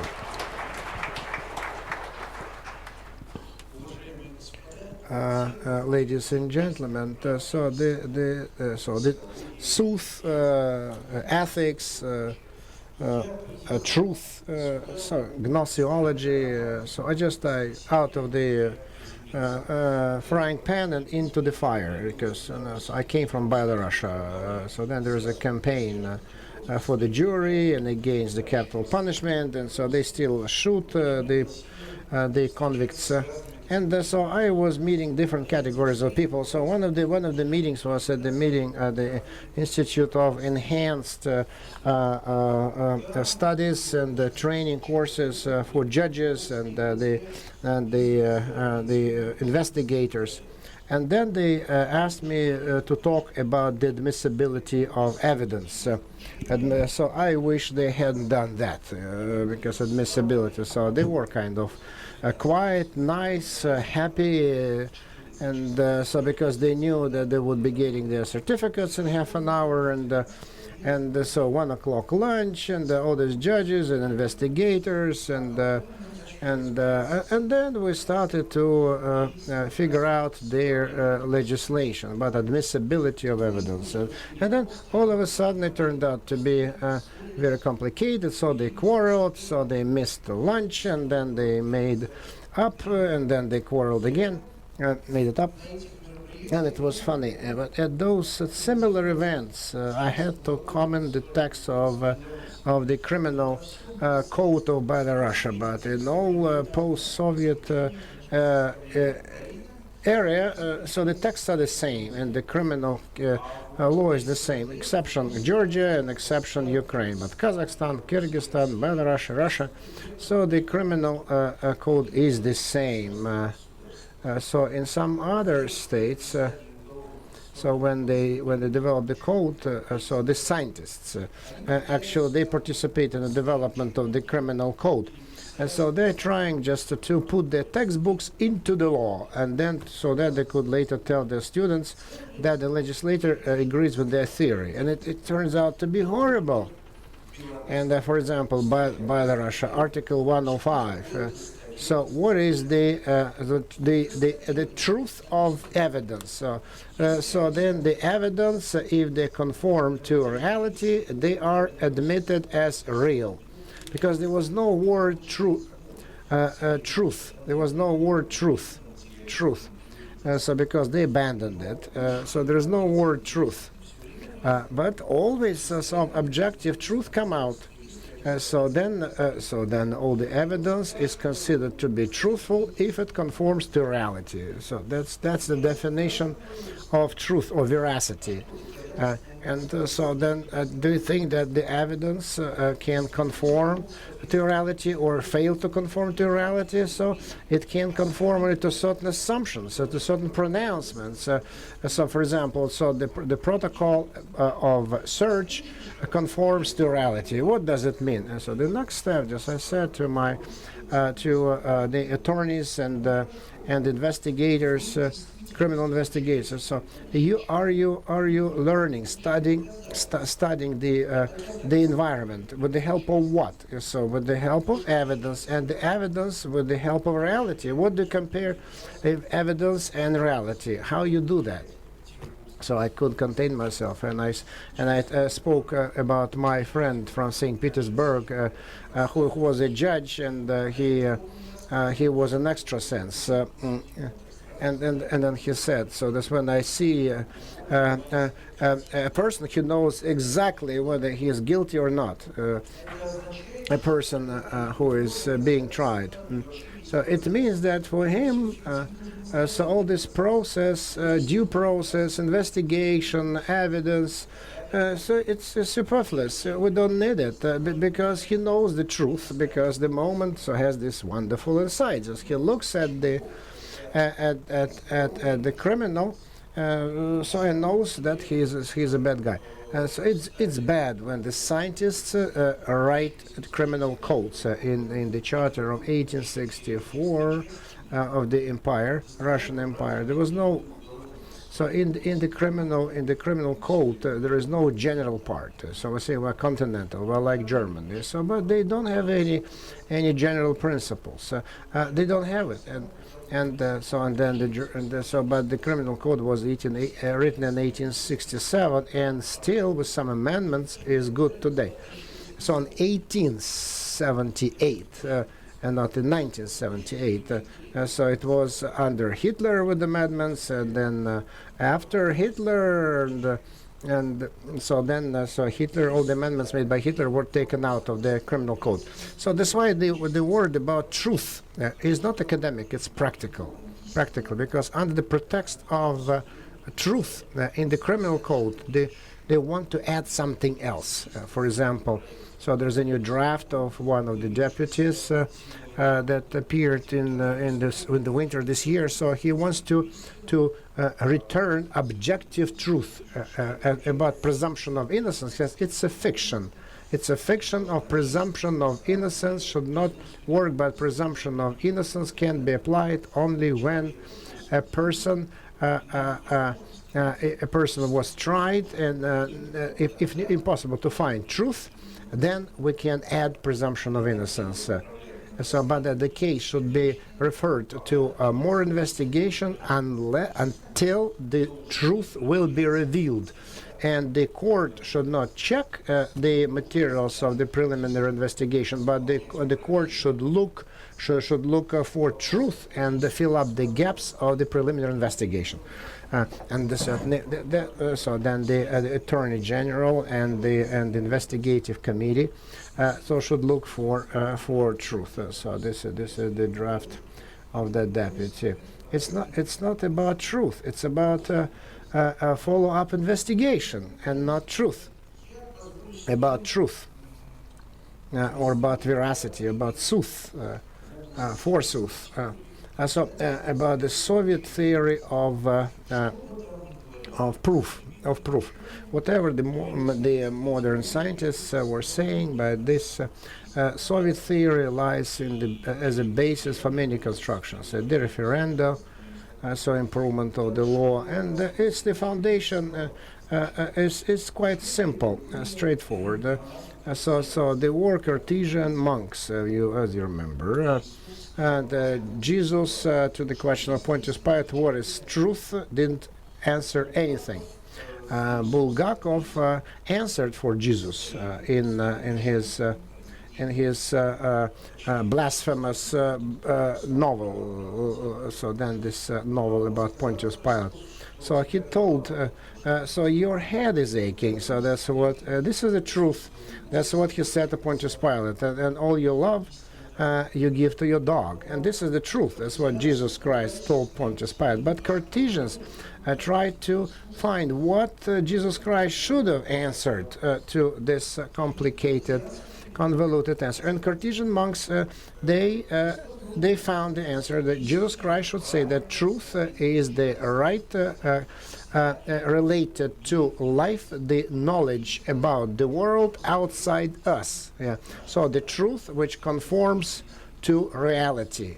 So outside us, and this is what the Soviet theory of proof is based. So which says that the goal of proof, the due process, is establishment of truth, as if the lawyers are archaeologists or historians, and then the Soviet lawyers say establishment of truth is a kind of, it's an inquisitive process, a scientific inquisitive process, and jurisprudence is something on the sidelines. So the specifics that we are learning this truth in a very concise framework of time with the help of special means. But then, thank God, the Professor Radkov, the former Attorney General, was writing in 1956. He wrote that our Soviet investigator and the judge, so they are armed with the Marxist theory. It means that if he failed to learn the truth, it means that he worked badly. But otherwise, so there are no barriers to establishment of truth. Truth does not exist. So then read Materialism and Imperial Criticism by Mr. Lenin, and everything just will fall into place. So the truth is obtainable. the truth can be methodologically obtainable if you work well. So then our scientists, so they start prolix discussions on which issues we need to find the truth. And everyone just agrees that the truth is needed concerning the fact, the fait accompli. And for example, Ivanov, with his right hand, just got into the left pocket of Petrov, and so on, stole 3 rubles and the purse. And this is the issue of truth, and we need to establish that he stole this wallet, so containing a bus ticket and 3 rubles. So the act should not be accurately established, but it should be properly qualified and applied to a certain code of the criminal code. So the Article 158, which is theft, and this is it. So then you apply this action to a certain article. So then certainly Marx, someone he was a Hellen.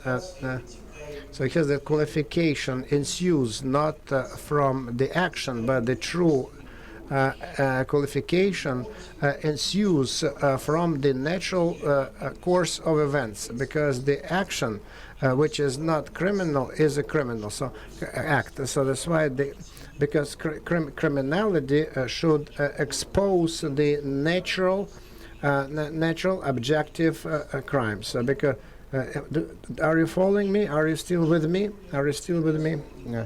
So, but our scientists, they are not going into that. You qualify the crime on the basis of what you got. But if you wrongly identify what happened, so then your qualification and application of the law will be correct as well. And that's why in our jurisprudence, so we have some hot heads. Usually I speak faster, but so we know this is simultaneous translation, so I have to speak slowly. And so some hot heads say that the truth, that the punishment should be truthful as well, and then they forget about so what the judge can do. For example, so can the judge give mete out the exact punishment? So give or take a few days of imprisonment.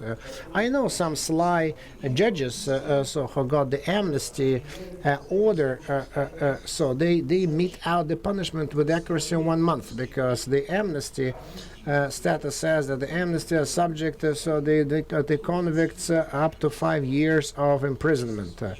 So if the judge wants the person to get out of the prison, so he gives 5 years or 4.5 years, or if he wants him to stay in prison for a while, he gives him 5 years and 1 month, and then he stays there for a month. But otherwise. Otherwise, a person cannot mete out the punishment exactly, because they don't have a yardstick to measure out the punishment. What's the difference between 5 years and 3 months and 5 years and 8 months? So the judge does not understand that. So this we have Osipov, Pakhmelkin wrote about that. But I think that they have not come any closer to it, and so this talk that the truth, that the punishment should be truthful and objective. So the judge is trying to become a person who forecasts. So he prognosticates. So he says. So he's thinking out into the time frames of the punishment that should be relevant and commensurate to the crime committed, and gives 2-3 months more or less. So it means that the judge sees the truth in future, and he sees the truth in the past. So then, when we start to relieve him of his authorities, if someone freed him from custody and he eloped and he ran away, that happened in Gatchina in Moscow. So the judge is punished that he freed the person, but he did not forecast that the guy will take to his heels and run away. And that is why they taught the judges not to free the suspects.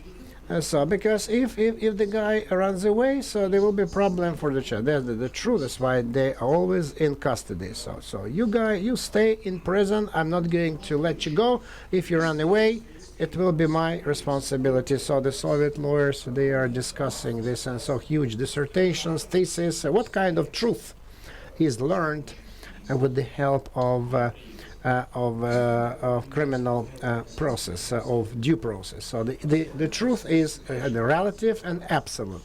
So the absolute, for example, Ivanov killed Petrov, for example, but our lawyers, from two viewpoints, they invented 5 points of view. So then the truth in process it's absolute. They say that in process it's relative. Some say it's absolutely relative or relatively absolute. The truth is because we do not learn everything, but we learn only what is pertinent to the crime. So in one case it's relative, the truth is, and some absolute truth. And then the Professor Yakubov, the writing, can imagine that the philosophic categories are not applied to due process, and all these discussions about truth being relative or absolute let the scientists, because the procedural guy say we don't need it. And in actual procedural work in due process, relative truth or absolute truth, you can play with it. It's not an instrument. And the most important from the Soviet course of truth, criteria of truth. So okay, we've learned certain facts. So Ivanov killed Petrov, but what are the criteria that we learned it right? And for this, so then our jurisprudence in the back pocket has a good answer. So where did they take this answer from? Certainly from materialism and the Marxist criticism. So our practice testifies to the fact that we understand everything correctly, because the practice, because Lenin was writing so public historic practice. So communism is all powerful because it's right. That's it. And it means that sooner or later everyone will live under communism, and then they will realize that the classics of Marxism wrote correctly. So then historic practice manifests itself when we don't need it, when we're already dead. And we cannot insist and show that, oh, you were right, but it's too late, we're dead.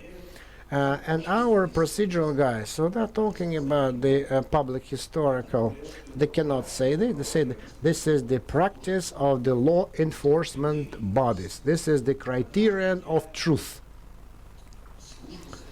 And then I was listening, and then I couldn't listen to anymore. And so I asked the lady, it was in the Moscow State University, she was the speaker. So what kind of practice do you mean? So the practice applied in 1935, 1937, so the mass purges of the people. That was the practice that was applied, and the senator, or the practice of the 50s, or another practice. The modern practice is to say which one is the truth. What the true practice, and so how do we figure out so which one is right? So there is a wise answer to that too. That so then the higher instances, they have the practice. So the higher we are on the hierarchical ladder, so the closer we are to the truth. And so the Attorney General, so the truth used to be in the hands of the higher court of the USSR. Then the truth went a little bit down. And so then the union collapsed, and the truth moved a little bit to the high court, went down the high court of Russia. So our truth is where our bosses are. Can you imagine that? And so that, and so we discussed with by the Russian attorneys. So they were certainly adherents of truth and sooth, but they wanted just to touch me on the raw.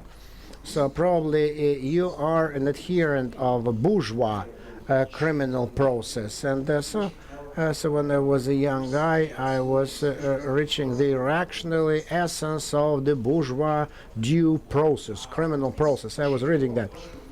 And so you know this, or you bourgeois bad guys, and so they start telling me, do you know that case of O.J. Simpson? So can you imagine O.J.? So Afro-American, a black guy, an actor, and a soccer player, So he was accused that he killed his wife and her former lover, so double. So this was the first order homicide of the first. And so he was judged and tried, and the jury was made up of the colored people. So they said that he was not guilty. So they said that he was not guilty, and but they didn't stop. So they applied a suit as a civil procedural process, and they judged him responsible for the death of 2 people. So homicide of the first. And so where is your truth? How could you have done that? He either is a murderer or not. He killed or did not kill. But now they say he's innocent. He's innocent of the crime, but he's responsible for the death. So what is that? So then I was trying to explain that lawyers, like journalists, like priests, so they live in a virtual world, and in the virtual world everything is possible. Two truths and 2 truths are possible. So in the legal world there are the fictions and presumptions. So what is a fiction? A fiction is something that doesn't exist, but everyone knows that it doesn't exist, but they take it as something that exists. So the most simple example is when if you left your apartment without telling the court, so then actually the order that comes to your old address so is considered to be handed to you personally. Although physically you did not take the court order that you need to come to the court, and but it's considered to be physically handed into you, although it was just dropped into your mailbox, and so it exists and it doesn't exist. So the legal time flows differently, and sometimes it slows down, sometimes it goes faster.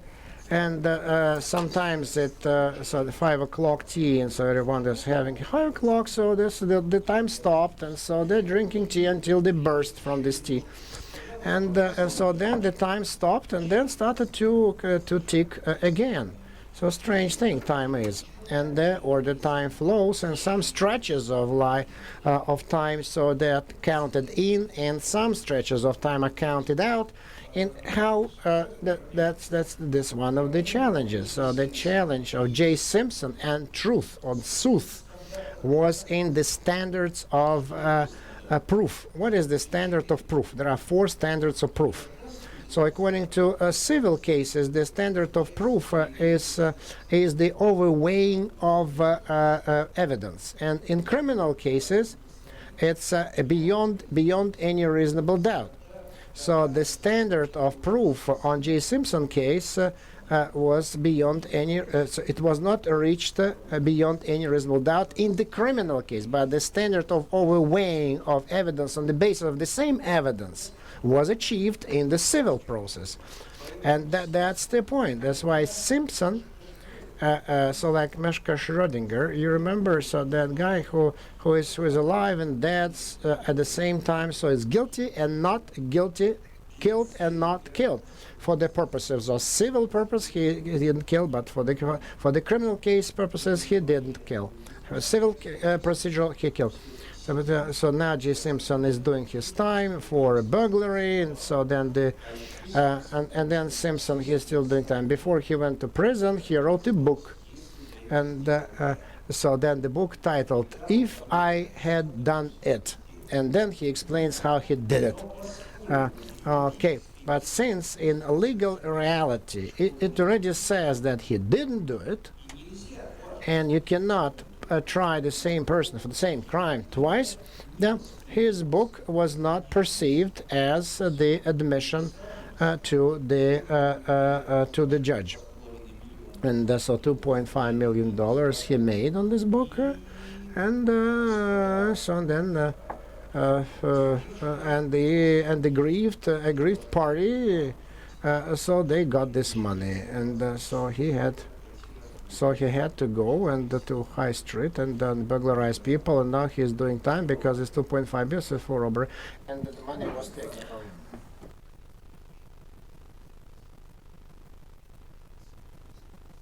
So I couldn't help telling you about the truth based on Russian reality. It's all nice with O.J. Simpson, and we try to interfere with that trial. Why we did so? We had some satellites, tracking satellites, and they spotted his car close to the place of accident. The judge, rejected that Russian gesture of goodwill despite the reset of relations. But we demonstrated that we can see everything with the help of our spying satellites. So the Americans were impressed. And here comes the Sushko case, based on Russian reality. In Rostov, Sushko, being drunk, smashed the head of his neighbor with an axe. Then he carried the dead body to a barn, covered it with wood, returned to his apartment and continued drinking. And that's where he was arrested. He was tried in the court of jury in Rostov, and at some point the counsel for defense asked to remove the jury and discuss some legal issues. The counsel for defense said that we should remove from evidence the blooded shirt, and the conclusion that it was the blood of the deceased, and the discovery of that shirt in the apartment of Mr. Sushkov. The judge asked why, and the counsel for defense said that it was the coroner who investigated the case, while the shirt was removed by the police. And there was no certified transfer, so it was the excessive authority. So that shirt is to be excluded from the evidence, and a judge agreed with that statement. Jury was brought back, the trial went on, so there was the cross-examination. And the counsel for defense asked the way the forensic were interviewed. The interviewed said that with such a wound, the blood is very flows as a stream, and just look at the shirt of the accused. His shirt he was arrested in was clean, and it was not spotted with blood. The jury went for counsel for discussions, and they returned in 20 minutes, and they said that they didn't found the accused guilty. That's kind of a lacuna. And so what about the sooth? From the standpoint of evidence, the jury was right. But from the standpoint of truth, probably the culprit was released, the murderer was released. But if the jury had functioned without evidence, if they had based their judgment on the appearance of the accused, it wouldn't be justice. It would have been something different. So, under the circumstances, my position is quite simple. The trial may not establish the truth, but it resolves the case. So, then the next step, perhaps judges are looking for the truth. So, just try to imagine how they work. Ordinary people do physical exercises in the morning. When judges, after doing physical exercises, they read the judgments or court rulings. And what is interesting for me in those rulings, actually, I'm interested in seeing how judges articulate the scheme of their statements. And I would differentiate between the four methods which judges use, and with the help of which a judge can make a criminal out of any person, of any accused.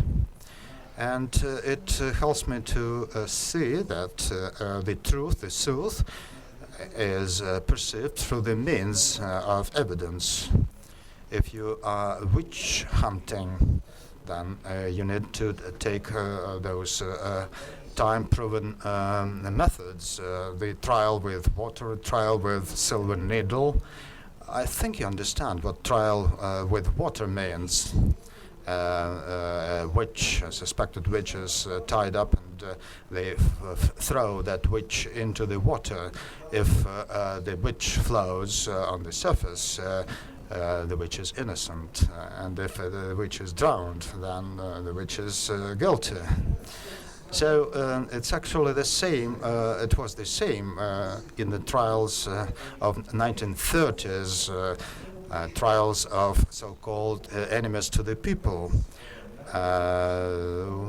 We can see the technologies applied there, and they enabled the police to find as many enemies to the people as they wanted to find. So it's us who built the truth and the truth. And it's also the case with journalists. They create that virtual reality, which becomes even more important than the true reality. And the electorate, they communicate not with the live nominee, but runner-up, but they communicate and see the images of those nominees and candidates. So the schemes that the judges sometimes use, it's the invention of motives.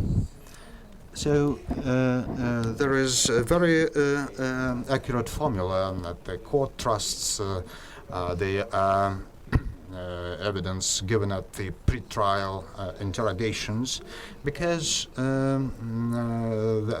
those admissions could be forced because of the wish of the accused to avoid justice. So just two men were drinking, and then one hit the other with a bottle and killed. And the investigation had to establish, or the judge has to establish motives. But they were drunk. What motives did they have? And the judge writes that, the accused killed the deceased because of the sudden circumstances, of antipathy. There is another witness who says that they were kissing each other and being drunk, and anyway, the judge removes the motive and says that that was the murder without any motive. So 20 witnesses tell the judge how the accused was drinking with them at a wedding ceremony. He was identified, and the judge writes that he trusts the police, who are not interested in the outcome of the trial, but we don't trust that 20 witnesses because they were acquainted with the accused. So 20 people is nothing, but 2 police, that's something that really matters. The other method is a kind of aggravation or exaggeration. Say there are 2 people who allegedly strangled a woman, put her body into the bag, brought it to an island in the Volga River and burnt it down. The coroner has the rope that was left on the neck of the strangled woman. And following the burning, there were some traces of sweat and fat. Forensic conclusion, the sample of the sweat were exhausted, fully used during the investigation. But we cannot rule out that fat and sweat belonged to the accused. Judge writes in the ruling The conclusion of the court confirmed that traces of sweat and fat of the accused are seen on the body of the deceased. So the forensic writes that we can rule out that those traces belong to the accused, and the judges writes that it does.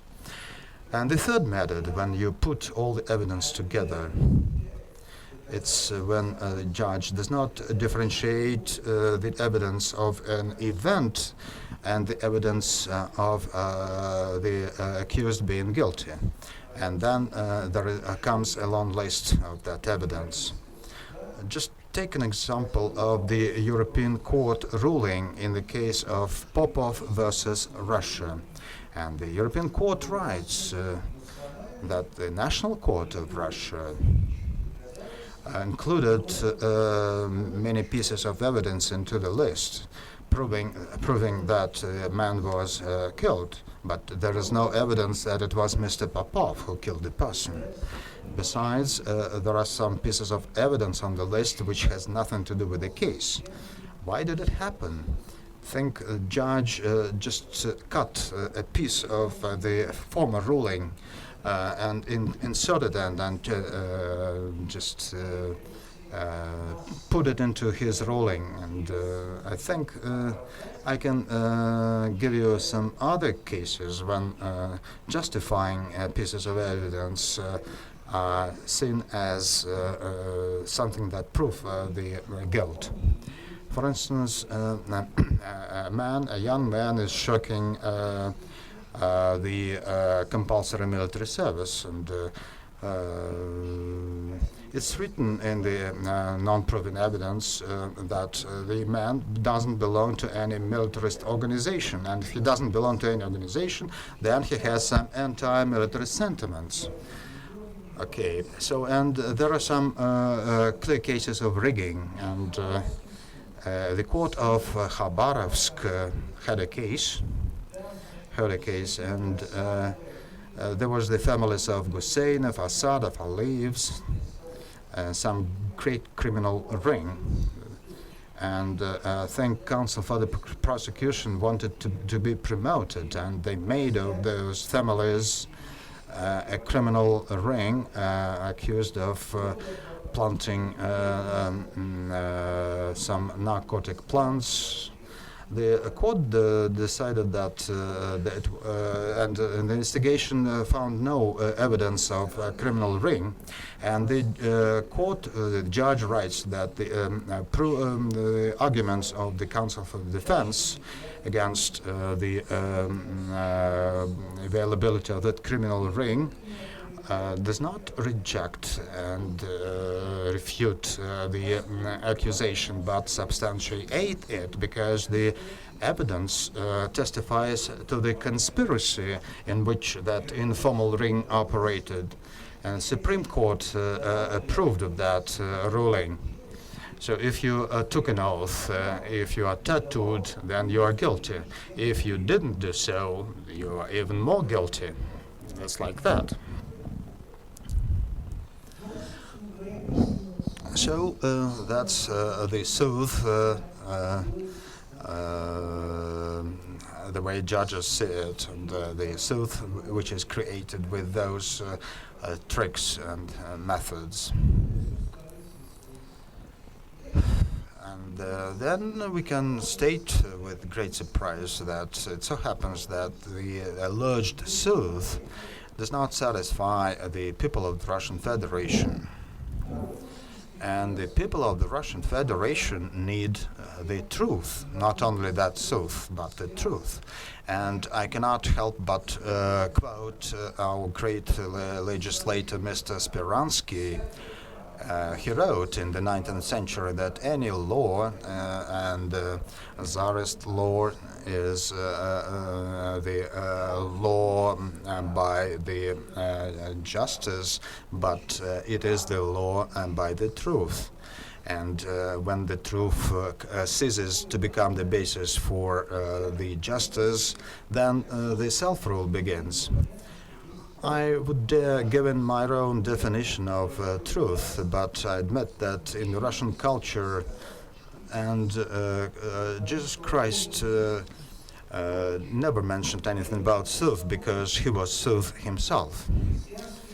And that's the reason Christian writers write that the truth is a traditional morality of the Russian people, that some special spiritual state when objective truth coincides with the conscience of the man. That's the truth in Christian way. It's the coincidence of the spiritual truth and the truth the Russian people see it. And if we stop being religious, if we take a secular approach, I would say that truth is just association of people's souls with some system of values, or that's the responsiveness of some soul, of the soul to some values. So you can keep on studying, learning some sciences, but there is no response in the soul. But then you hear something and your soul responses. And Turgenev has a great poem on that, about the truth and the sooth. It's about a young man that rushes into the room with other people, and he shouts that he opened the sooth. And he was asked what was the sooth. And he says that the angle of the fall is equal to the angle of reflection. And everybody kept on drinking tea.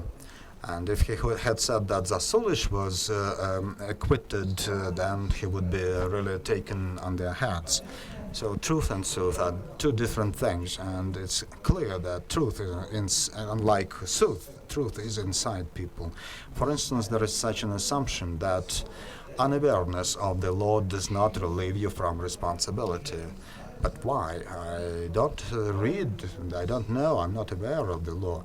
But that acts because the law is in your heart. Your brain may not know that law, but in your heart you always know that you cannot steal, you cannot wish a wife of your friend, and people may act cowardly and cunningly, but in their hearts they can always feel that. I understand that I should leave half an hour for Q&A, but still I'll give you one story. I heard a case of one policeman. It was mostly illiterate man. He couldn't write even appeals. He made primitive grammar mistakes, and he was tried for double murder. And that policeman, he loved his wife very much, but his wife, was not faithful to him. And with the help of his agent, he caught two suspected lovers of his wife, brought them to his apartment and investigated them and tortured them. And after he was tired with their boring answers, he began shooting at them. He shot to death both suspected lovers. Then he wounded his agent and his wife, who tried to take that gun away from him. And then a funny thing happened to him. That policeman called up his police mates, and he said to them that he killed two people. It was the holiday day of police, and those friends of him were totally drunk. And they answered to him that, okay, so please get sober. If you can't, please come to us and have another drink. So the policeman who did that double murder disappeared from the spot, but then his conscience didn't let him live in peace, and he really surrendered himself later on. And when I asked him why he left like that and didn't change anything, he said, I'm a policeman, I couldn't rig evidence, and so I couldn't change the circumstances than the evidence. So I think conscience is a mechanism which inspires us to act like the truth tells you to act. And it's not accidental that Roman Emperor Mark Aurelius used to say that every person is worth of something that he cares for.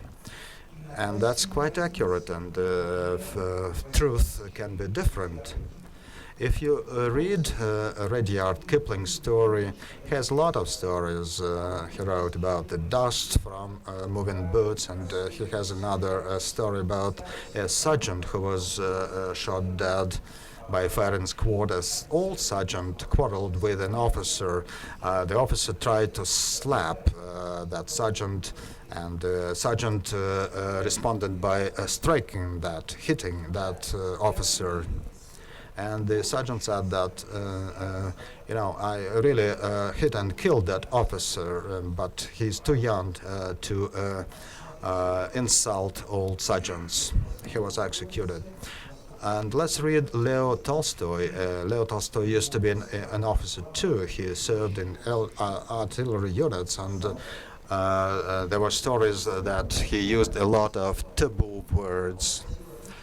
And actually, the purpose of Tolstoy saying that taboo words was that he tried to discourage his soldiers to use those bad words.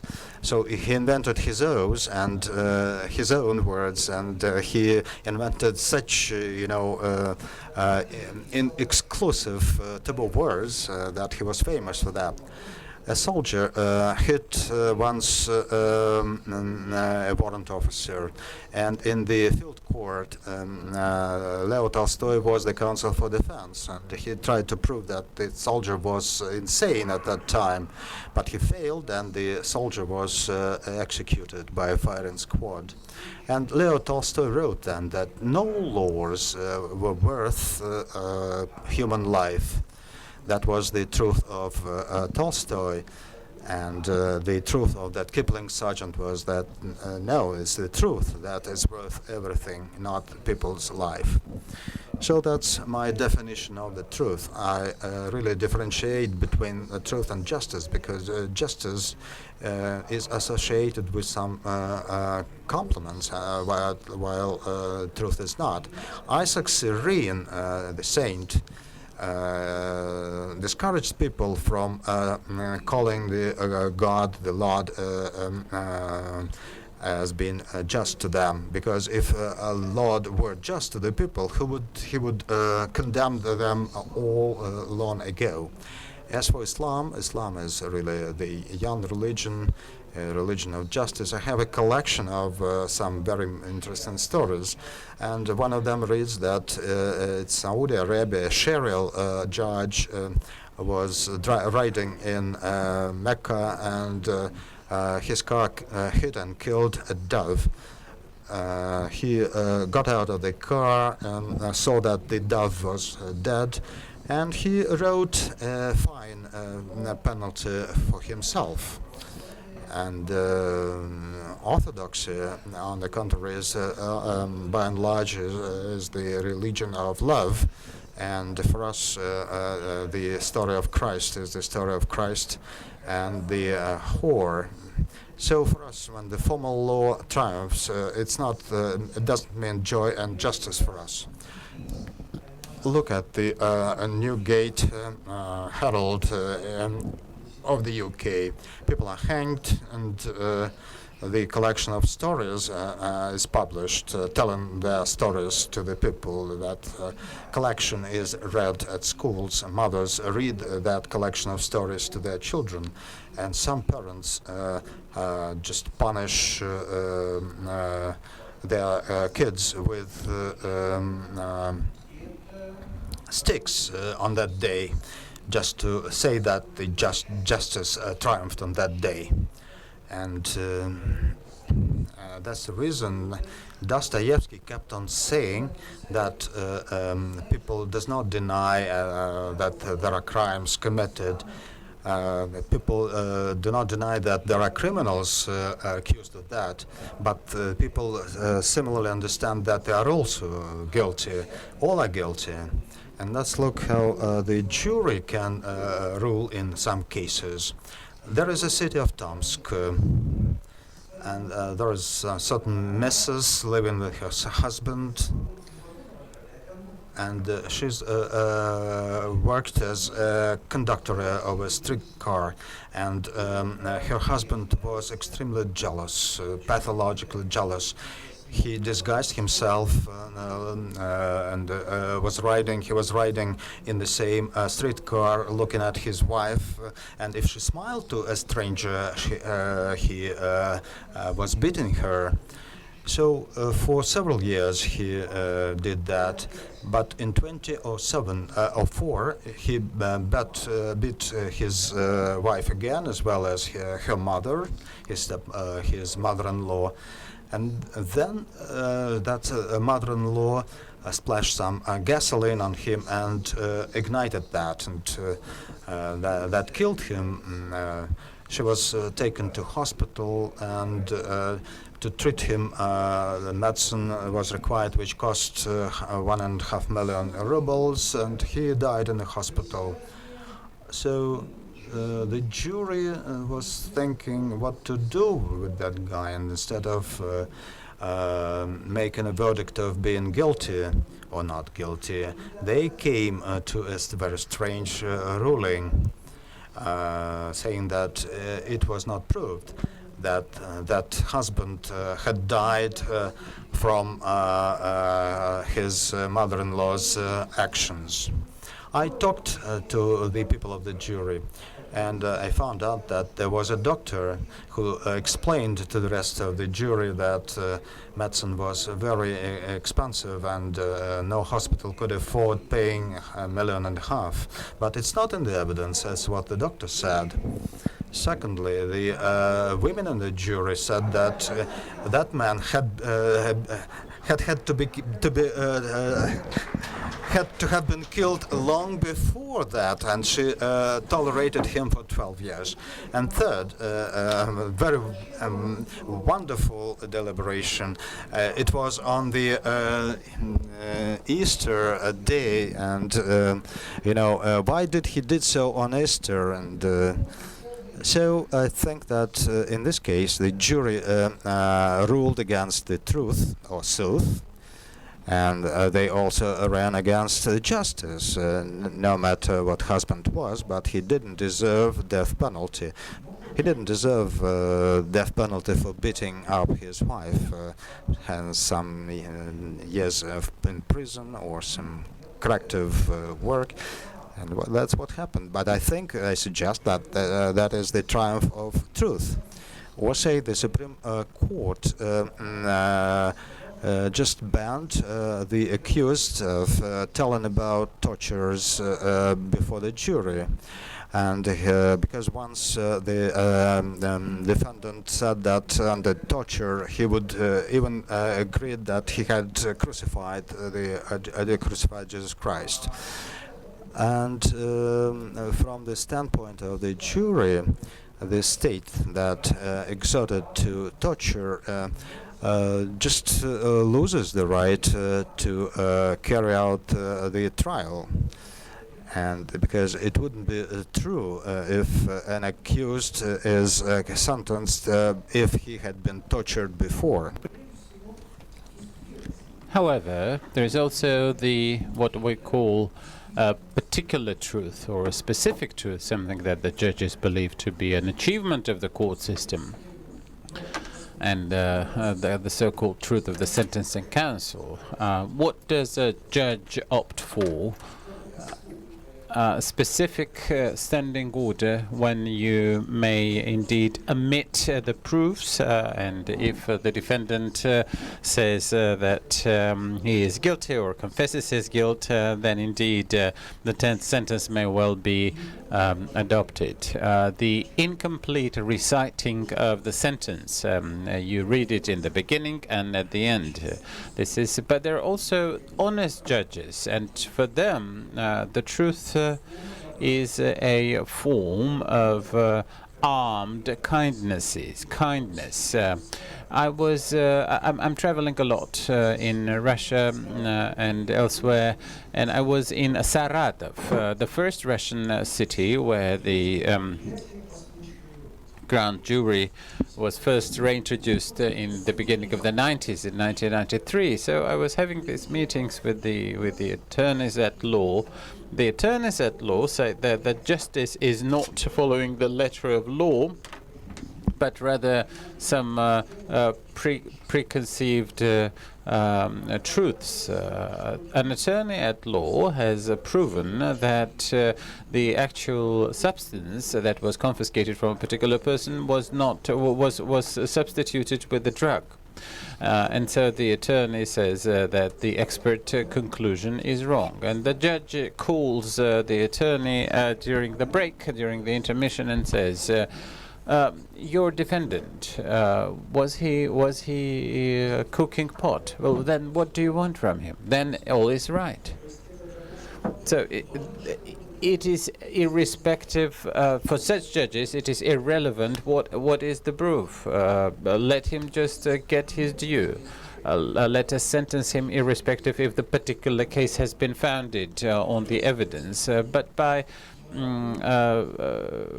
in conclusion, I would like to quote a strange method of trying to analyze the consciousness of judges by considering their creative products. There are some regions where judges are publishing their poetry. Their books of verse, and here it is very important to look at what is their versification efforts arrive at. So a judge of a regional court, that's a judge of my level,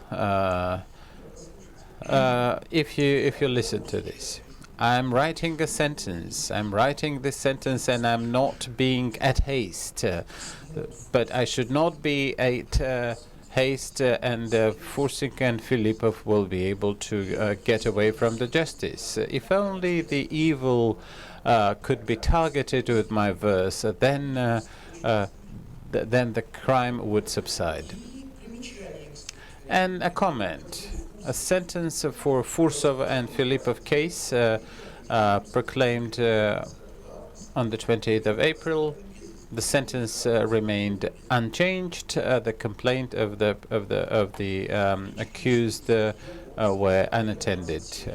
The judge said, "I have been a judge for 27 years. I have never acquitted a single person."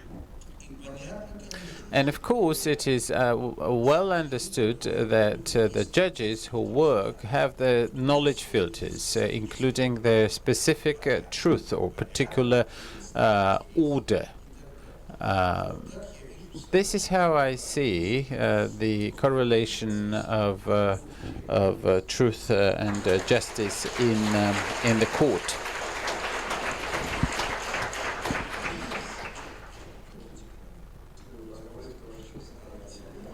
If you believe, will you preside over this? Yes, indeed. Now, what do you want from this country? Quentin Tarantino is at rest. Unfortunately, the British judge is no longer with us. She would have enjoyed it immensely, I think.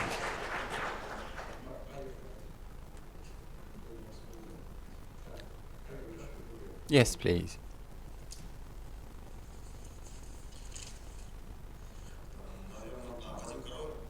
Mr. Korovin, the Tambov region. You might have heard this question a number of times, but let me still ask it. The statistics tells us for 2012 and 2013, the general statistics for acquittals is about 0.4 to 0.6%. The statistics for 1937 was 16 to 18%. Why? The question is.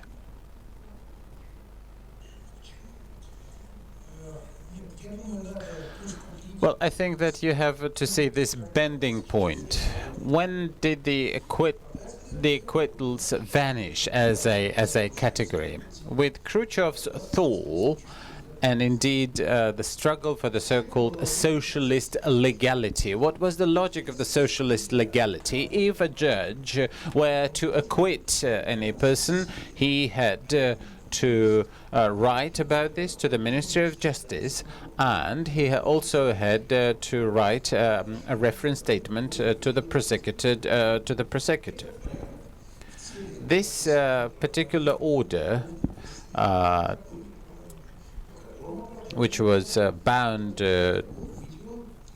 was introduced in 1953 and then in 1954.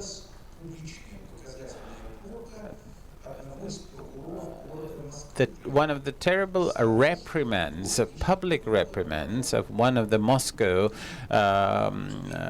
district judges when he was heavily and harshly criticized for too many acquittals. And of course, the judges and the prosecutors were members of one of the same party organization, the Communist Party organization. And even if that were not the case, the judges were drinking vodka and spending birthdays together with the Attorney General's office representatives, and so the judge understood full well that if he reports to the Ministry of Justice about the particular prosecutor on a particular case, then he would mar his relations. So by 1956, the number of acquittals went down to 1.5%, and then was going down. In the 1970s, the stability of sentence was proclaimed. The district judges in Moscow, in Leninsky, Cheremushkinsky, Oktyabrski districts, a judge from the superior court was placed. This person was to follow or supervise the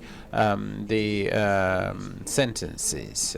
So these judges were calling the presiding judge, and the presiding judge was checking on the accuracy of the sentence. So the sentences are all very stable. The indicator of or the number of appealed and the satisfied appeals is about 2%. So we see no changes coming from the Soviet times. It is the same old story that we've seen from 1956. Mr. Khvostov from Saratov. What is the legal compensation for the mistakes of the judiciary? There are no mistakes of the judicial or court mistakes. If we're talking about the criminal cases, there is the notion of rehabilitation. When there is rehabilitation, then different amounts may be paid. There is no absolute threshold. I have known that cases when 1 month of arrest, non-justified arrest, might have equal to 100 ruble fine. Now I have known that 200,000 were paid, but the judge needs to deliberate. If I'm killed, my family will get 240,000 rubles. Why should I pay him more? A question from Poland.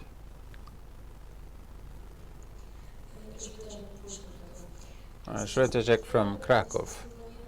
I do not quite understand if there is any hope for honesty, or the system in Russia is based on these very absurd notions, because it appears that we're dealing with a great level of incompetence, and I'm just is this more of a reflection of a very sad reality, or there is a good deal of humor in what you're saying?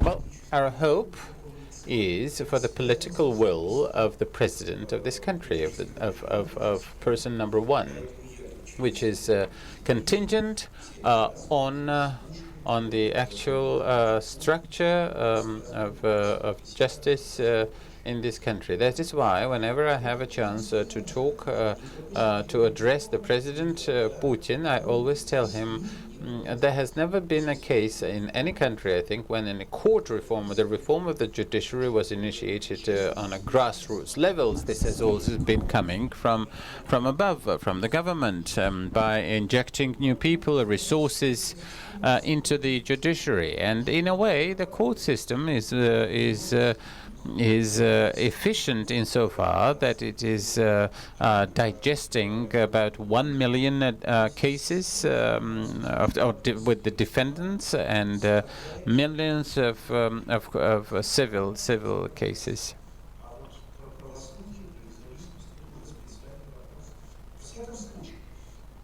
In any event, the sentences are predictable, and the concerned parties understand how they can get what they need.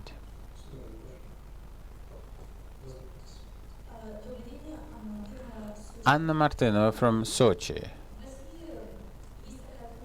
There's a tendency in Russia, in the Russian regions, in the Russian province, when the head of a municipality or a region talking at a meeting or some other closed-door meeting, when any urgent question about defending the rights of a municipality or a region is discussed, or when a region is a defendant in a particular case, there's often a phrase, I will call the judge and we will settle this. I will talk to the prosecutor and we'll see what can be done. What can be done to avoid such pressure on the courts? Well, it is possible to avoid the pressure over the court, because the courts and the executive are a part of the nomenclature. So the member of this apparatus may be the head of the FSB, or then go and work for the Ministry of Justice. Well, I think that at the level of municipality, it is very difficult to influence the court. I think one has to do it at the level of the governor. There, it is possible. And if the official says that he would call the judge, I think that he's bluffing. Usually, the presiding judges are being called, or when you go hunting with the presiding judge, nothing can be done except for one thing. When a particular question would be solved not by a judge who is only interested in getting a new apartment or a new car, but a representative of the people who sees the essence of the case in upholding the justice. So it is sometimes valuable to think about the honorary judges and the magistrates. The British magistrates are not paid. They're not salaried. They're not salaried judges. They don't need anything from you. A question from Armenia.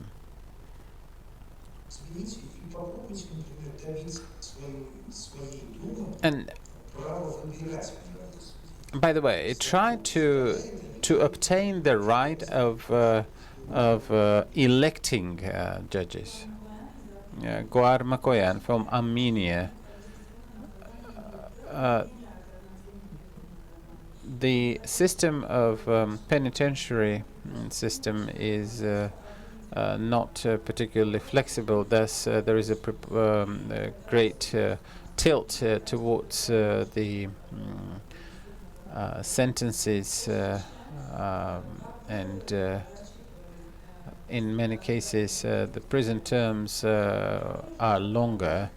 The penitentiary establishments are overcrowded. In what way and what mechanisms could be used for us to reduce this burden on the prisons, and what should a judge be guided by in terms of the criminal law if it's a traditional society, and do you believe that there is a connection between a lower level or reduced severity of a sentence and the reduction in crimes? Norbert Wiener, the father of cybernetics, wrote that one has to understand why do you need the criminal justice. Is it for restoring the justice, decreasing the crime, or indeed the redeeming? So a decrease in the burden or in the overcrowding of prisons could well be decided by the presidential will. When President Medvedev was saying that that the prisons are overcrowded, indeed the number of prison terms were getting less in number. The second point is the so-called restoring justice, when a response to a crime is, an offense is not a punishment, but a restoring of the fabric. Which is that you talk to the mediator between you talk to me. And the mediation service in the United States is quite sufficient and efficient in the small claims field for claims under $2 million and for the local offenses. And of course, the chief reasons, of course, for so many prison sentences is the extremely high number of the law enforcement agencies. You have to feed your law enforcement agencies with meat if you have such a high number of them. One other detail: the people live very poorly. The state is rich and the people are poor. So a typical system of criminal justice is the 23% is prison term, and the same number is the conventional 7 to 10% is a fine, and that's about it. So there is not much that people can pay with except for their freedom, because if a person is fined, if a person is fined and he or she does not have means to pay the fine, then he would be sent to jail eventually. Alexei Tupitsin from Irkutsk. How do you regard the lustration of judges in the Ukraine? Do you believe that this could ever happen in Russia? Well, I was in Kharkov less than a month ago, and I have talked and heard a lot about the lustration. Lustration is a good thing when it is timely.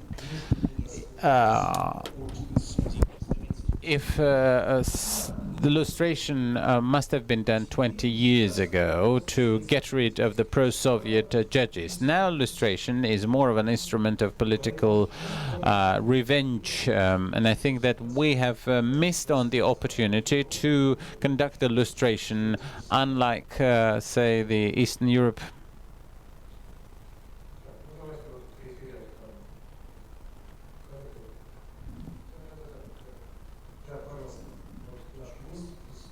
Our friend from from a country far away.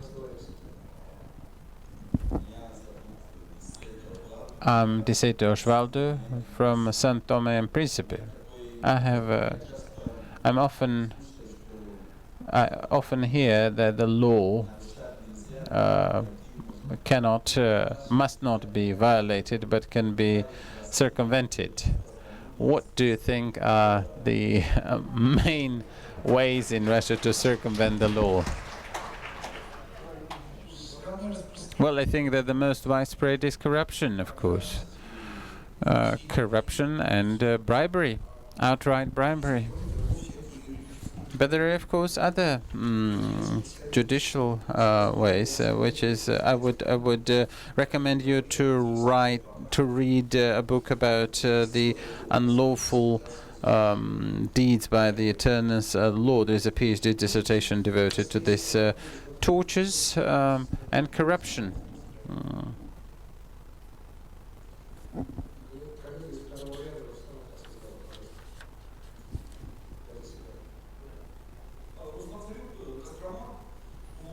Ruslan Tsuruk from Kostroma. Up until recent time, I was working as a chief editor-in-chief, and one of the regional departments in my region tried to take me to court.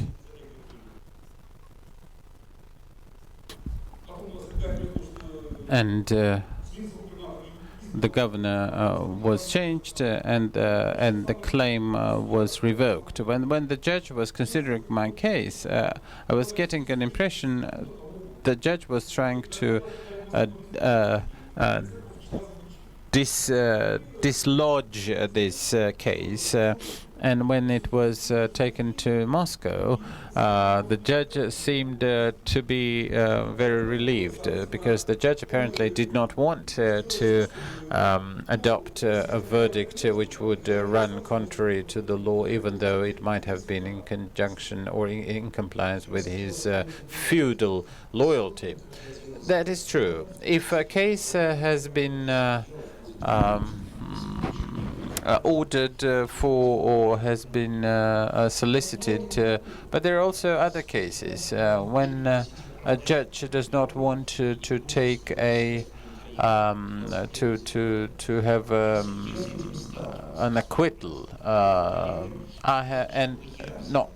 have come across such a case when a judge preferred to have me consider the case, not to acquit anybody. You have said that you're trying to take this your opinions, to the president of Russia. Do you have any feedback? Well, Mr. Putin always tries to get prepared for the meetings with his advisors. When I talk to him on the grand jury, he usually would say that that on terrorism cases there cannot be a grand jury. But why would women or the juvenile persons be relieved?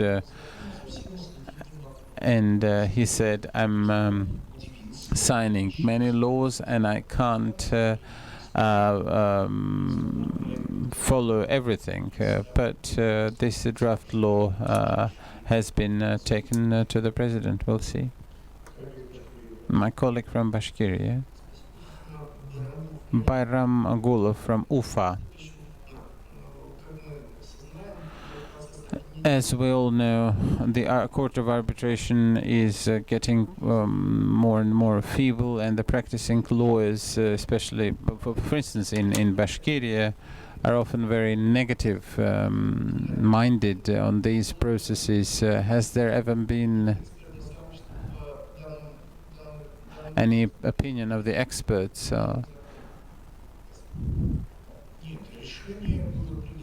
Well, the decision was taken spontaneously and without explanations.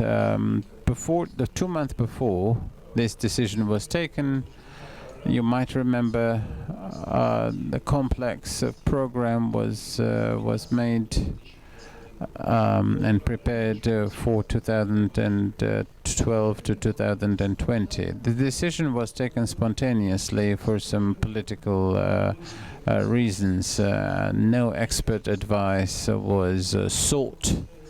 As far as the fact, what can we do? I think that you just have to take it. The only way for you to try and cope with this is that there will be most probably the instance of second appeal.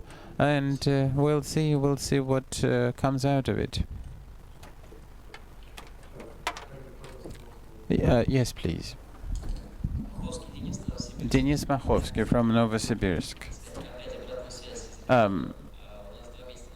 2 months ago, we went through the elections of the mayor, and Mr. Starikov's team was able to revoke the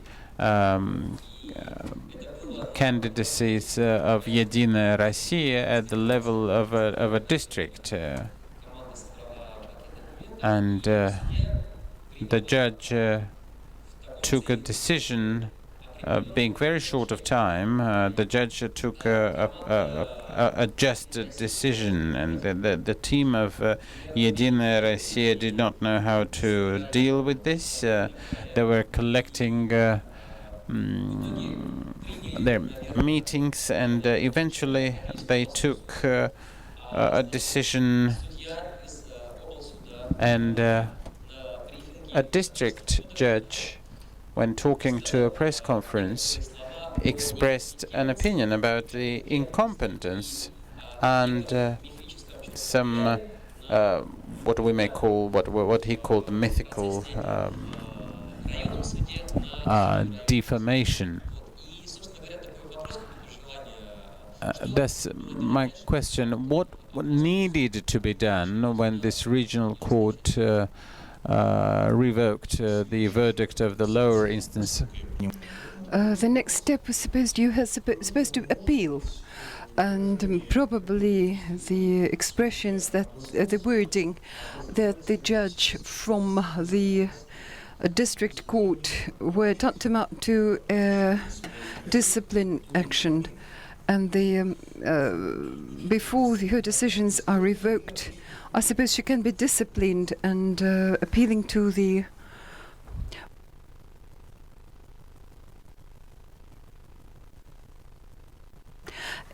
just two more questions. Thank you very much for this fantastic presentation and excellent examples.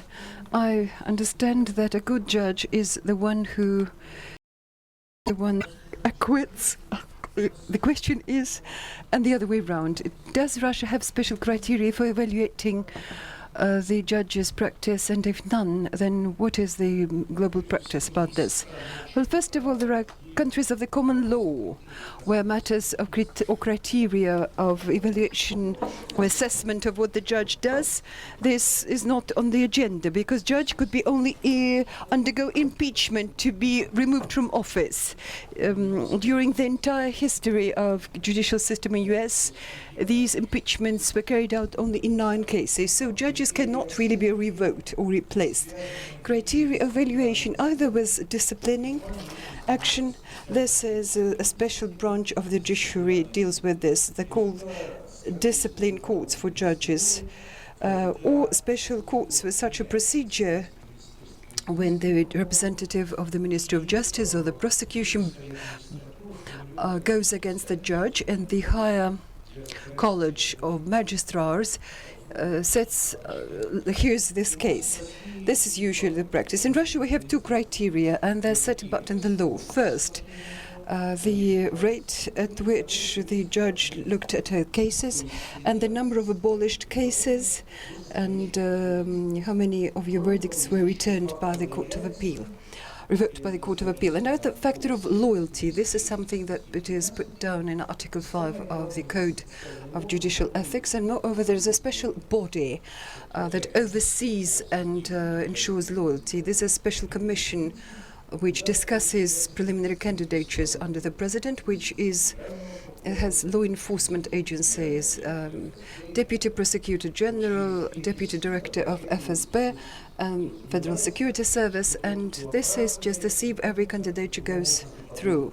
Anyone who acquits could be suspected of corruption. Probably a normal judge is not supposed to acquit, and this judge is not loyal to the law enforcement organs. This is the 3 criteria that are widely used.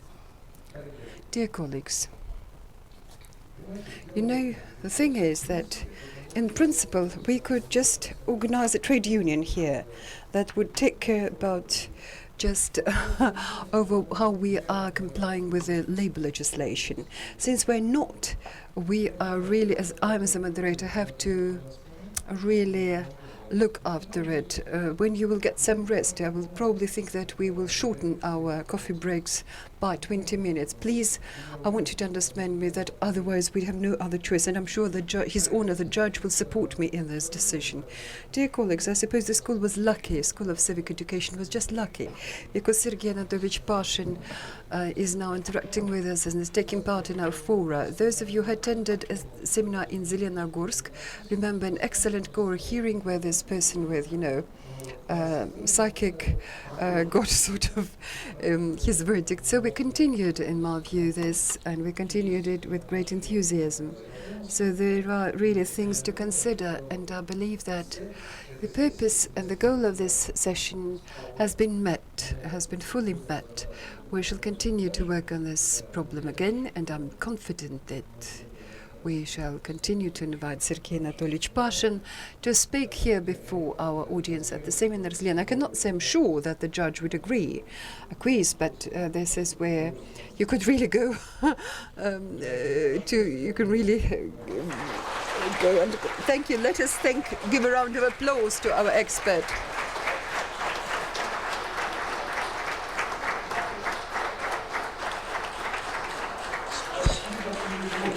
I wish to thank the interpreters. Dear colleagues, everybody is free. This is a standard joke, because this is what is the usual procedure in law enforcement. When they release you, they say thank you.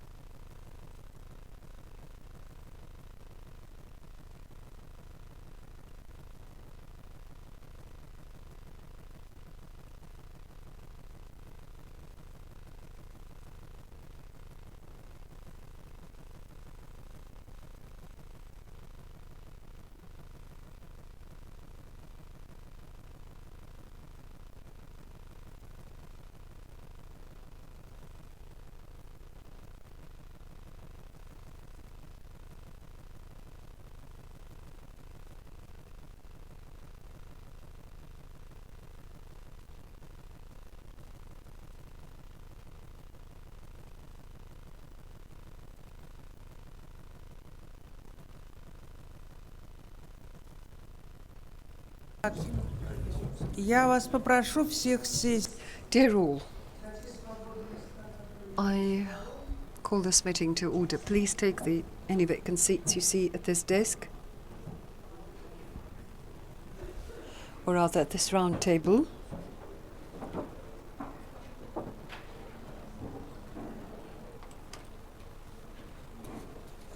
Well, can we, Marina, can we start? Well, first of all, for all of us, it's some strange way through Trans-Caucasus route.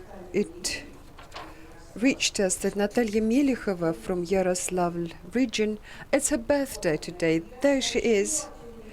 And I want, on behalf of this class, well, the Caucasus knew about it and we don't. But we shall somehow try to compensate for our ignorance. So Natasha, I wish to congratulate you and congratulate you on having your birthday in this excellent place at this excellent time.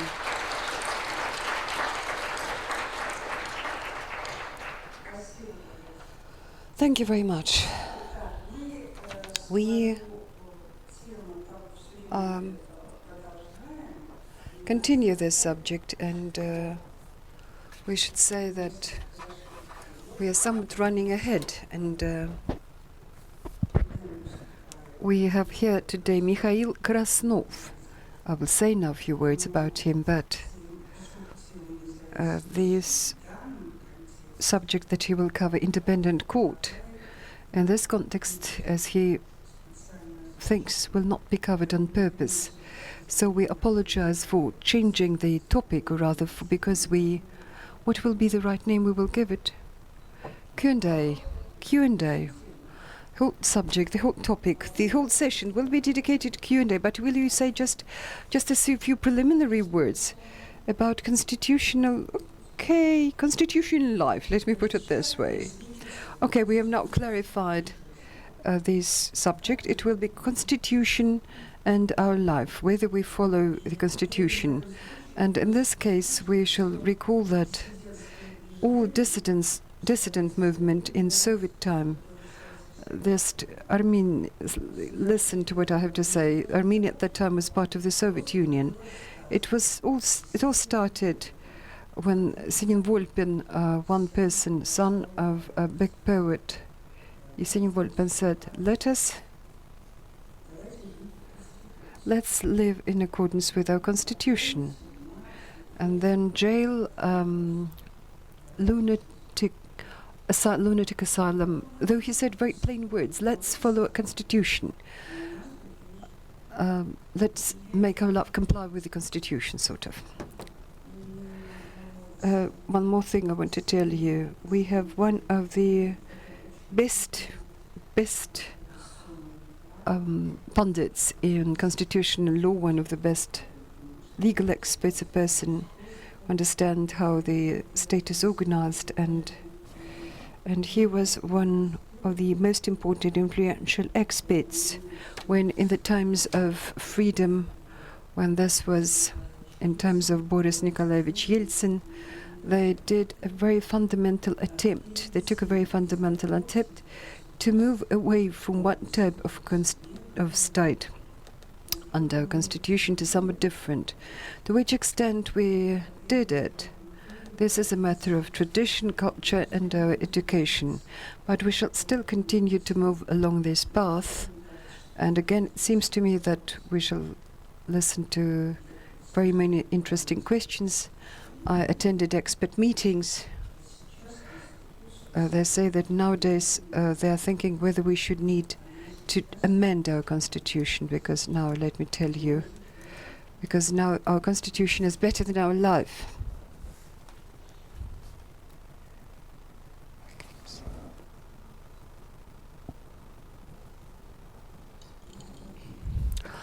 Well, honestly, it's not the best time of my condition, I mean, as a spiritual condition and physical condition too, because I'm just we attended. We're now running we are now running through the special competition between the faculty in my university where I teach there, where I'm head of Department of Constitutional and Municipal Law. In this sense, we have here people from universities, not necessarily, but from universities. Well, I mean teachers. No, students mostly. Teachers, students, okay. I would say that finally the High School of Economics, or rather it was one of the first universities in Russia to use a true approach to the to the notion of concept of competition, or rather application. 30% people were walk-ins, but certainly we have this matter that, although it's never even pronounced out loud, that preference is given to those who already work at the school, but it's not at every department and chair, and it so happens that people coming, just walk-ins, seem to be replacing those who are now holding this position. But again, I sit on the board of personnel board, and there's university and academic council. My spiritual condition is poor because, well, constitution is better than our life. And this is, I will say a few words about it. It's for good reason that I told you. Let's put it as Q&A, and this is how we arranged with the organizers. That I will just say a few preliminary words, and then you will just,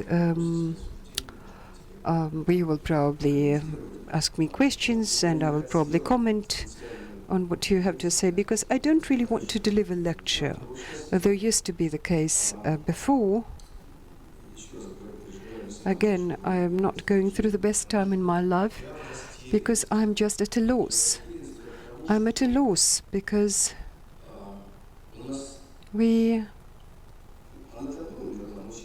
it died long ago, but now I especially feel it, that our political life is dead. It died long ago. Political life that goes along the watersheds. Are you for Putin or against Putin? It's not about political life. Anyways, this is the way we should understand it according to the Constitution and on its Article 13, which describes political and ideological diversity. I would like to move away from what Helena Mikhailovna put about Yesenin Volpin. The moral sense of the word, he was right. It is a well-known dissident's slogan. Observe your constitution. Mind, they say your constitution. But it's not about that. The thing is that there is a myth that is shared by many, if not all, overwhelming majority, including lawyers and specialists in constitutional law, who say that Stalin's constitution of 1936, was one of the most progressive and democratic constitutions, but given the system, it could not be observed and complied with. This is where I have to disappoint you, and maybe clarify at some point with you, is that the thing is that, firstly, it was not a constitution in the proper sense of the word to begin with. Because to call an act, this is the fundamental act, a constitution, it's not really enough. It's not enough. The French, back in the late 18th century, put it nicely in their Declaration of Human Rights and the Rights of Man and Citizen, if I remember rightly, Article 16, that ran, the Constitution can be named a constitution when it guarantees, mind you, guarantees, not just fixes, rights and freedoms of man and citizen, and has division of powers. It's not really quoting, but I'm very close to the text. If it's not the case, then there is no constitution. It makes no sense. The constitution is like a cage for the government, nothing more. And when they speak, again, referring to the things that already were pronounced, that the constitution is better than life, what they mean is something that is inherently present in us from its surveyed understanding of the constitution. Where I still remember the time, because I've been around for a long while, when I remember the Constitution Day as a national holiday on the 5th of December, Stalin's constitution, and the 7th of October. That was Brezhnev's constitution. In those days, what was being told by the Soviet propaganda, the constitution enshrined such and such rights and freedoms for us. Why is it that I'm saying that? First of all, it's not a constitution, and secondly, it was not democratic at that. If you look it up, and you can easily look it up on the internet, both the Constitution of 1936 and 1977, the constitutions of the Union Republics repeated the Union Constitution almost word for word. You will find in a section where it discusses political rights, you would see that these rights are qualified in the interests of building socialism, in the interests of society, in the interests of communist, building of communism or whatever. And who would determine whether it serves the interests or it doesn't? It's clear that the criminal code certainly had at least 2 articles which would punish for the wrongful words. Article 70, anti-Soviet agitation and propaganda, and 141, if I must remember them correctly. As for social rights, again, we had an interesting story. It enshrined the right to work, but the Constitution again enshrined your duty to work. I don't suppose you have to prove to you that there is a logical. If I have a right, then it's not a duty, let alone we had an article for idleness and for soliciting and for begging.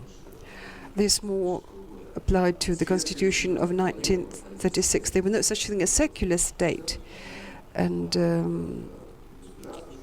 says that the state is divided from the church and freedom of conscience. But if you look at more attentively at that, you would see that people could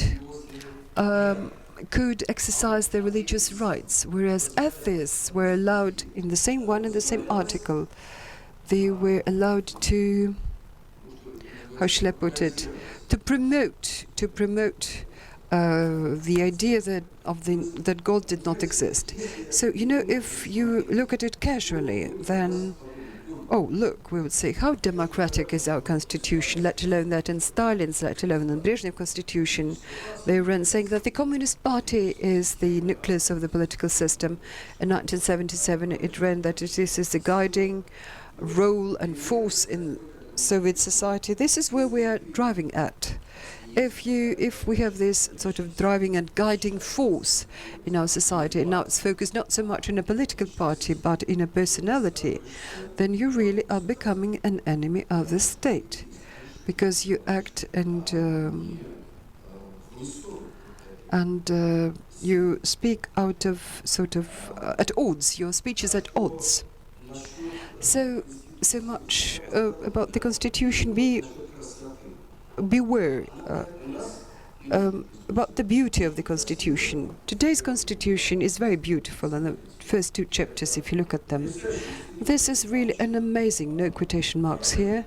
It's a breakthrough. It's a real breakthrough, and this is understandable because long ago they noted in research literature that constitutions are written so, like, as one Hungarian researcher put it, this is our fears are reflected in the new constitution, in the sense that whatever we wanted to move away from, things that we hated, this is something where we shall take away, delete from our constitution. And these leftovers of what we hated are very visible. There was something we could not even speak of in our constitution. Because in 1993, and I'd like to say that here I have next to me Stanislav, who remembers much better how the Constitution was drafted and how it became, in many ways, it was not really copied, but it is a brainchild of the non-adopted Constitution, which was born back in the late 1990s, the first draft, and then 1991, but was never adopted. Many things there are this sort of value-like character, that man is the supreme value and division of powers in local self-government, and all these rights and freedoms, including right to legal protection and protection of the court. All this remains in our constitution, but the constitution, although it's not scientifically correct to do it this way, but I strongly recommend that you should do it, since you, as an active and as a minimum potential political figures, so that you should, at the very least, you alone should not be fooled, and you should not fool anybody, because devil sits not so much in these articles about rights and freedoms, which certainly should be enshrined in the Constitution, and it's not about these general provisions that certainly deserve the place, like secular, democratic, rule of law, blah, blah, blah, so on and so forth. Devil sits in the chapters where we common people would just find them boring. How outside government works. Devil is in the system. How government works. This is where I probably stop. This is a problem where I really I'm defeated by it. But so that I should experience no cognitive dissonance, I try for myself, for my students too. To my students, I would try to tell them, look, I tell them that we would agree to call them people and institutions. You probably never think of it, but surely you may. Why is it that this is the way it works with us, that we have a certain personality whom we either hate with all our soul or we absolutely adore? This is where I'm very much alarmed by the outcome of the election in Egypt. There's only half of people voted, but say half of these 97% of those voted for. Look, it's a great starting point for further disappointment. This is a very dangerous thing. Why is this the case? In social psychology, they even have a term, Tsar-centrism, that is ostensibly typical of Russian people. There's a whole bulk of tomes of literature. I can't go by it. It's just a whole bulk of institutional economists, sociologists, culturologists, social psychologists, philosophers, and historians of literature that are dedicated to this. Why is Russia going back to where it started? Where does the wheel come full circle? And one of the positions is that, one of the viewpoints on this is that we are like this. That's the way we are. So the one specialist in cultural studies, for example, Igor Yakovenko, don't mix him up with former secretary of the Association of Journalists. It just says that it's typical of Russians to Manichaeism is a clear division between two equal centers. This is the darkness, this is the evil, and this is the light. Probably you may have heard at least two films, although there is a whole line of films dedicated to, like, Night Vigil and Day Vigil. Mind you, there are two equally omnipotent forces that are at play and they're fighting. This is pure Manichaeism. And what he says is that this is something typical of us. This dualism, where like this, and this is our picture of the world. We have enemies all around us, and here we are, people who are all in for light. I won't go deep into it, it's a whole theory. Or say Kirdin from Novosibirsk. He several years ago published a paper saying that Russia, there are two matrices in Russia, X and Y. I don't remember where he placed Russia, but it falls within the matrix of this patriarchal and archaic matrix, and there's no way for us to go. We can escape it, but gradually. But how can this gradual, incremental, this is my question as institutionalist, how can we creep out and crawl out of these archaic metrics? Or there is a theory of institutional and constitutional economists. Auzan, Alexander Auzan, a brilliant, he's now dean of the Department of Economy. Yes, when he arrives here, ask this question from him. I do not argue with him. This is idea of a track. Again and yet again, yes, the track is certainly there. There is this notion of previous history, certainly it influences us. But how do you get out of it?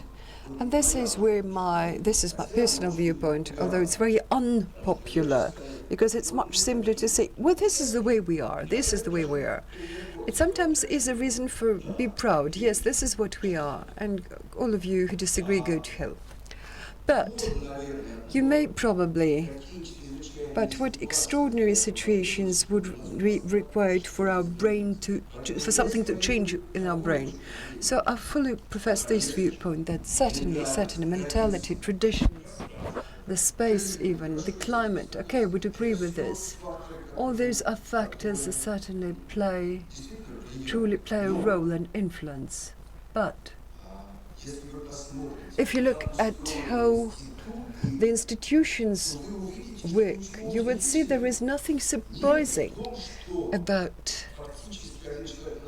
that. In point of fact, it's almost one person. I somewhat know it from within. In point of fact, it's not one person. It's around him there is a certain benchmark, reference group that determines it all. Whatever is important for us, even existential sense of the word, some things. Some people may say, okay, what's so bad about it? Look at the Duma, let one person determine what happens. This is probably, would be nice, abstract sort of, if we approach it from an abstract perspective. But if we have it, then we shouldn't complain of arbitrariness, about rotting or decomposing of the most sacred institutions, I mean institutions of law. The same, first of all, there's same court. They are decomposing and disintegrating. And they're disintegrating, they continue to do so. I assure you, they will continue their disintegration because they will work, and they have been working, not following just by somebody's order, which is such primitive understanding. For example, somebody calls a judge and tells, look, return this verdict and acquit that person. Certainly it doesn't work this way. The workings are more sophisticated. Moreover, some judges, some catch the sort of atmosphere, catch the some perception, especially in cases on, say, violating voters' rights, for example, when you have to decide whether the election took place or not, are they to be perceived as valid or not, let alone what about police and law enforcement and so on and so forth. Well, so this is how the system works. You may say, yes, but why does it work this way? And this is certainly where history matters, but I won't take long about this story. But this is how it happened. That the conflict was certainly there. In many ways, it is based upon our constitution. My article is still in print and in the journal Constitutional and Municipal Law. The conflict was enshrined in the constitution. I'm not going to justify this picture.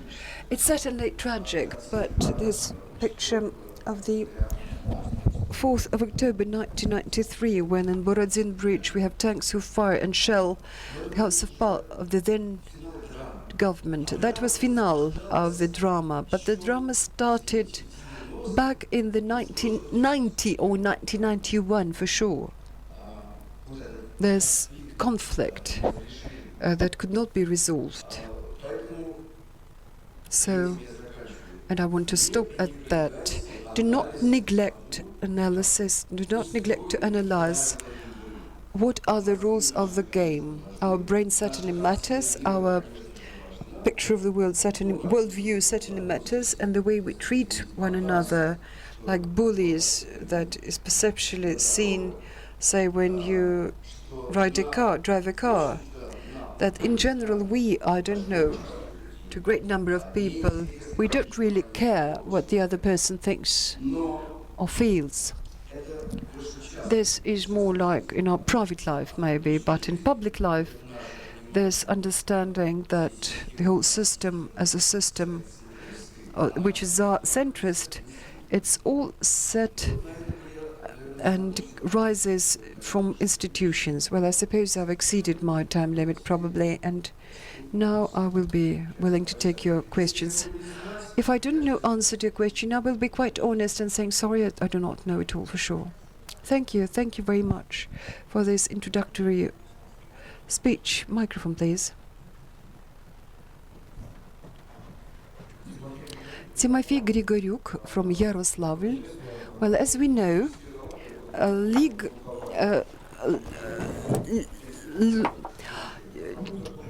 jurisdiction, it's all about interpretation of the law. Constitution is the fundamental rule. The matter is about interpreting the Constitution. It's only the Constitutional Court that can interpret a Constitution.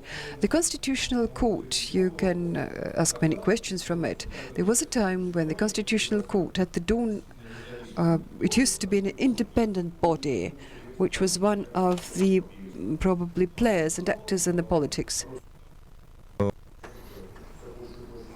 And so Mr. Zorkin is the head. He's still there, but now the Constitutional Court is de facto is a kind of a executive body, almost acts like one. In your view, is it possible to return to the Constitutional Court its independent role of the third power? And is it possible? Is it doable without the reform from above? Because Mr. Pashna was saying that no judicial changes are possible without the reform from the top. And as applied to the Constitutional Court, what needs to happen? So the old head needs to, the chair should die, just a new one should replace him, or some drastic change, judicial change should occur before the Constitutional Court becomes again one of the sources of power, centers of power. I agree with you wholeheartedly. And in 1995, I was appointed aide to President Yeltsin. So it was not this official aide on legal issues, but I knew that I was supposed to advise him on legal issues. And in one of the interviews, I said that the judicial power is the most important. I remember the structure administration was completely different. So the first aide. So what are you talking about? So he kind of criticized me. So because the top power is Mr. Yeltsin here. It's not the judiciary. That I think that the most important power is the judicial power, the judiciary, because it's the judiciary that could educate or re-educate all other branches and all other authorities, all other powers, certainly the Constitutional Court, first and foremost, because we had a problem once, we had a problem 2 times, 3 times, and then they would understand that this decree makes no sense to approve. So this decree makes no sense to propose because it will be judged as unconstitutional. So that's why if the judiciary becomes independent, then they will think twice before they develop and approve a questionable decrees of questionable nature. And then the Constitutional Court. So because in your questions there is some answer because the Constitutional Court was one of the subjects, political units, constituent components of the former power of Russia. And the Constitutional Court, someone wrote about it. So it was born prematurely.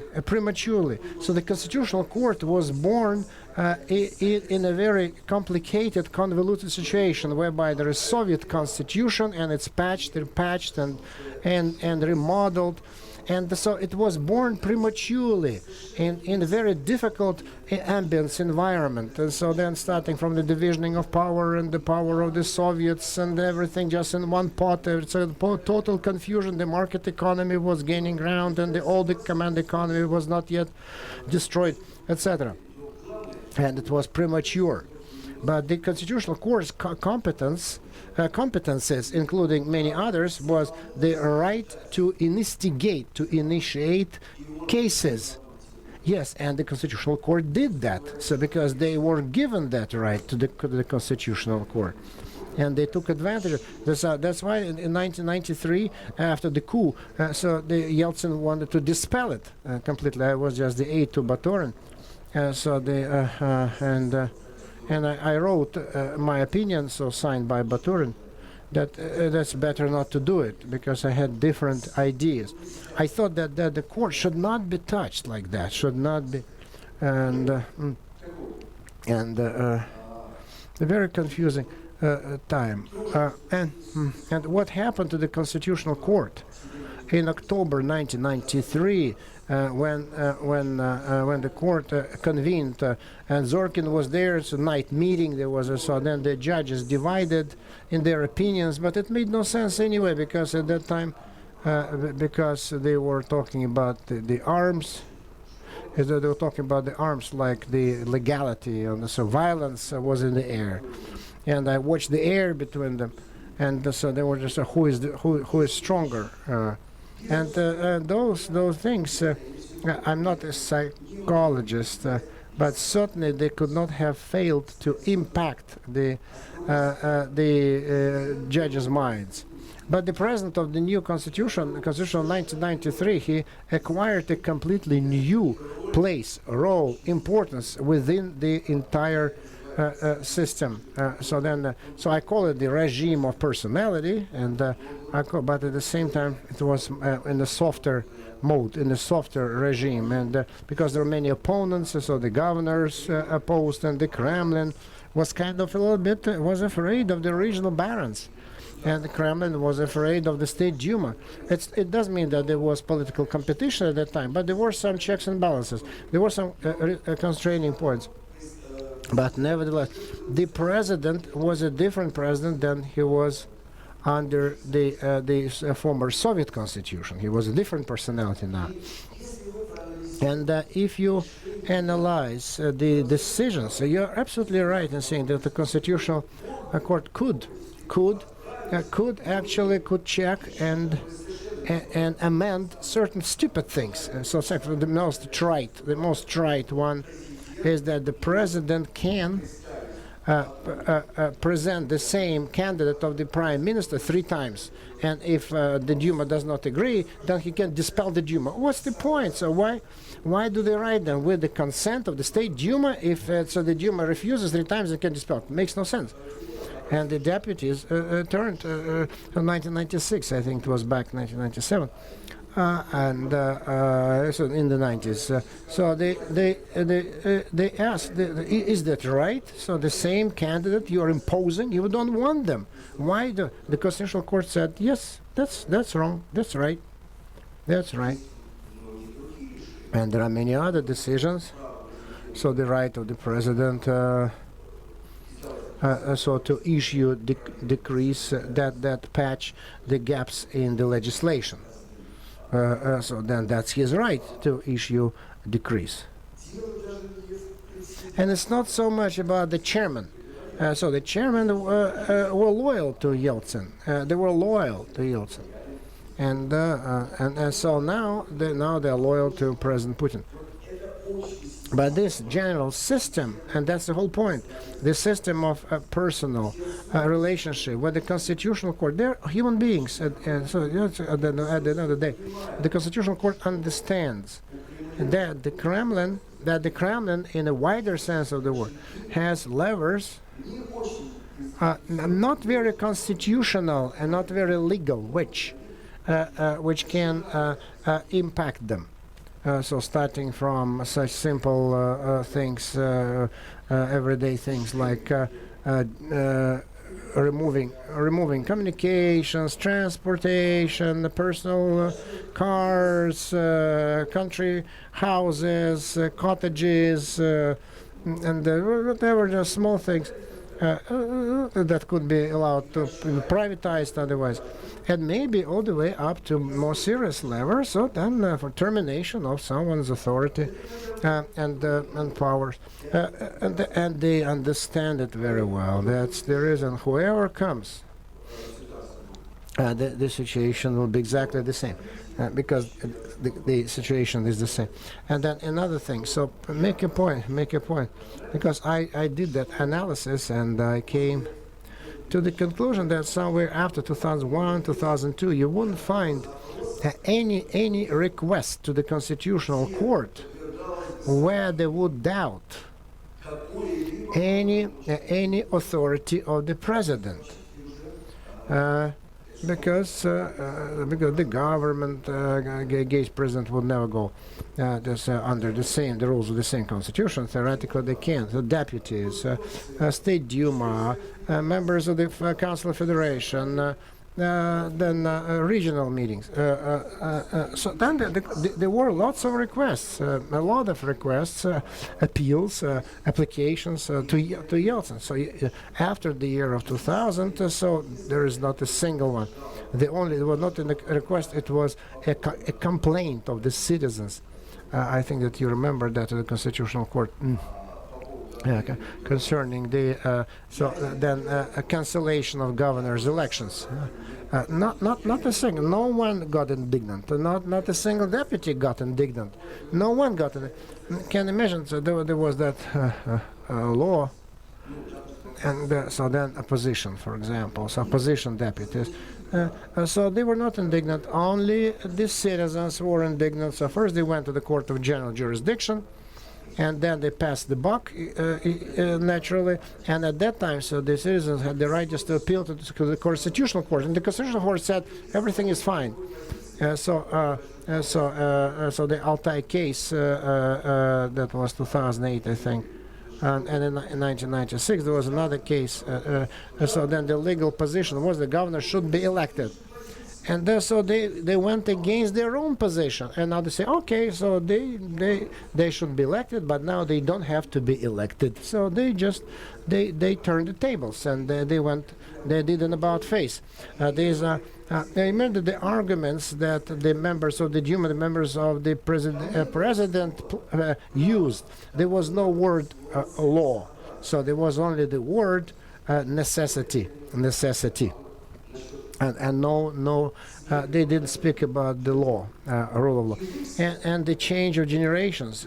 It is not going to take place because you guys, because you need social elevators, because you came here, so certain political ambitions, economic ambitions, and this is good. This is great that you are ambitious, but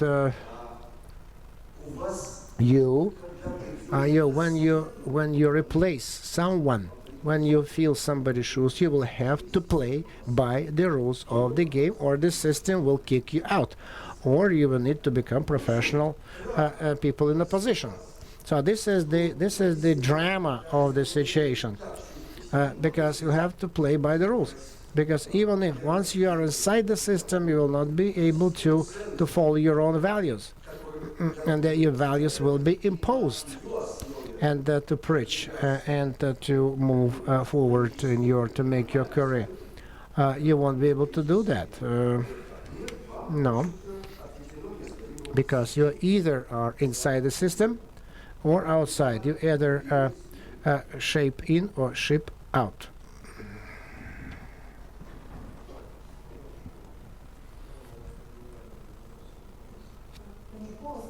St. Petersburg, Lashko, a little comment, and now you were saying that the judiciary power is the most important. So there was this textbook, history book, and so there are only two branches of power in Russia. And only after many calls. So what about the judiciary? So legislative, executive, and judiciary. And so in the textbook there is only two. And even in the textbook, it's very telling. And so then the history of Russia is closer to federation. To what extent it's how far away Russia is from federation? And what does it take to bring Russia in conformity with the federation principle in the constitution? That's a good question, but it's good for the entire lecture.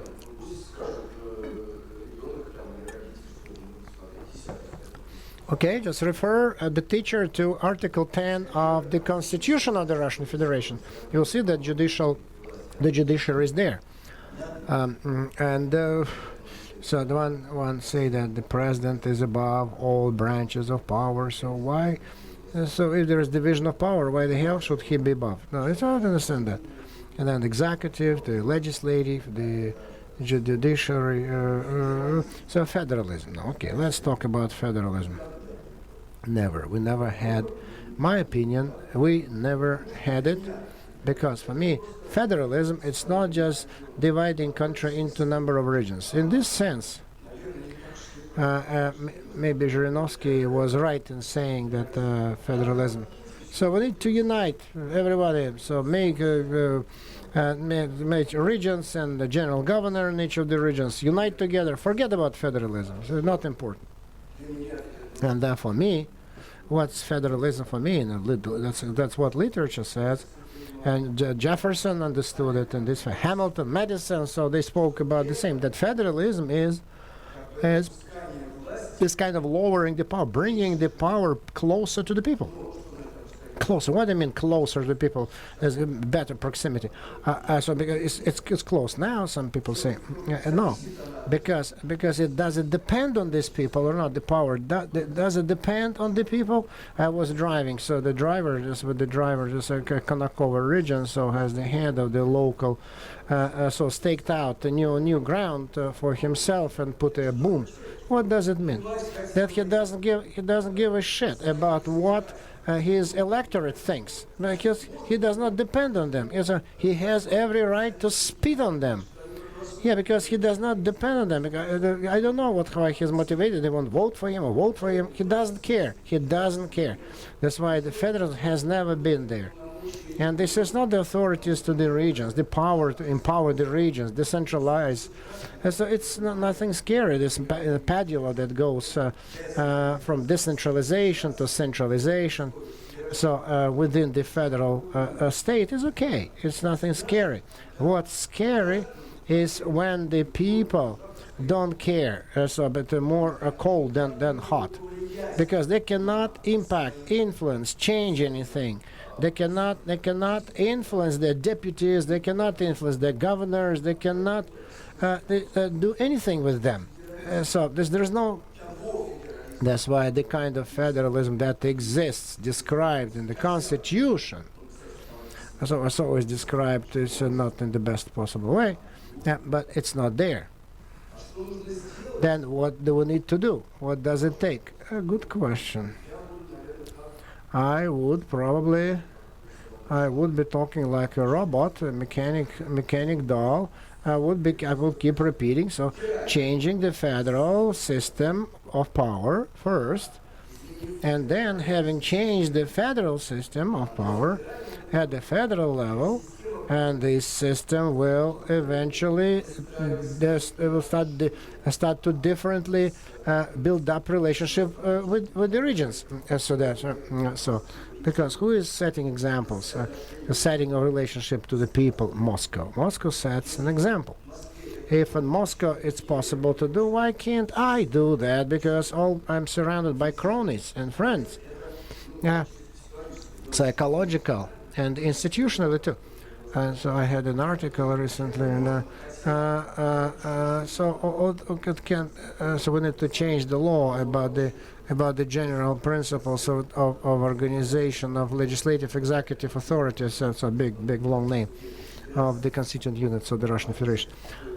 What can be proposed? So even under the existing conditions, we can introduce the parliamentary system at the regional level. So introducing the parliamentary system at the federal level in all Russia. I'm afraid. So then there are some opinions to do that, but I think it's dangerous because this mentality has its implications, especially in such a big country as Russia. As soon as in the regions, in the present day, in the present status of the regions, and the way they are now, once they fail, but the Kremlin is not a boss. Yeah, so you have parliamentary, it's a coalition, agreements, but there's no boss. One strong leader can hammer the table and send troops. No, there's no such boss. And then, so the country may start to disintegrate. And the ability of different parties to communicate, to agree, is very limited. And so like the stallions who stayed in the stable for 2 years, and they became feeble, and they were growing fat. So the parliamentary system cannot be introduced at the federal level today. No, but at the regional level, under the auspices or under the guidance and protection of Moscow, the federal power, that would be very logical to introduce parliamentary system, and that would influence the federal power.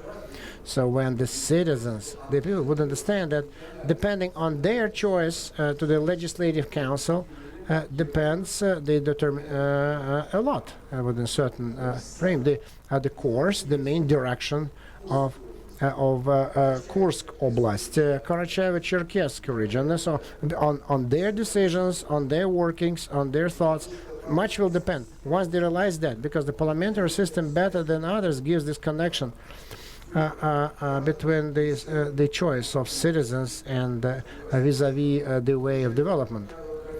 And so then it's coalition government and the constituent units level that influence the political conscience of people because there were no laws. I call it some kind of bully attitude. Because people just out loud, they speak. So we are in the majority and we're going just to make this law. They don't understand the basics of parliamentarism because it's a cauldron. So to put together and to mold together different opinions, and it's a melting pot to melt together.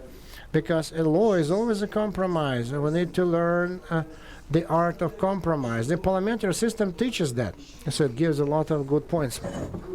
And this system could be introduced at the regional level, in my view.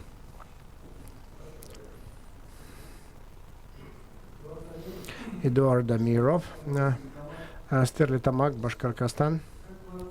What's your attitude to the initiative of the Deputy of State Duma, Evgeny Fyodorov, and his group, his team, the preparation of the new draft of the Constitution to strengthen the sovereignty of Russia?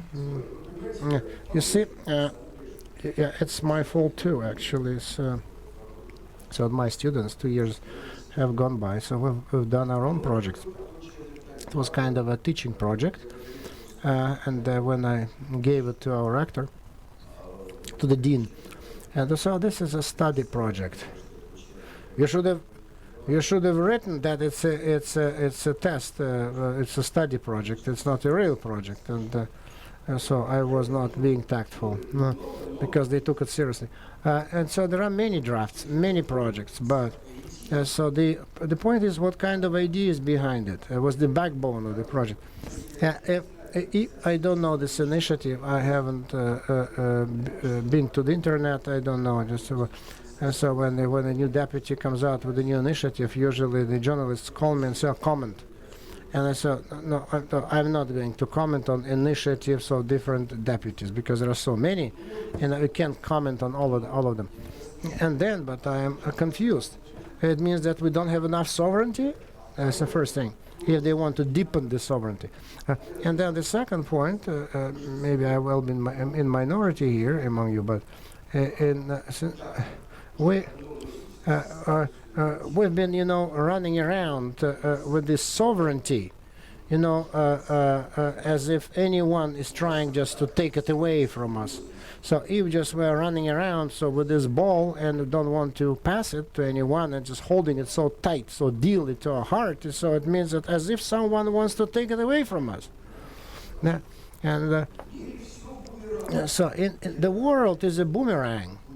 And sooner or later it will come back as a boomerang would do. And I don't know, that's for the sake of sovereignty, should we develop a new constitution? I think that everything is fine with sovereignty, and then President by Article 80, he is the guarantor of the constitution, because it guarantees the integrity, blah, blah, and independence. It's all there. Of the country. I think it's good. It's all there. It's reflected in the Article 80. Article 80. And then I do not think that this initiative will be supported because this constitution at its basis is good. Everyone is happy with it. Everyone is happy with this constitution. It's a good constitution. And it's not accidental that we witnessed in some amendments, so then increasing the terms of power, so duration of power. So there was one amendment, and so let's extend the presidential terms in office, and then there was another amendment, so another norm whereby the government reports to the State Duma annually, including on issues of interest to the State Duma. But this is empty, nothing. So there's an indicator. So the journalists, a good indicator. So when our president, our premier reported, so Putin was the premier. So when he reports to the Duma, it never evinces any stir like the presidential address, because I think it was stillborn, empty idea. So because a report is a report when you can take some drastic decision. So for example, so to impeach the government or just because if the president does not want just to retire its government, so no one can do that, and the Duma cannot do that. Yeah. And so then this voting of distrust. They voted first against, then the president can retire the government, right? May choose not to, but if they voted, they distrust the government for the second time, then the president either retires the government or dispels the Duma. That's it. That's kind of an issue. That's the reason why they said no one. So that's why we never had any instance when they voted against the government, and which would get up to the second phase of this vote, because they were afraid to. So the Constitution, so those chapters, they're there, and let them do. So they can play fast and loose with them. And it's not in the way of the authorities as well. And then certainly the unification, the merger between the High Court and the Commercial Court of the Russian Federation. That's the second thing. If something were in the way, then the amendments would be different. Or there would be another amendment that 16 persons of 16 persons appointed by the president would be in the Council of Federation. But it's a sinecure. It's an honor, like in Uzbekistan. So 16 people just who are appointed by president, and they're in the top chamber. This is upper chamber. Same thing. It's not important. Yeah, because the Constitution is not in the way of anyone. Everyone is happy with the Constitution.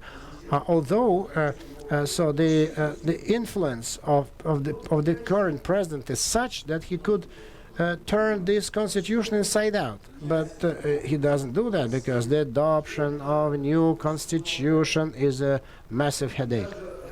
And even the radical changes and amendments, the headache as well. Unlike our many, not all, unlike the former Soviet republics, Union republics. I analyzed very interesting picture. So this about the brains and the institutions and the mentality. It's a very interesting picture. Certainly there's no direct correlation, but there is some correlation. I can tell you in confidence that there is no personal regimes. So maybe there's little democracy there, for example. Maybe the country is poor, but there is no personality regime. That's true. No, in Armenia, in Georgia, Kyrgyzia, and in Ukraine, it's much more convoluted. But there's no personality, Russian personality cult. It's not there. And why? Because in little things, the devil is in the details. So the power is organized differently in Armenia or in Kyrgyzia now. So the president institutionally, now I wouldn't say he's very strong. He is not, because he is tied. His hands are tied related to the elections to the parliament, and that limits his authority and power.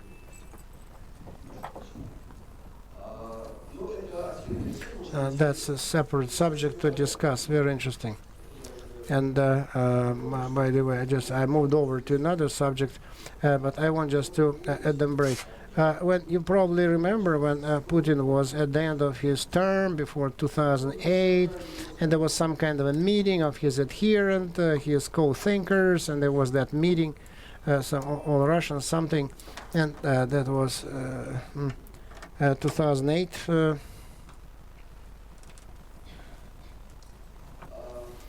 And then there was a seamstress from Ivanova, and a weaver, and she was very sincere, open, and it was not a set-up job, put-up job. It was so natural, because the atmosphere impacts behavior, a person, certain nervous type. Think up something so that Putin could stay. Think up at least something so he could stay. That's what she said from the bottom of her heart. And you see that many Central Asian republics, we can observe that, and by the Russia as well. And so there are restrictions and constraints as well. But Nazarbayev has been in power for 24 years, Karimov is 24 years in power. Why Rahmon is there since 1992, 1991, something like that, long time. Lukashenko is so the new presidential model appeared a bit later, but it's almost 20 years in power. Why? Why is that? So that's the issue about it's all about democracy. Everything is so democratic, and it's not. As soon as the term is up and it's coming up.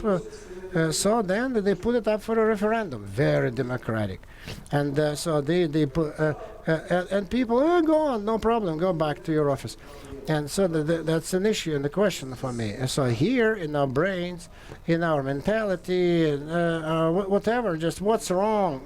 It doesn't click, or we're afraid that someone else may come in who will be worse than the previous guy, or we're afraid of turmoil, public hostilities, many questions. I don't know what we're afraid of, and we need certainly to develop these ideas, because even Russia, in my view, so looks a bit better than our former neighbors. So I don't think that constitution is to be amended, only if something radical happens. Let's move on. Your question, please.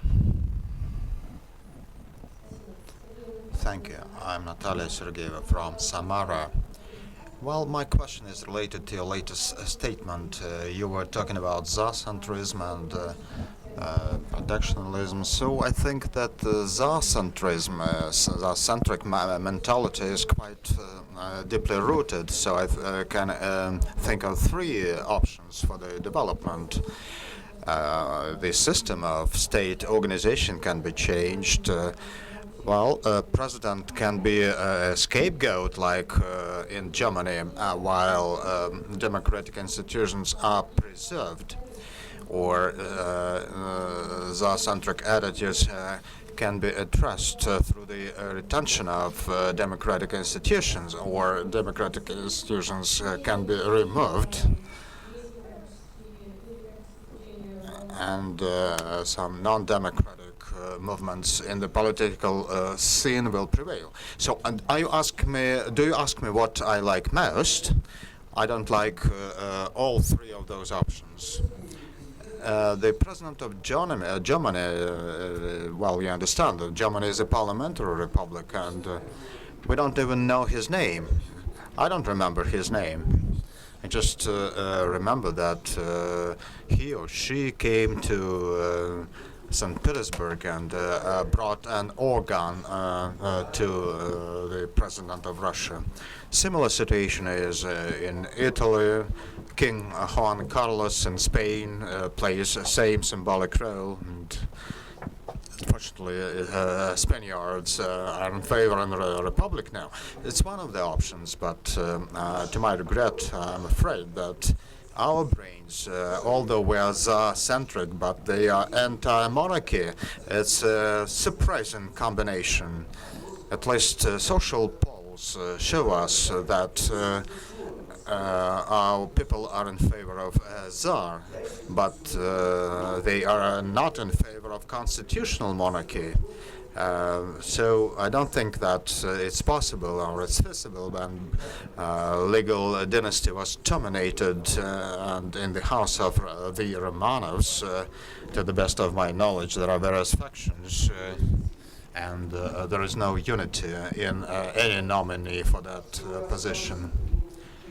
And the third option you mentioned, you say that probably we keep on developing like that, no democracy. Somebody else would think for you and just enjoy your life.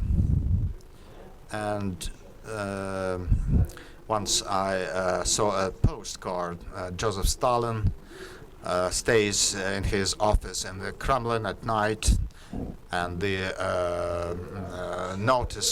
note reads, our leader is thinking of us. It's kind of the external locus control. Our intention is not to pay attention to ourselves, but to find somebody who is to blame, so that in case there is a scapegoat to blame of. But most of the people cannot see the cause and effect links. I didn't quite understand your second point. Please specify. Tsar-centric attitudes are evolving. So if those schools like that will be everywhere, like we had in the Soviet times, the Marxist-Leninist schools, but I don't believe in that universal enlightenment. I can really see some ways when practice prevails. So somebody files a case in court, and court decides in favor of a person who lost illegally some land plot. If people see that the court, judiciary is in their favor, they will go to court. But judges are dependent, and so they would not change their attitudes. I don't know if Mr. Pashin told you about that, but I can tell you that the judiciary cannot be independent here. Not even because of the environment, but because contrary to the Constitution, I wrote an article about that, and I keep on my count. No matter what president is, Yeltsin, Medvedev, or Putin, what authority were delegated by the legislator that go beyond the framework of the constitution. There are some authorities that cannot be fit into the presidential functions. For instance, appointment or removal of the rectors of the universities. President is the guarantor of the constitution, but doesn't mean he can appoint or remove rectors of universities. Why can he do that? Because the president is the commander-in-chief of the armed forces, or why? And the accountant chamber. The law reads that president can approve candidates, but that's the area of the legislature control. And so you can see a lot of functions of the president that go beyond the constitutional framework. And I don't believe that, and there are no foundations for the mentality to change. What I can offer is a different model. Probably my model is also vulnerable, but still. Thinking of president, in my view, is to be the safeguard, and I'm against the term of the head of the state. He is to be the safeguard of the statehood, who I agree that that person is to be delegated and is to be authorized a very strong power, so that person is supposed to have power at his disposal. He's to be a head of the police, secret services, but that person should not interfere with the current politics. And perhaps president can sign some decrees like it's done in parliamentary countries, but the government is to be formed by the parliament. And if it happens, then the president will really turn into the guarantor of the constitution. There is kind of schizophrenia, like we see in France.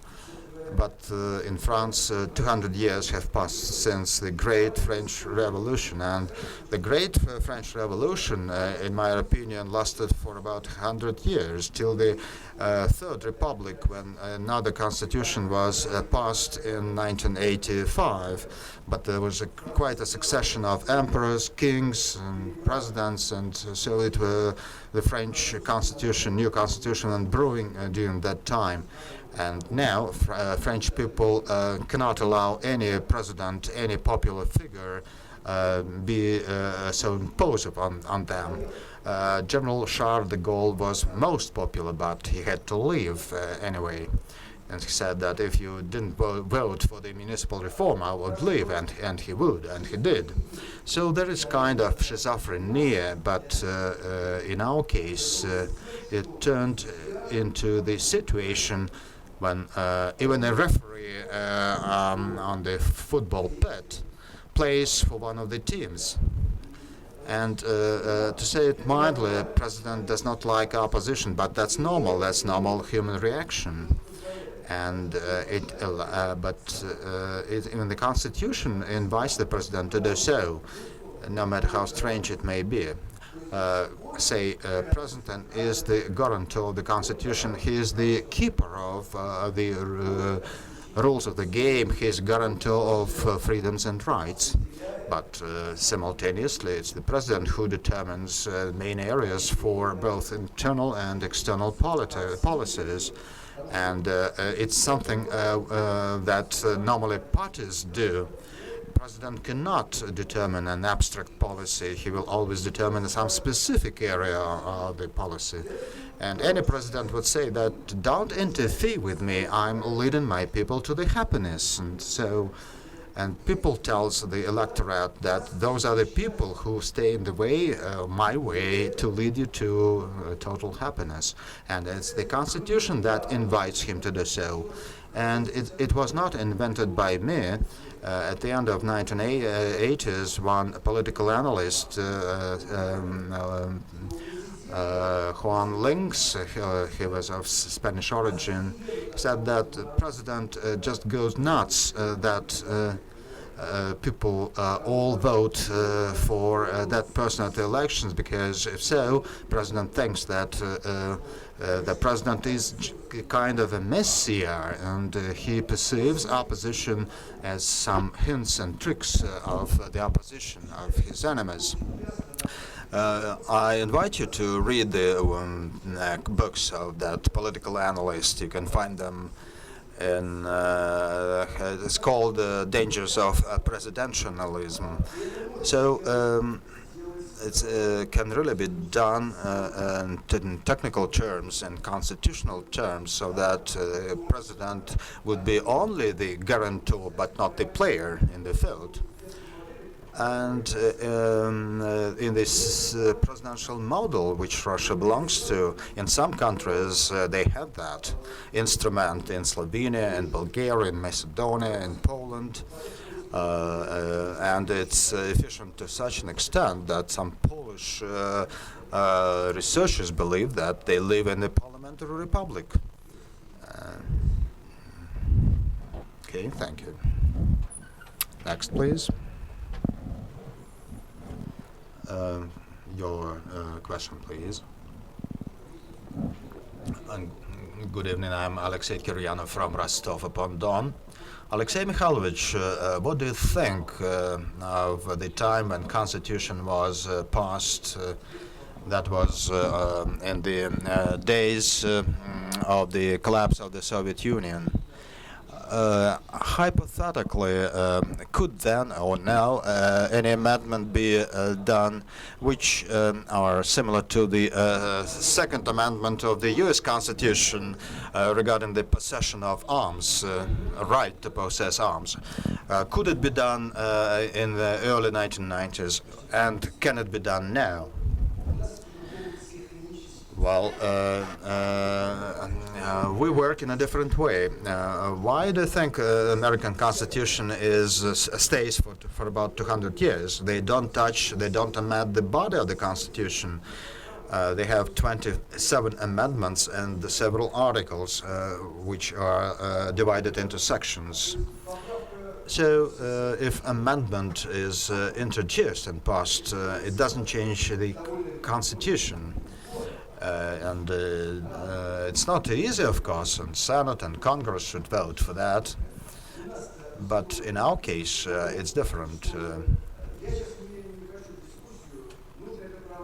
I'm not saying if that right is needed or not, but speaking of the approach to make those amendments, extension of the term and other amendments were easier to pass, but now it's not that easy because it falls under the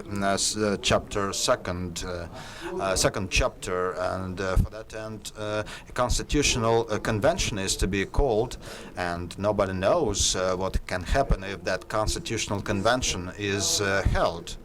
Perhaps instead of the right to possess arms, they may pass a lot of things that we should not let that happen. So even technically, it's not that easy. And we still do not have any law on the Constitutional Convention, and many people believe it's good because if it were in place, it could always provide an opportunity to call for such a convention. And it's good we don't have that, and just for the sake of that possession of arms, you should not do that. And so if society and the power wanted very strongly that people should be allowed to possess arms, it could be amended. The law on arms could be amended. And in the United States, it's part of the Constitution. In our case, it could be a sub-law, or it may not be in the Constitution, because we really need something that works and not just words. You please, at the last row. I'm Andrei Krishin from Mineralные Vody. In the light of the recent events when two courts, the High Arbitrage and Supreme Court, merged, who do you think out of the inner circle of Putin impacted him in terms of judiciary? Good question. I don't know the answer. I'm so far away, and which is good, from the presidential administration.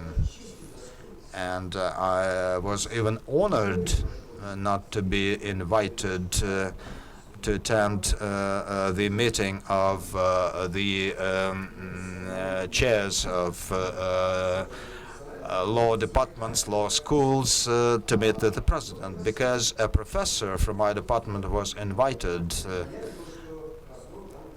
And I don't know the machinery of the presidential administration and inner circle with Mr. Putin. I just don't know.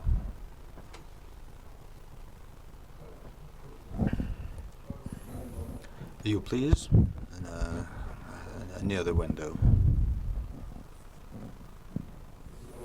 I'm Nikita Malchikov from Moscow. Thank you very much, Mikhail Alexandrovich. As always, it was very emotional. Have we met before? Yes, many times, and I read your articles, and I was always struck with a number of references to various works, various authors, and I would like to take a couple of minutes just to share my remarks regarding your presentation. Very recently, I think a month ago, there was a book by Mr. Shainis, Authorities and the Law. And sorry, it's called The Power and the Law. And while reading the book, very interesting observations came to me. It's about the constitution that is in place, the hypothetical constitution. I can refer to Max Weber, who spoke of the country of various strata, and Russia is one example of that. We have a lot. And you can really think of that as neo-feudalism. Mr. Pivovarov shared his ideas of that, and Ministry of Justice, what functions does it perform? Nobody knows.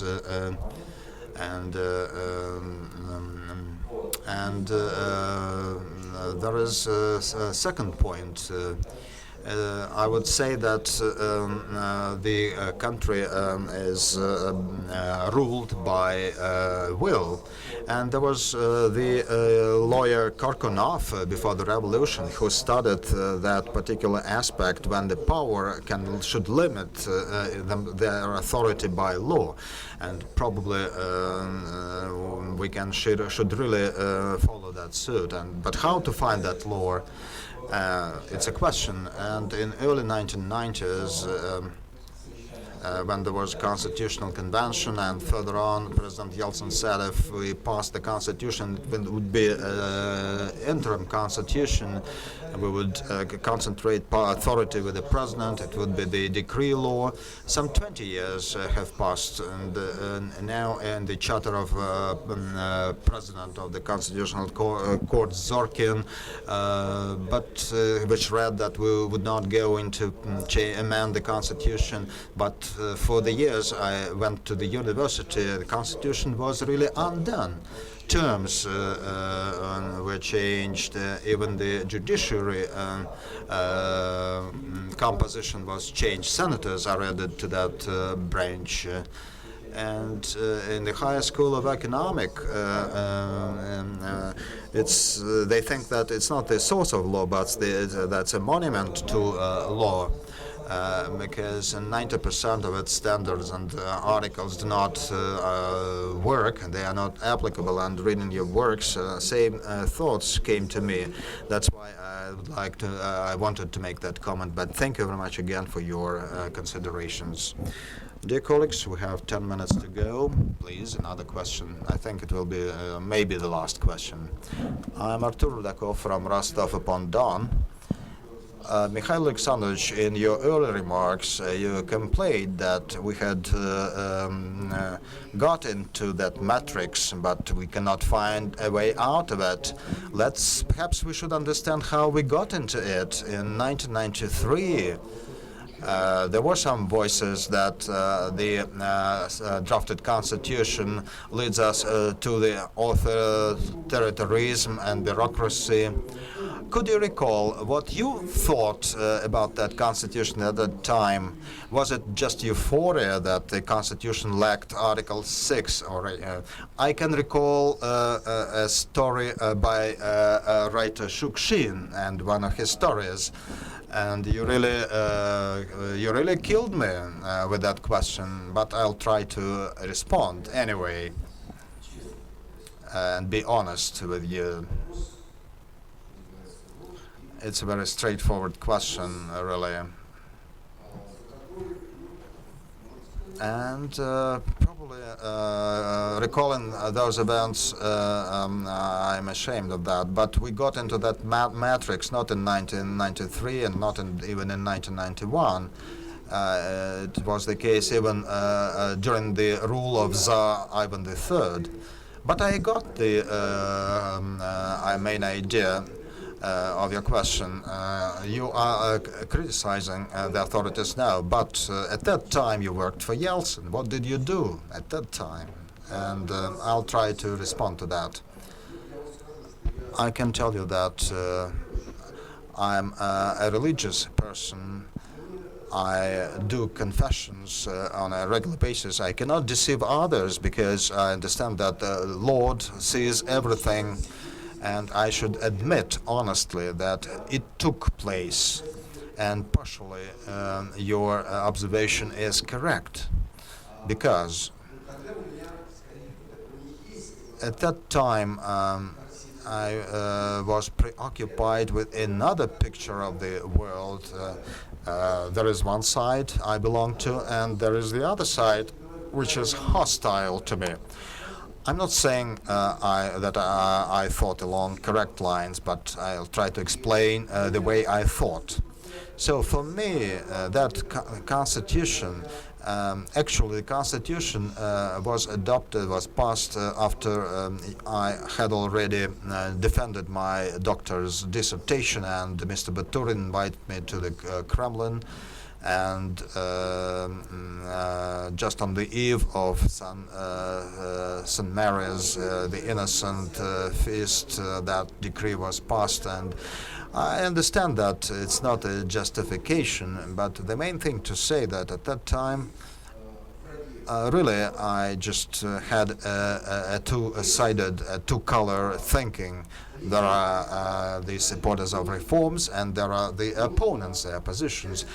Yeltsin was for reforms, so I was supposed to render any support I could to him. And then I was actually drowned in the routine things, and actually I admit that that was my blame at that time, and really I'm very sad about that. That I did something wrong or didn't anything at all, and probably you don't have to invite academicians to the administration, but it's important to learn from one's bitter lessons. And in March 1998, it was in March 1998 when my eyes were open. I really knew then there were rumors that the constitution was bad and interim, but Mr. Yeltsin really did care about that, not about the constitution, but really he treated that as a sign, a symbol of his victory, and not very much a stability, but probably the symbol of his victory. And but what happened in March of 1998, and very bad thing, strange and very painful thing happened to me, and perhaps you know what I mean, and Yeltsin sacked Chernomyrdin. I don't know the current technology, but at that time the signature of the legal aid to the president was the last on the draft decree before the president signs that. And sometimes those decrees were signed personally by Yeltsin in his office without any signatures of aides or ministers. Sometimes I wrote a memo to the president that the draft decree is bad and you should not better write that. So you can understand that if the decree is not initialed by all the respective persons, it may not be valid. And the decree on resignation of Chernomyrdin I received only after it was signed by Yeltsin. And very unconstitutional things were written there. It read that Chernomyrdin will be resigned. Chernomyrdin is resigning, and I, as a president, will assume the responsibilities of prime minister. It could be done at that time because the president was the head of the executive branch. I received that document, and I just pick up the telephone and ask the head of the legal service, how is it possible you really let that draft come to the president? And he said to me that he had not seen that draft too. And I wrote a memo that something is to be changed, and Kiriyenko was appointed vice prime minister, and you could find those stories in Consultant Plus and in other publications. I think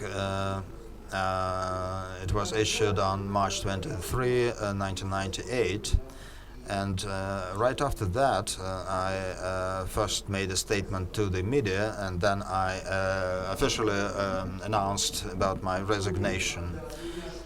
Because I realized at the time that something depended on me had gone, and I could only guess where those decisions were taken in the so-called family, and I was required only as a decoration, and I didn't like that. After that, I began reading some publications that even at that point people were telling same things I'm telling you now. And I'm ashamed that it happened to me too late. But thanks God it did happen. And it's good that I started doing my job now, and not from the year 2000, but from 1998.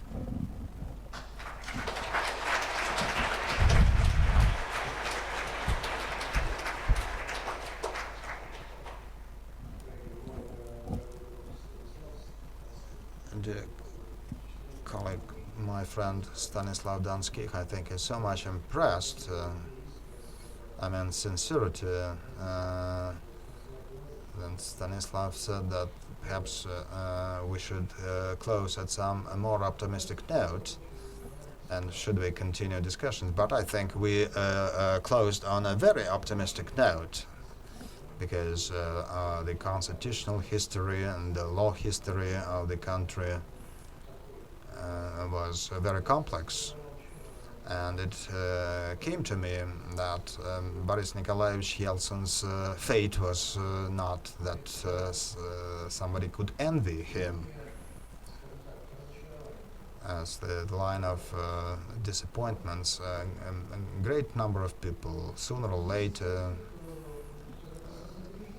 there were some people who didn't survive that process, and our next expert who will meet with us after dinner is one example. I think Mikhail Alexandrovich fits his session into our program quite well. We started talking about law issues right after lunch, and that law aspects are being translated into political dimension, and will continue and do so after dinner.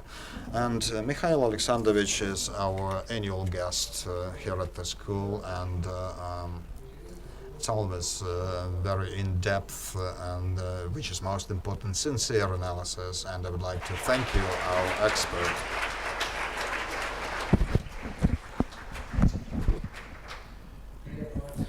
Have a nice dinner, and we will reconvene in 1 hour.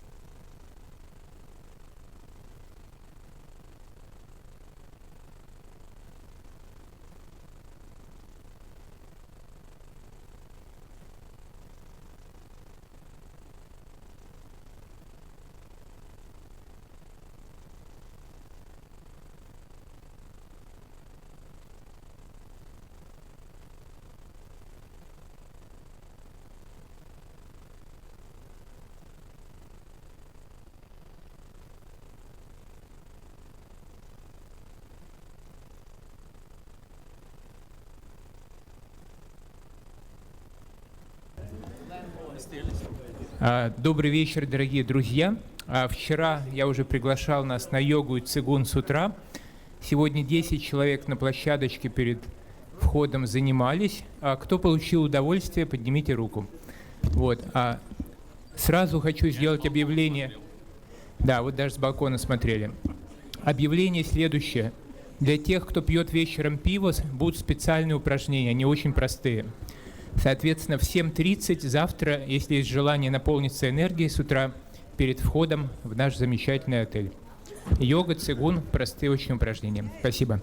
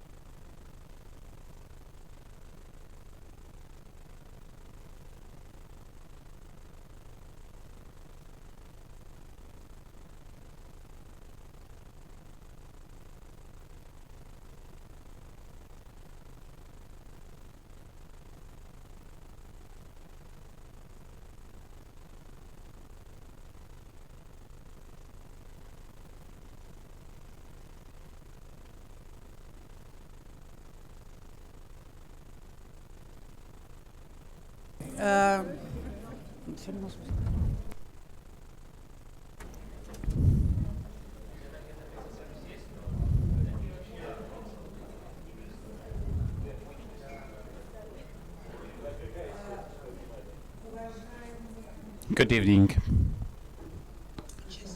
Dear friends, dear participants of the seminar, dear colleagues, it is my pleasure to introduce to this new academic class, the 21st year of this school. Let me welcome you all at this evening session. We are first happy to have a cool, nice, fresh evening, and I think that we're also looking forward to this very interesting conversation. And I think it is redundant to introduce to you Mr. Voloshin. What I would like to say and to express my own opinion and impression.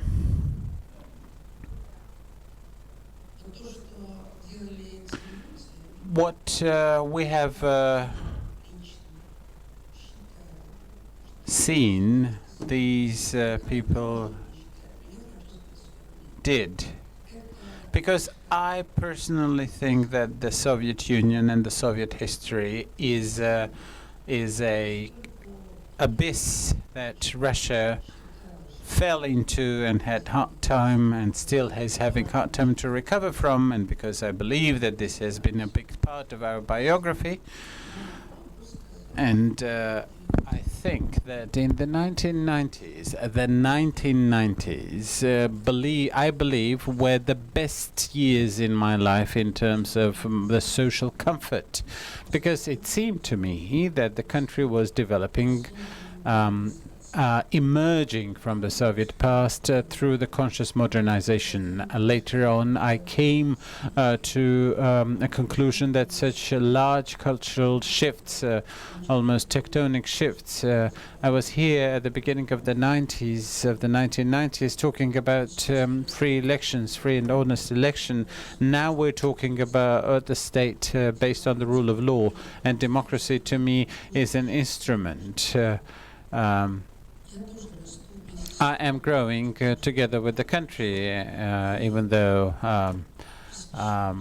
I may not be of the age that permits intensive growth. However, Mr. Voloshin to me represents the epoch and the concept of statehood, which was colored in my perception, development, and the movement of this country towards modernization, as well as the use of the cultural traditions for the possible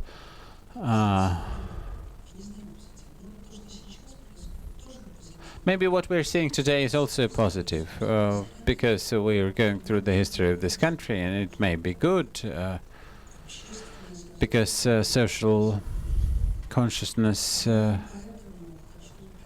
is also developing. But what I would like to say is I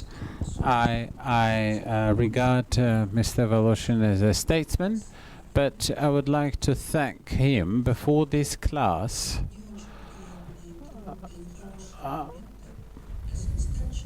for being with the school and for rendering his support to the school throughout all these years.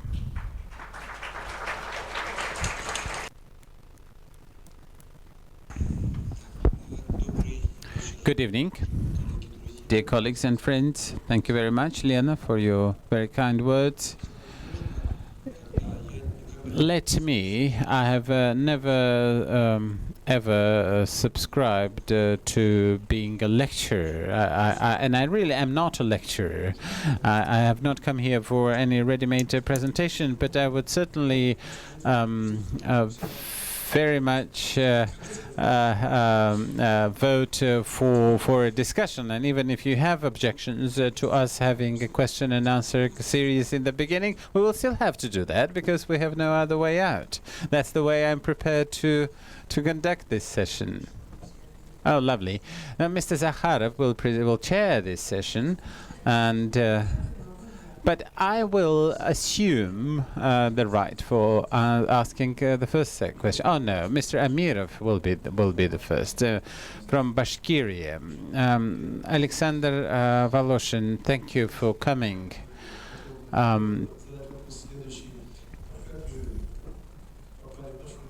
How did you find yourself in the big politics? Of course, I know we can rely on Wikipedia, but could you evolve on that?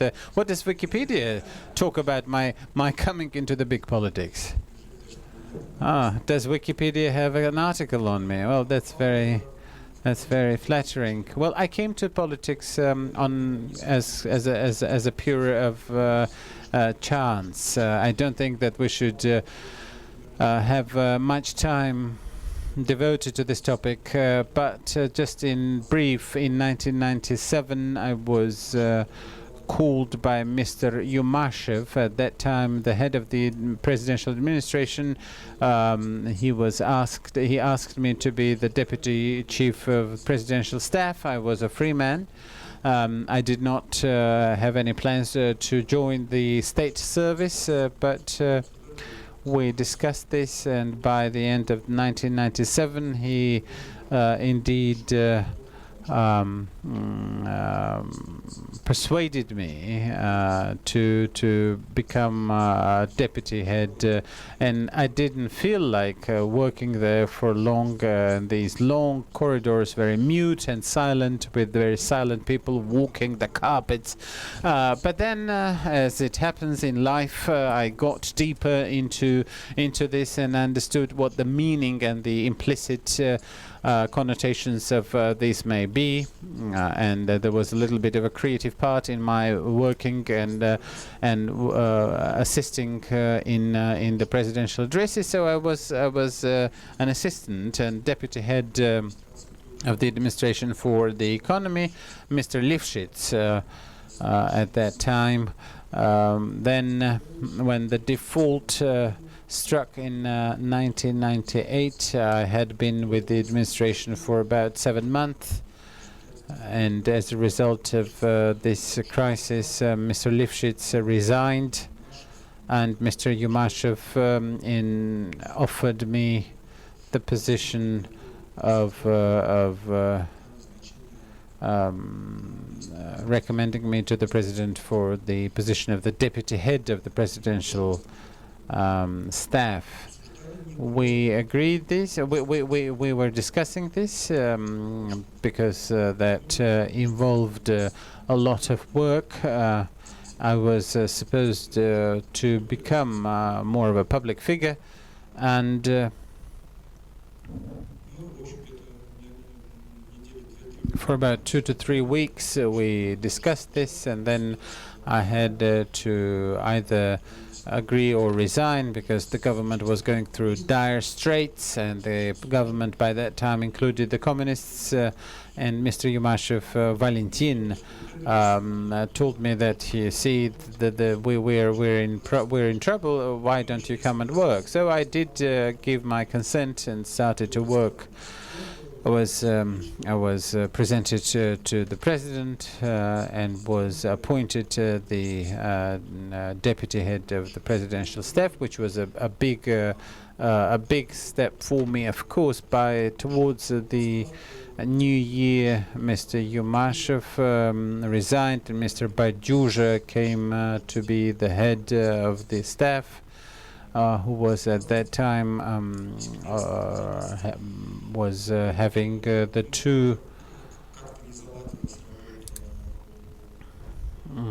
two functions. However, Mr. Badyuzha was not a very happy chief of staff for President Yeltsin, although Mr. Badyuzha is an extremely honest and proper person. But so towards March of the next year, I was the president offered me to become the head of the presidential staff, which was indeed developing in a very swift way. This looks like a fulminant career growth. Which it might have seemed like that, but when the president offered me to be the presidential chief of staff, the situation was at that time quite bad, and the parliament, the State Duma, was discussing the impeachment of the president, and the general situation was not good at all, and I did not feel it proper to decline the offer.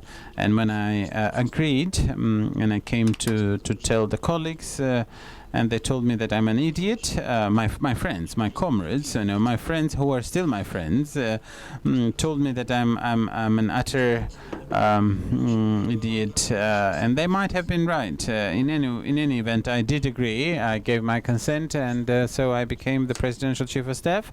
I worked in this office for about a little under 10 months with Mr. Yeltsin, and then for almost 4 years with Mr. Putin.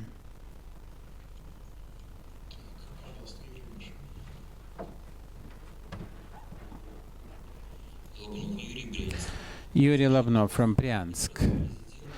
Within the presidential staff, how accurate is the presidential staff relating the information to the president? Is there much background noise in the information as it is being channeled to the president? Thank you.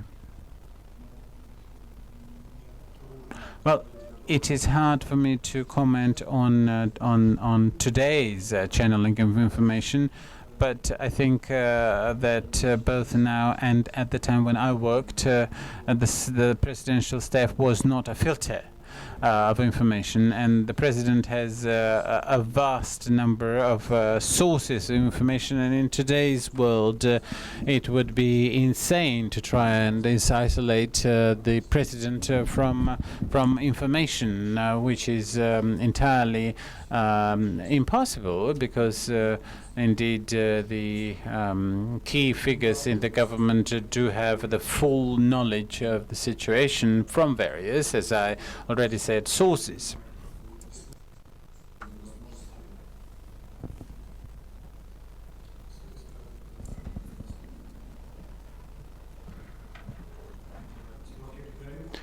Timofey Grigoryuk from Yaroslavl.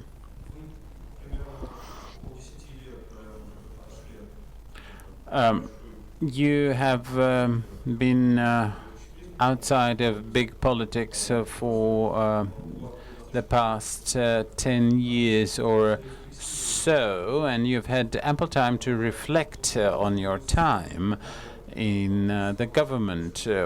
Could you name the 3 major mistakes you've made in terms of your professional career, and probably your 3 most positive or correct or proper solutions? Well, unfortunately, I'm not in a position to answer your the questions in this vein. I might have had mistakes, but I've never tried to analyze myself in that way. Maybe I have not made mistakes, and I think that such things are much better to be judged on the outside. But I think that and of course, I mean, jokes put aside, any human is prone to error. And when we speak about the threshold of the centuries, the main task that I faced and the Kremlin faced was to provide for a passing of the country from a revolutionary stage to an evolutionary stage. Even though the revolutions are sometimes useful and important, but the revolutionary stage cannot last for too long. And the 1990s was definitely a revolutionary time in the Russian history. So when we, so I think that this is what we have succeeded in doing, which is to pass from revolutionary to evolutionary development. And if we speak about our mistakes or failures, then I would say that I might have wanted to do a lot more than I did. Why is it that it may be difficult for me? Is that the head of the presidential staff is not the person who is independently taking political decisions, because the main decisions are eventually taken by the president. The function of the presidential chief of staff is to be able to conduct and to organize a proper functioning of this service, of this agency, and to be the assistant number 1 and counselor number 1 to the president, preparing the scenarios, the different types of solutions. And this is what we most often have been doing. So in many ways, some of the failures or the mistakes were much collective in nature.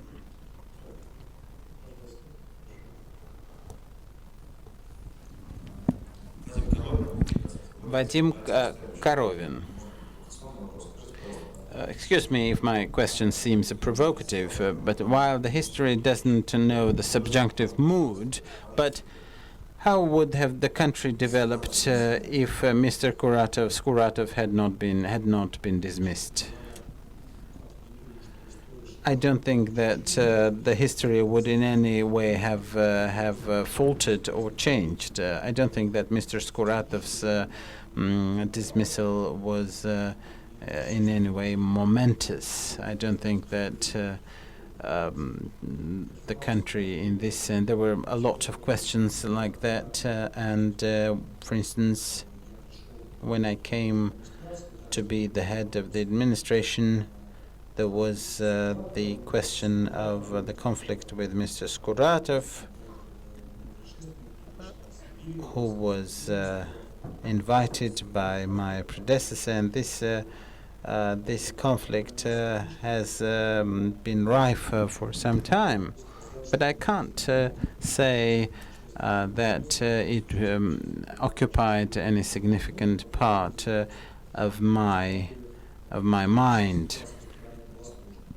The economic situation was difficult. The impeachment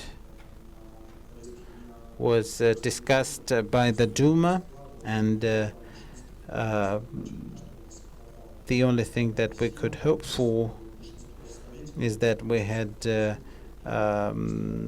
we had the majority in the council of the Duma, and we were really deferring this from voting, and the voting occurred in May.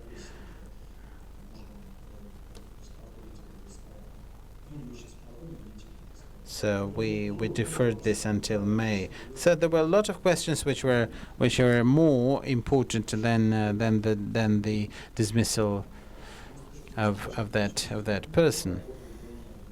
And he may have been another for some time. So this conflict would have either pacified or else it would have continued.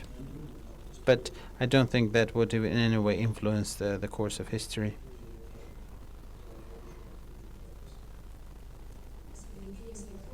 Evgenia Saiko from Tomsk.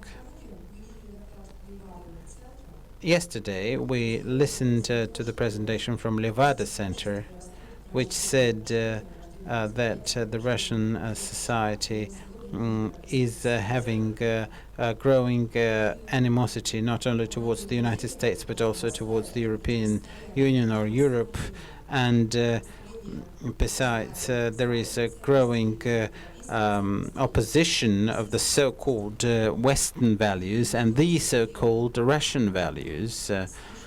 This can be heard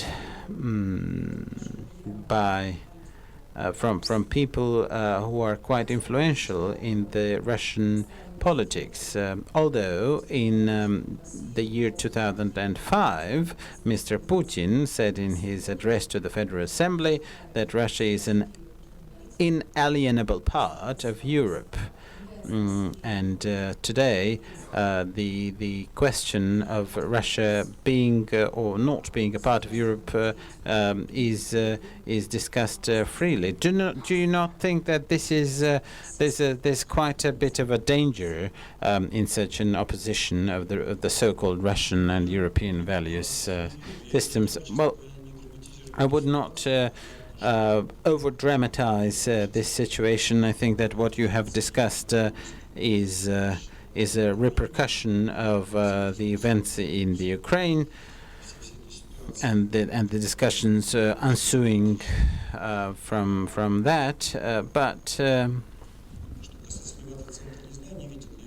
I'm not following the Mr. Levada Center's polls, but I think that they are very much involved in politics, but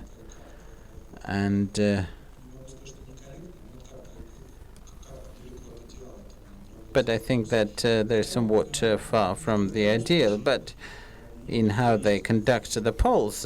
Although I would agree with you that there is a grain of truth in what you say, because the society is very much on the up on many issues related to Ukraine. Many of us believe that the view of the politicians is very much different from what people think, and in many cases this is viewed also as part of the so-called inter-civilizational contradiction. So I don't think that Mr. Putin would have surrender on his position or would have changed his opinion on his words that he said in 2005. At the same time, it is not possible to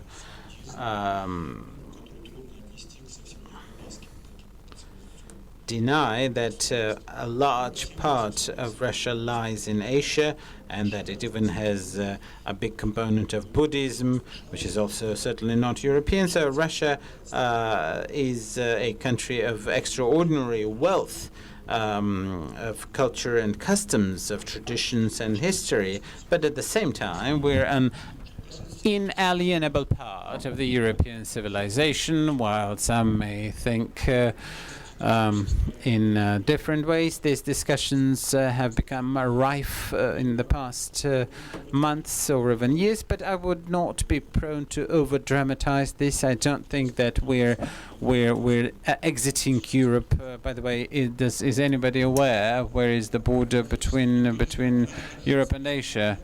In the Soviet times, this was indeed along the Caucasus and the Urals down to Caspian, and then along the Great Caucasian Range. Now these divisions have become more blurred, and parts of what were Asia continue to be Europe. So is Georgia a European country? Well, the Georgians believe it's a European country, but of course in all of the old maps it was a part of Asia. Well, in some maps it is still a part of Asia, although I think that this border is moving. But to us, it is quite clear that Russia does have a good duration of this border between Europe and Asia as its integral geographical landmark. Mr. Burtsev from Krasnodar. In your time, when you were the presidential chief of staff, how independent were the Russian regions, and to what degree could you influence the politics in the Russian regions, especially in terms of the gubernatorial elections and the relation to the events in Beslan? Well, your question is about the elections of governors. Has never been discussed as a specific subject, but it has always evolved in the Russian political discourse, although it has never been particularly tense. Let me also say that while Russia has never had any tradition of federalism, federalism was a political feature of the Soviet times, when one of the Soviet republics, the largest of the Soviet republics for that matter, was called a federative republic. However, this federative principle was strongly undermined by the fact that the entire country was totalitarian. And this federalism suddenly became a reality after the breakup of the Soviet Union. And there are different viewpoints whether it is good or bad for Russia and so on. But since there were no historic traditions, I think it's understandable that we should have ongoing discussion about it, because in terms of historic baggage between the constituent entities of the Russian Federation, this history is too short. Many things, for that matter, happened in the 1990s before they abolished elections of the governors the way they were then and the way they are right now. What was not very noticeable, a story, I suppose, that happened back in 1996, 1997. Few people remember that before that we had special courts in different constituent entities and regions of Russia, and there was a reform that was carried out, supported by President Yeltsin at the time, and they abolished courts, regional courts, and this judiciary was also very important part of the state structure. Since the courts no longer exist and we have uniform and united and one and only vertically integrated court system. This was back in 1996-97, I don't remember, but it's still the case. If about election of governors we went through this stage, then de facto we return to it right now, but the courts still remain as is. So we have always had, and there will always be heard, arguments in and again, pro and against this way or other way, but it all mostly depends upon practice, about some historic experience that we accumulated. But if you return to this, well, direct answer to your question, at that time there was no question about governors that would be elected or not elected. But periodically these discussions would return not only here but in society to a question from Bulgaria. Stanimir, you now have the floor, please.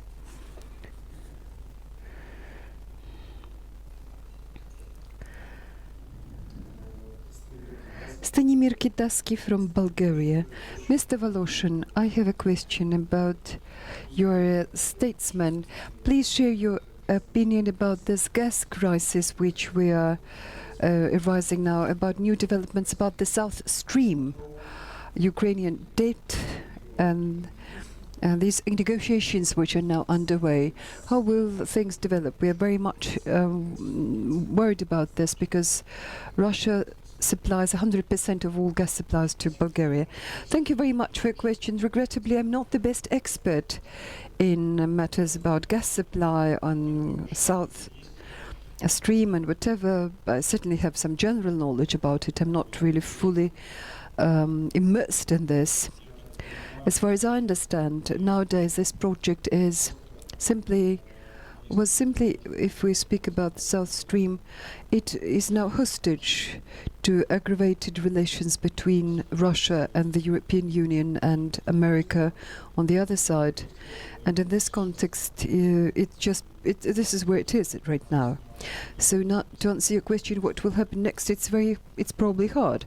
To some extent, it may depend upon negotiations, or it may depend upon the general development of relations between Russia and the EU, and Russia, say, in the United States, which in this other way are certainly influencing this, although the United States are pretty far away from the South Stream. As to gas prices, well, any gas price, it's a matter for negotiations between a buyer and a seller. A seller always wants to sell at more expensive price, and the buyer is always interested in buying it cheap, but then they reach agreement. What is bad is when, say, the buyer cannot agree, and then begins to steal gas. This somehow is not normal. Either we've agreed upon something or not. Stealing is bad anyway, as I said. Although hunger certainly may make you actually push you towards it. Bony hand of hunger, as the speaker puts it. Probably it's a matter for negotiations. I'm sure they will reach an agreement anyway. These gas contracts is something that is long-term, and the price certainly is linked to many parameters and to guaranteed purchase of certain amounts and volumes for quite a long time, and these volumes are big, then one price for a long time. If it's a shorter time and smaller amounts, then the price might be different. It all depends on very many factors, which I'm sure I'm not the best expert to give you this answer. I would not even try to give you an answer to this question. I'm not really an expert here.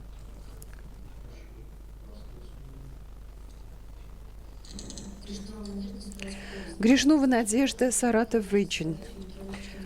What is your take on the second war in Chechnya? In what sense? Well, how all this happened, how it all ended, how can you assess it? Well, I can certainly give you my opinion, but I suppose it happened, all of us happened under our own eyes. And what you call the Second Chechen War, it's probably the time beginning with late July and August 1999, right? Well, it's hard to discuss it in hypothetical terms what might have happened if at that time in late July and in August we didn't see an aggression happen of terrorists against Dagestan. Before that, we still kept some kind of status quo, but in this or other way we would have to address this question. It might happen later in a different way. It's hard to say now, but at that time that happened, and against all the problems that Russia faced at that time, both political and economic problems. At that time, you remember, we lived through economic and political crisis, and on top of that we had that too. And at that time the first objective was to chase terrorists away from Dagestan, where they penetrated, and after that there was a question whether we go further or not when they were chased back to the border with Chechnya. And at that time it was just some internal discussion at that time, and after that the second decision was taken when they reached Terek, the river Terek. And but at a certain time it became clear, because it was not at the initiative of the Federal Center where these events began to develop actively, then they decided they would go to the very end and we will resolve this issue. This is how it happened actually. But it's obvious that all of it put together, that was a great tragedy, because very many people died, and both on the Russian military and Russian militia, that was the then name of the police, and civilians. Certainly what happened there had many signs of a civil war, because some Chechens fought against other Chechens, and that was certainly a bloody. And what can be my take of this? I'm very sorry for those people who lost lives in that war, but well, that's it, probably. A question from Ingushetia, please, colleague. Timur Zhakhov from Ingushetia. Have a question. Well, your name was mentioned several times during well-known events about Uralkali. Could you comment on what was really going on at the time, and why the scandal acquired this kind of scale, became all Russian row? Well, it's very much a private question. Again, I'm sure that everybody is so deeply interested in it, given all the importance of Uralkali. Well, they certainly first had some differences about there was a contract about sales between Russia and Belarus, between Uralkali in Russia and Belkali in Belarus. There was a joint trading company that was based in Minsk. Then it was not at the initiative of Uralkali that these sales relations began to disintegrate, and they abolished what was in effect at that time presidential decree to settle external trade of potassium in Belarus. Then they saw growing differences between the partners. Then they could not reach agreement at that time, and the decision was taken by Uralkali that they would withdraw from this contract. Regrettably, this dispute would have remained purely commercial, when some party might be happy or discontent, and then the market would decide who was right and who was wrong.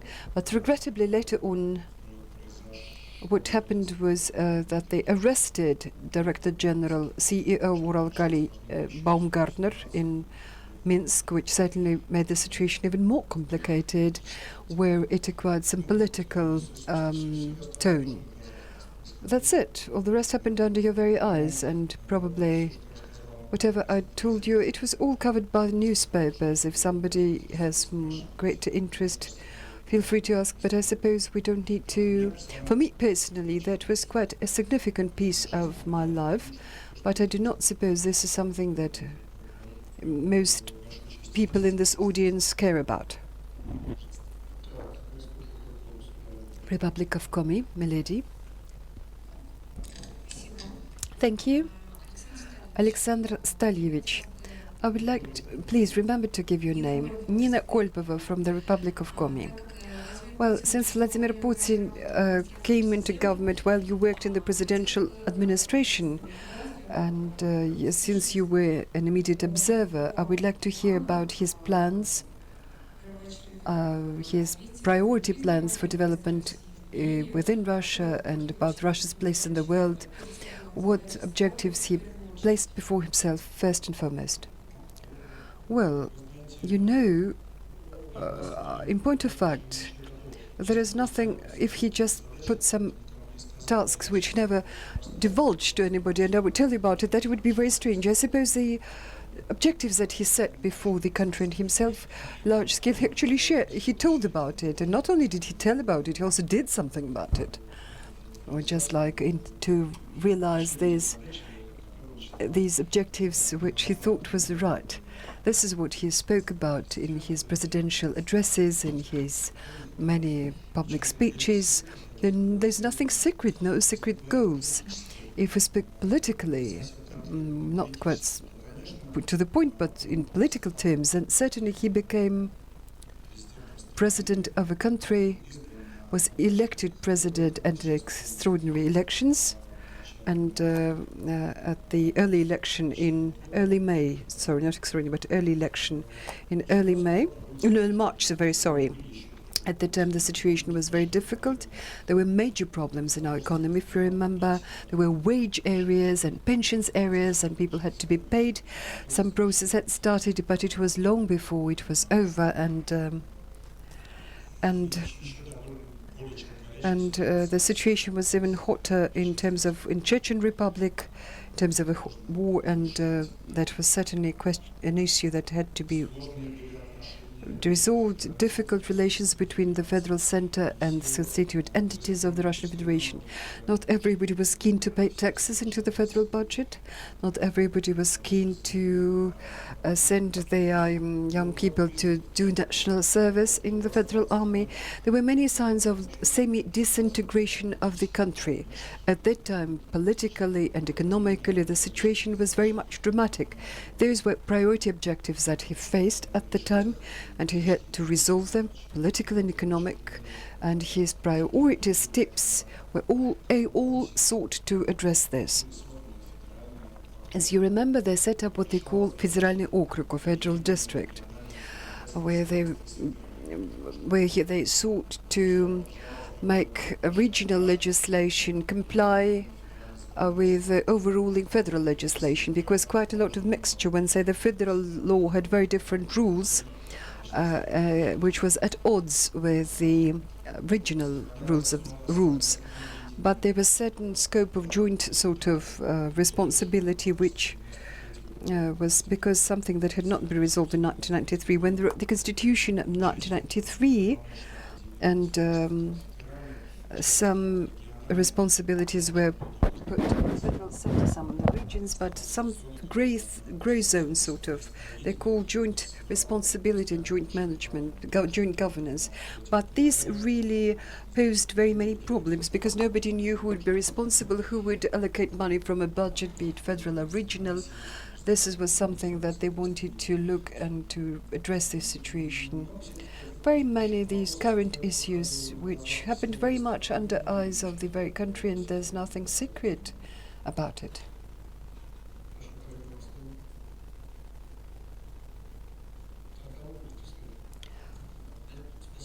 Thank you very much for the possibility to ask this question. Tanki David from Krasnodarsk region. Evgeny Alexander Stalyevich, yesterday Gondmacher said that the difficulties in Russian economy are not about economic difficulties, they're about political difference. Today Kudrin spoke something along very same lines. My question here is, what do you really think that nowadays we have were the alternative to the current political course and to President Putin.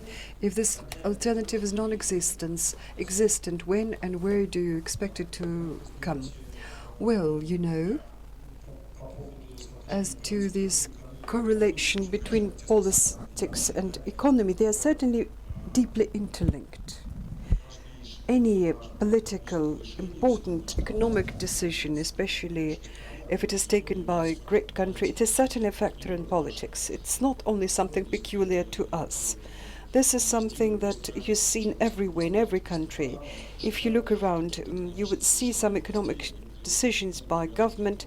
They may easily lead to some kind of political crisis and some serious discussions, to resignations, and you name it.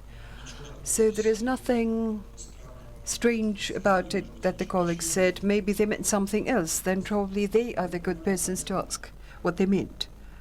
In my understanding, economy and politics are closely linked.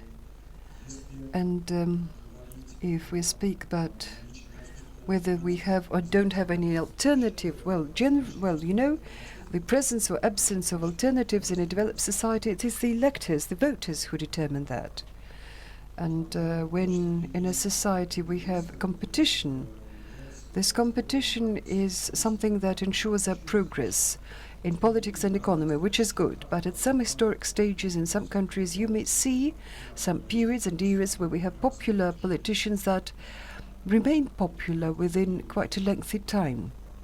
And nowadays, if you look at public opinion polls that are carried out by many sociological services and agencies, you cannot say that there is any serious political competitor.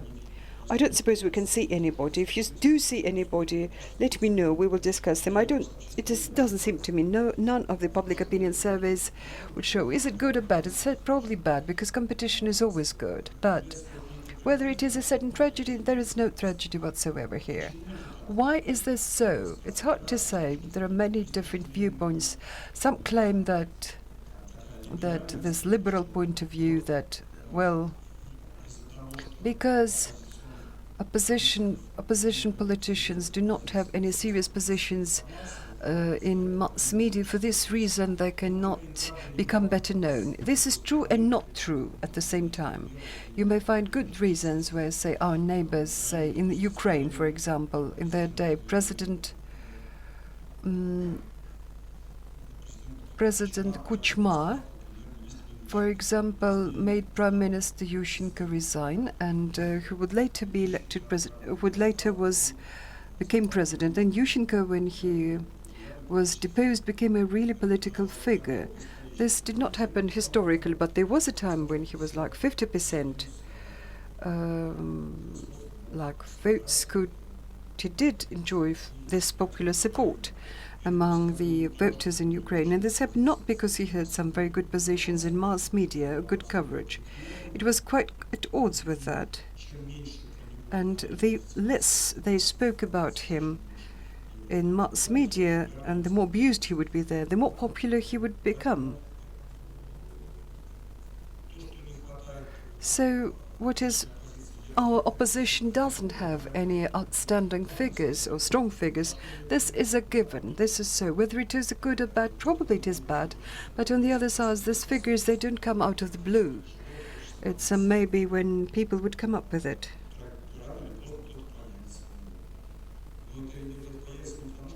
But it will happen not because today we decide upon it. When some outstanding people would arrive, we will see them tomorrow. New outstanding personalities come into government and come into opposition. In many countries, there's nothing special here. We don't see anything. They will come one day. Indeed, no, they're not there. Whatever public opinion survey you take, not one single leader of opposition would come even close to being considered an alternative of any kind. This is true.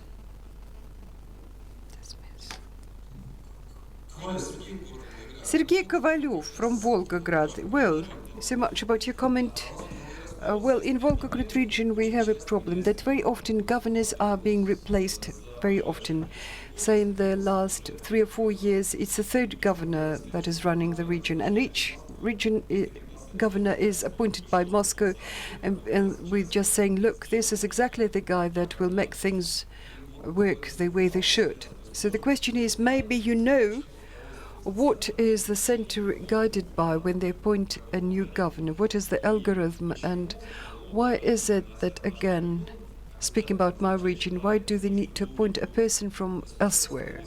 Volgograd region has 3 million people. We have 5 state institutes. Why can't you elect somebody who was born here, who worked here? Well, we understand the point of your complaint, but please, the question is, well, you immediately called his question a complaint. Well, it's hard for me to say. I've never attended with these sessions where decisions were taken about who will be appointed governor of Volgograd region. I don't suppose there is anything good.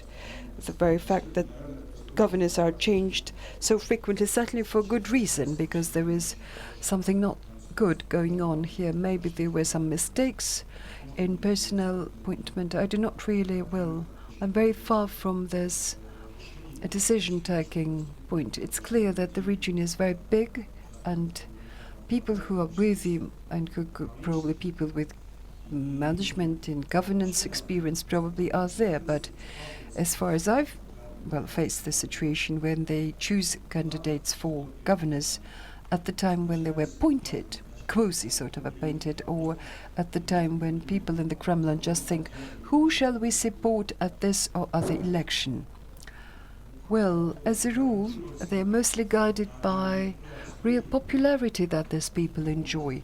I don't remember anybody just supporting somebody who would be known knowingly a failure, who would be unpopular. So that is why an idea of returning to elections was popular, because they probably just made this number of mistakes. Certainly, ideally, it's not ideal situation, it's better when it is the voters who decide who will be the head of the region as a governor. But it's obvious that voters are also prone to making mistakes. Don't we know many examples where somebody gains a sliding victory and then in a year he loses all his popularity? Election does not return you 100% guarantee of quality. It's probably the best instrument. There is nothing better. But sometimes it fails, and sometimes mistakes can happen. I understand why you are so resentful, because this kind of carousel in terms of people who replace one another, but there is nothing good. I could agree with you. A question from Georgia. Vahtank Susanava, Sukhumi, Georgia. Sukhumi is Abkhazia. Alexander Stalievich, I'm asking you this question because you belong to the Council of National Security in your position of Chief of Presidential Administration. I remember 2008, together with Tatiana Barkhavina, I met the then Deputy Secretary General of NATO, Martin Edmer. At that time, Western parties on the agenda was to recognize the independence of Kosovo. And I remember that you, at the time, disputed his, and told him that in case of recognition, the Russian side will make use of it and one day recognize Abkhazia and South Ossetia as independent states. Do you think at that time you were in charge of the presidential administration when this conflict in Balkans entered its acute stage? From position, with the hindsight, with the benefit of the hindsight, do you think a conflict in the Balkans could be avoided? And the second question about Russian-Georgian relations, where do you think is this common ground where between our countries where we could resume normal, good neighborly, equal relations given our mutual interests and certainly given and respecting territorial integrity of our countries in the borders which are recognized by the international community? Thank you. Well, thank you very much. Well, to be quite, not to go deep into Yugoslav topic, I would certainly the collapse and disintegration of Yugoslavia and what arose during this disintegration, bloody conflicts. And it's hard to say whether they could be avoided or prevented now. Probably they could have, if there had been some consolidated position by Europe, and it was not so obviously anti-Serb, and was sought to give comprehensive settlement. At that time, I think it was obviously and anti-Serbian, and this predetermined the outcome of the civil war that was unleashed there. Even if it was predetermined, at any way they could avoid bloodshed and reach the civilized divorce between the republics, former republics of the former Yugoslavia, because the position of our European counterparts was somewhat different. They sought to defend only one side against the other. This led to bloodshed. And certainly the pinnacle of historic stupidity was to recognize Kosovo. This is obvious, and it's still nobody has given us any valid explanation why this needed to be done, and nobody has ever given us these reasons. And well, you could take part in many other conflicts, even within Kosovo. There were Serb enclaves who wanted to withdraw from Kosovo. Why were they not allowed to do it? You could, go ad infinitum. And this is our Western colleagues, for some reason, thought that it was enough to just to grab Kosovo and separate it from Serbia and recognize its independence. And it all went in bloodbaths, hand in hand with bloodbaths. As to Georgia, well, I hope that certainly time will come when relations between the two countries will become good and close. This would be obviously useful for all of us, for Russia and to a great extent for Georgia, whose economy would have received good impetus from development of economic links and relations with Russia, as well as tourism and market for their ware and goods, let alone that on human, and from human perspective, we have fantastically close relations, and which, thank goodness, we managed to preserve despite all these outbreaks of hostility that accompanied armed conflict. But good relations, it's also is a guarantee that relations could become better. But when it happens, it's hard for me to say. Nowadays, we see, although small, but steps are made towards that. And I'm sure that the new political leadership in Georgia is also is set to start some economic elements of cooperation rather than standoff. And it seems to me that the new political management of Georgia is certainly not prone to draw Georgia into new armed conflict. This is what was done by the previous president. So I hope that these relations will get better. It's hard for me to give some projection in terms of time when it will happen. It's clear that the situation remains pretty much difficult, and it's clear that emotions of the Georgian side related to the disintegration of the country and loss of territory, which they considered their own, although much was done to lose these territories, to make them secede. And it's all difficult, but I'm sure everything can be overcome. I'm not sure that in the very near future people who live in South Ossetia, Abkhazia, would want to live in the same state with Georgia. This is something I don't feel at all. This is where they had one of the bloodiest conflicts during the disintegration of the Soviet Union. Before and after that certainly it's hard to step over this bloodbath.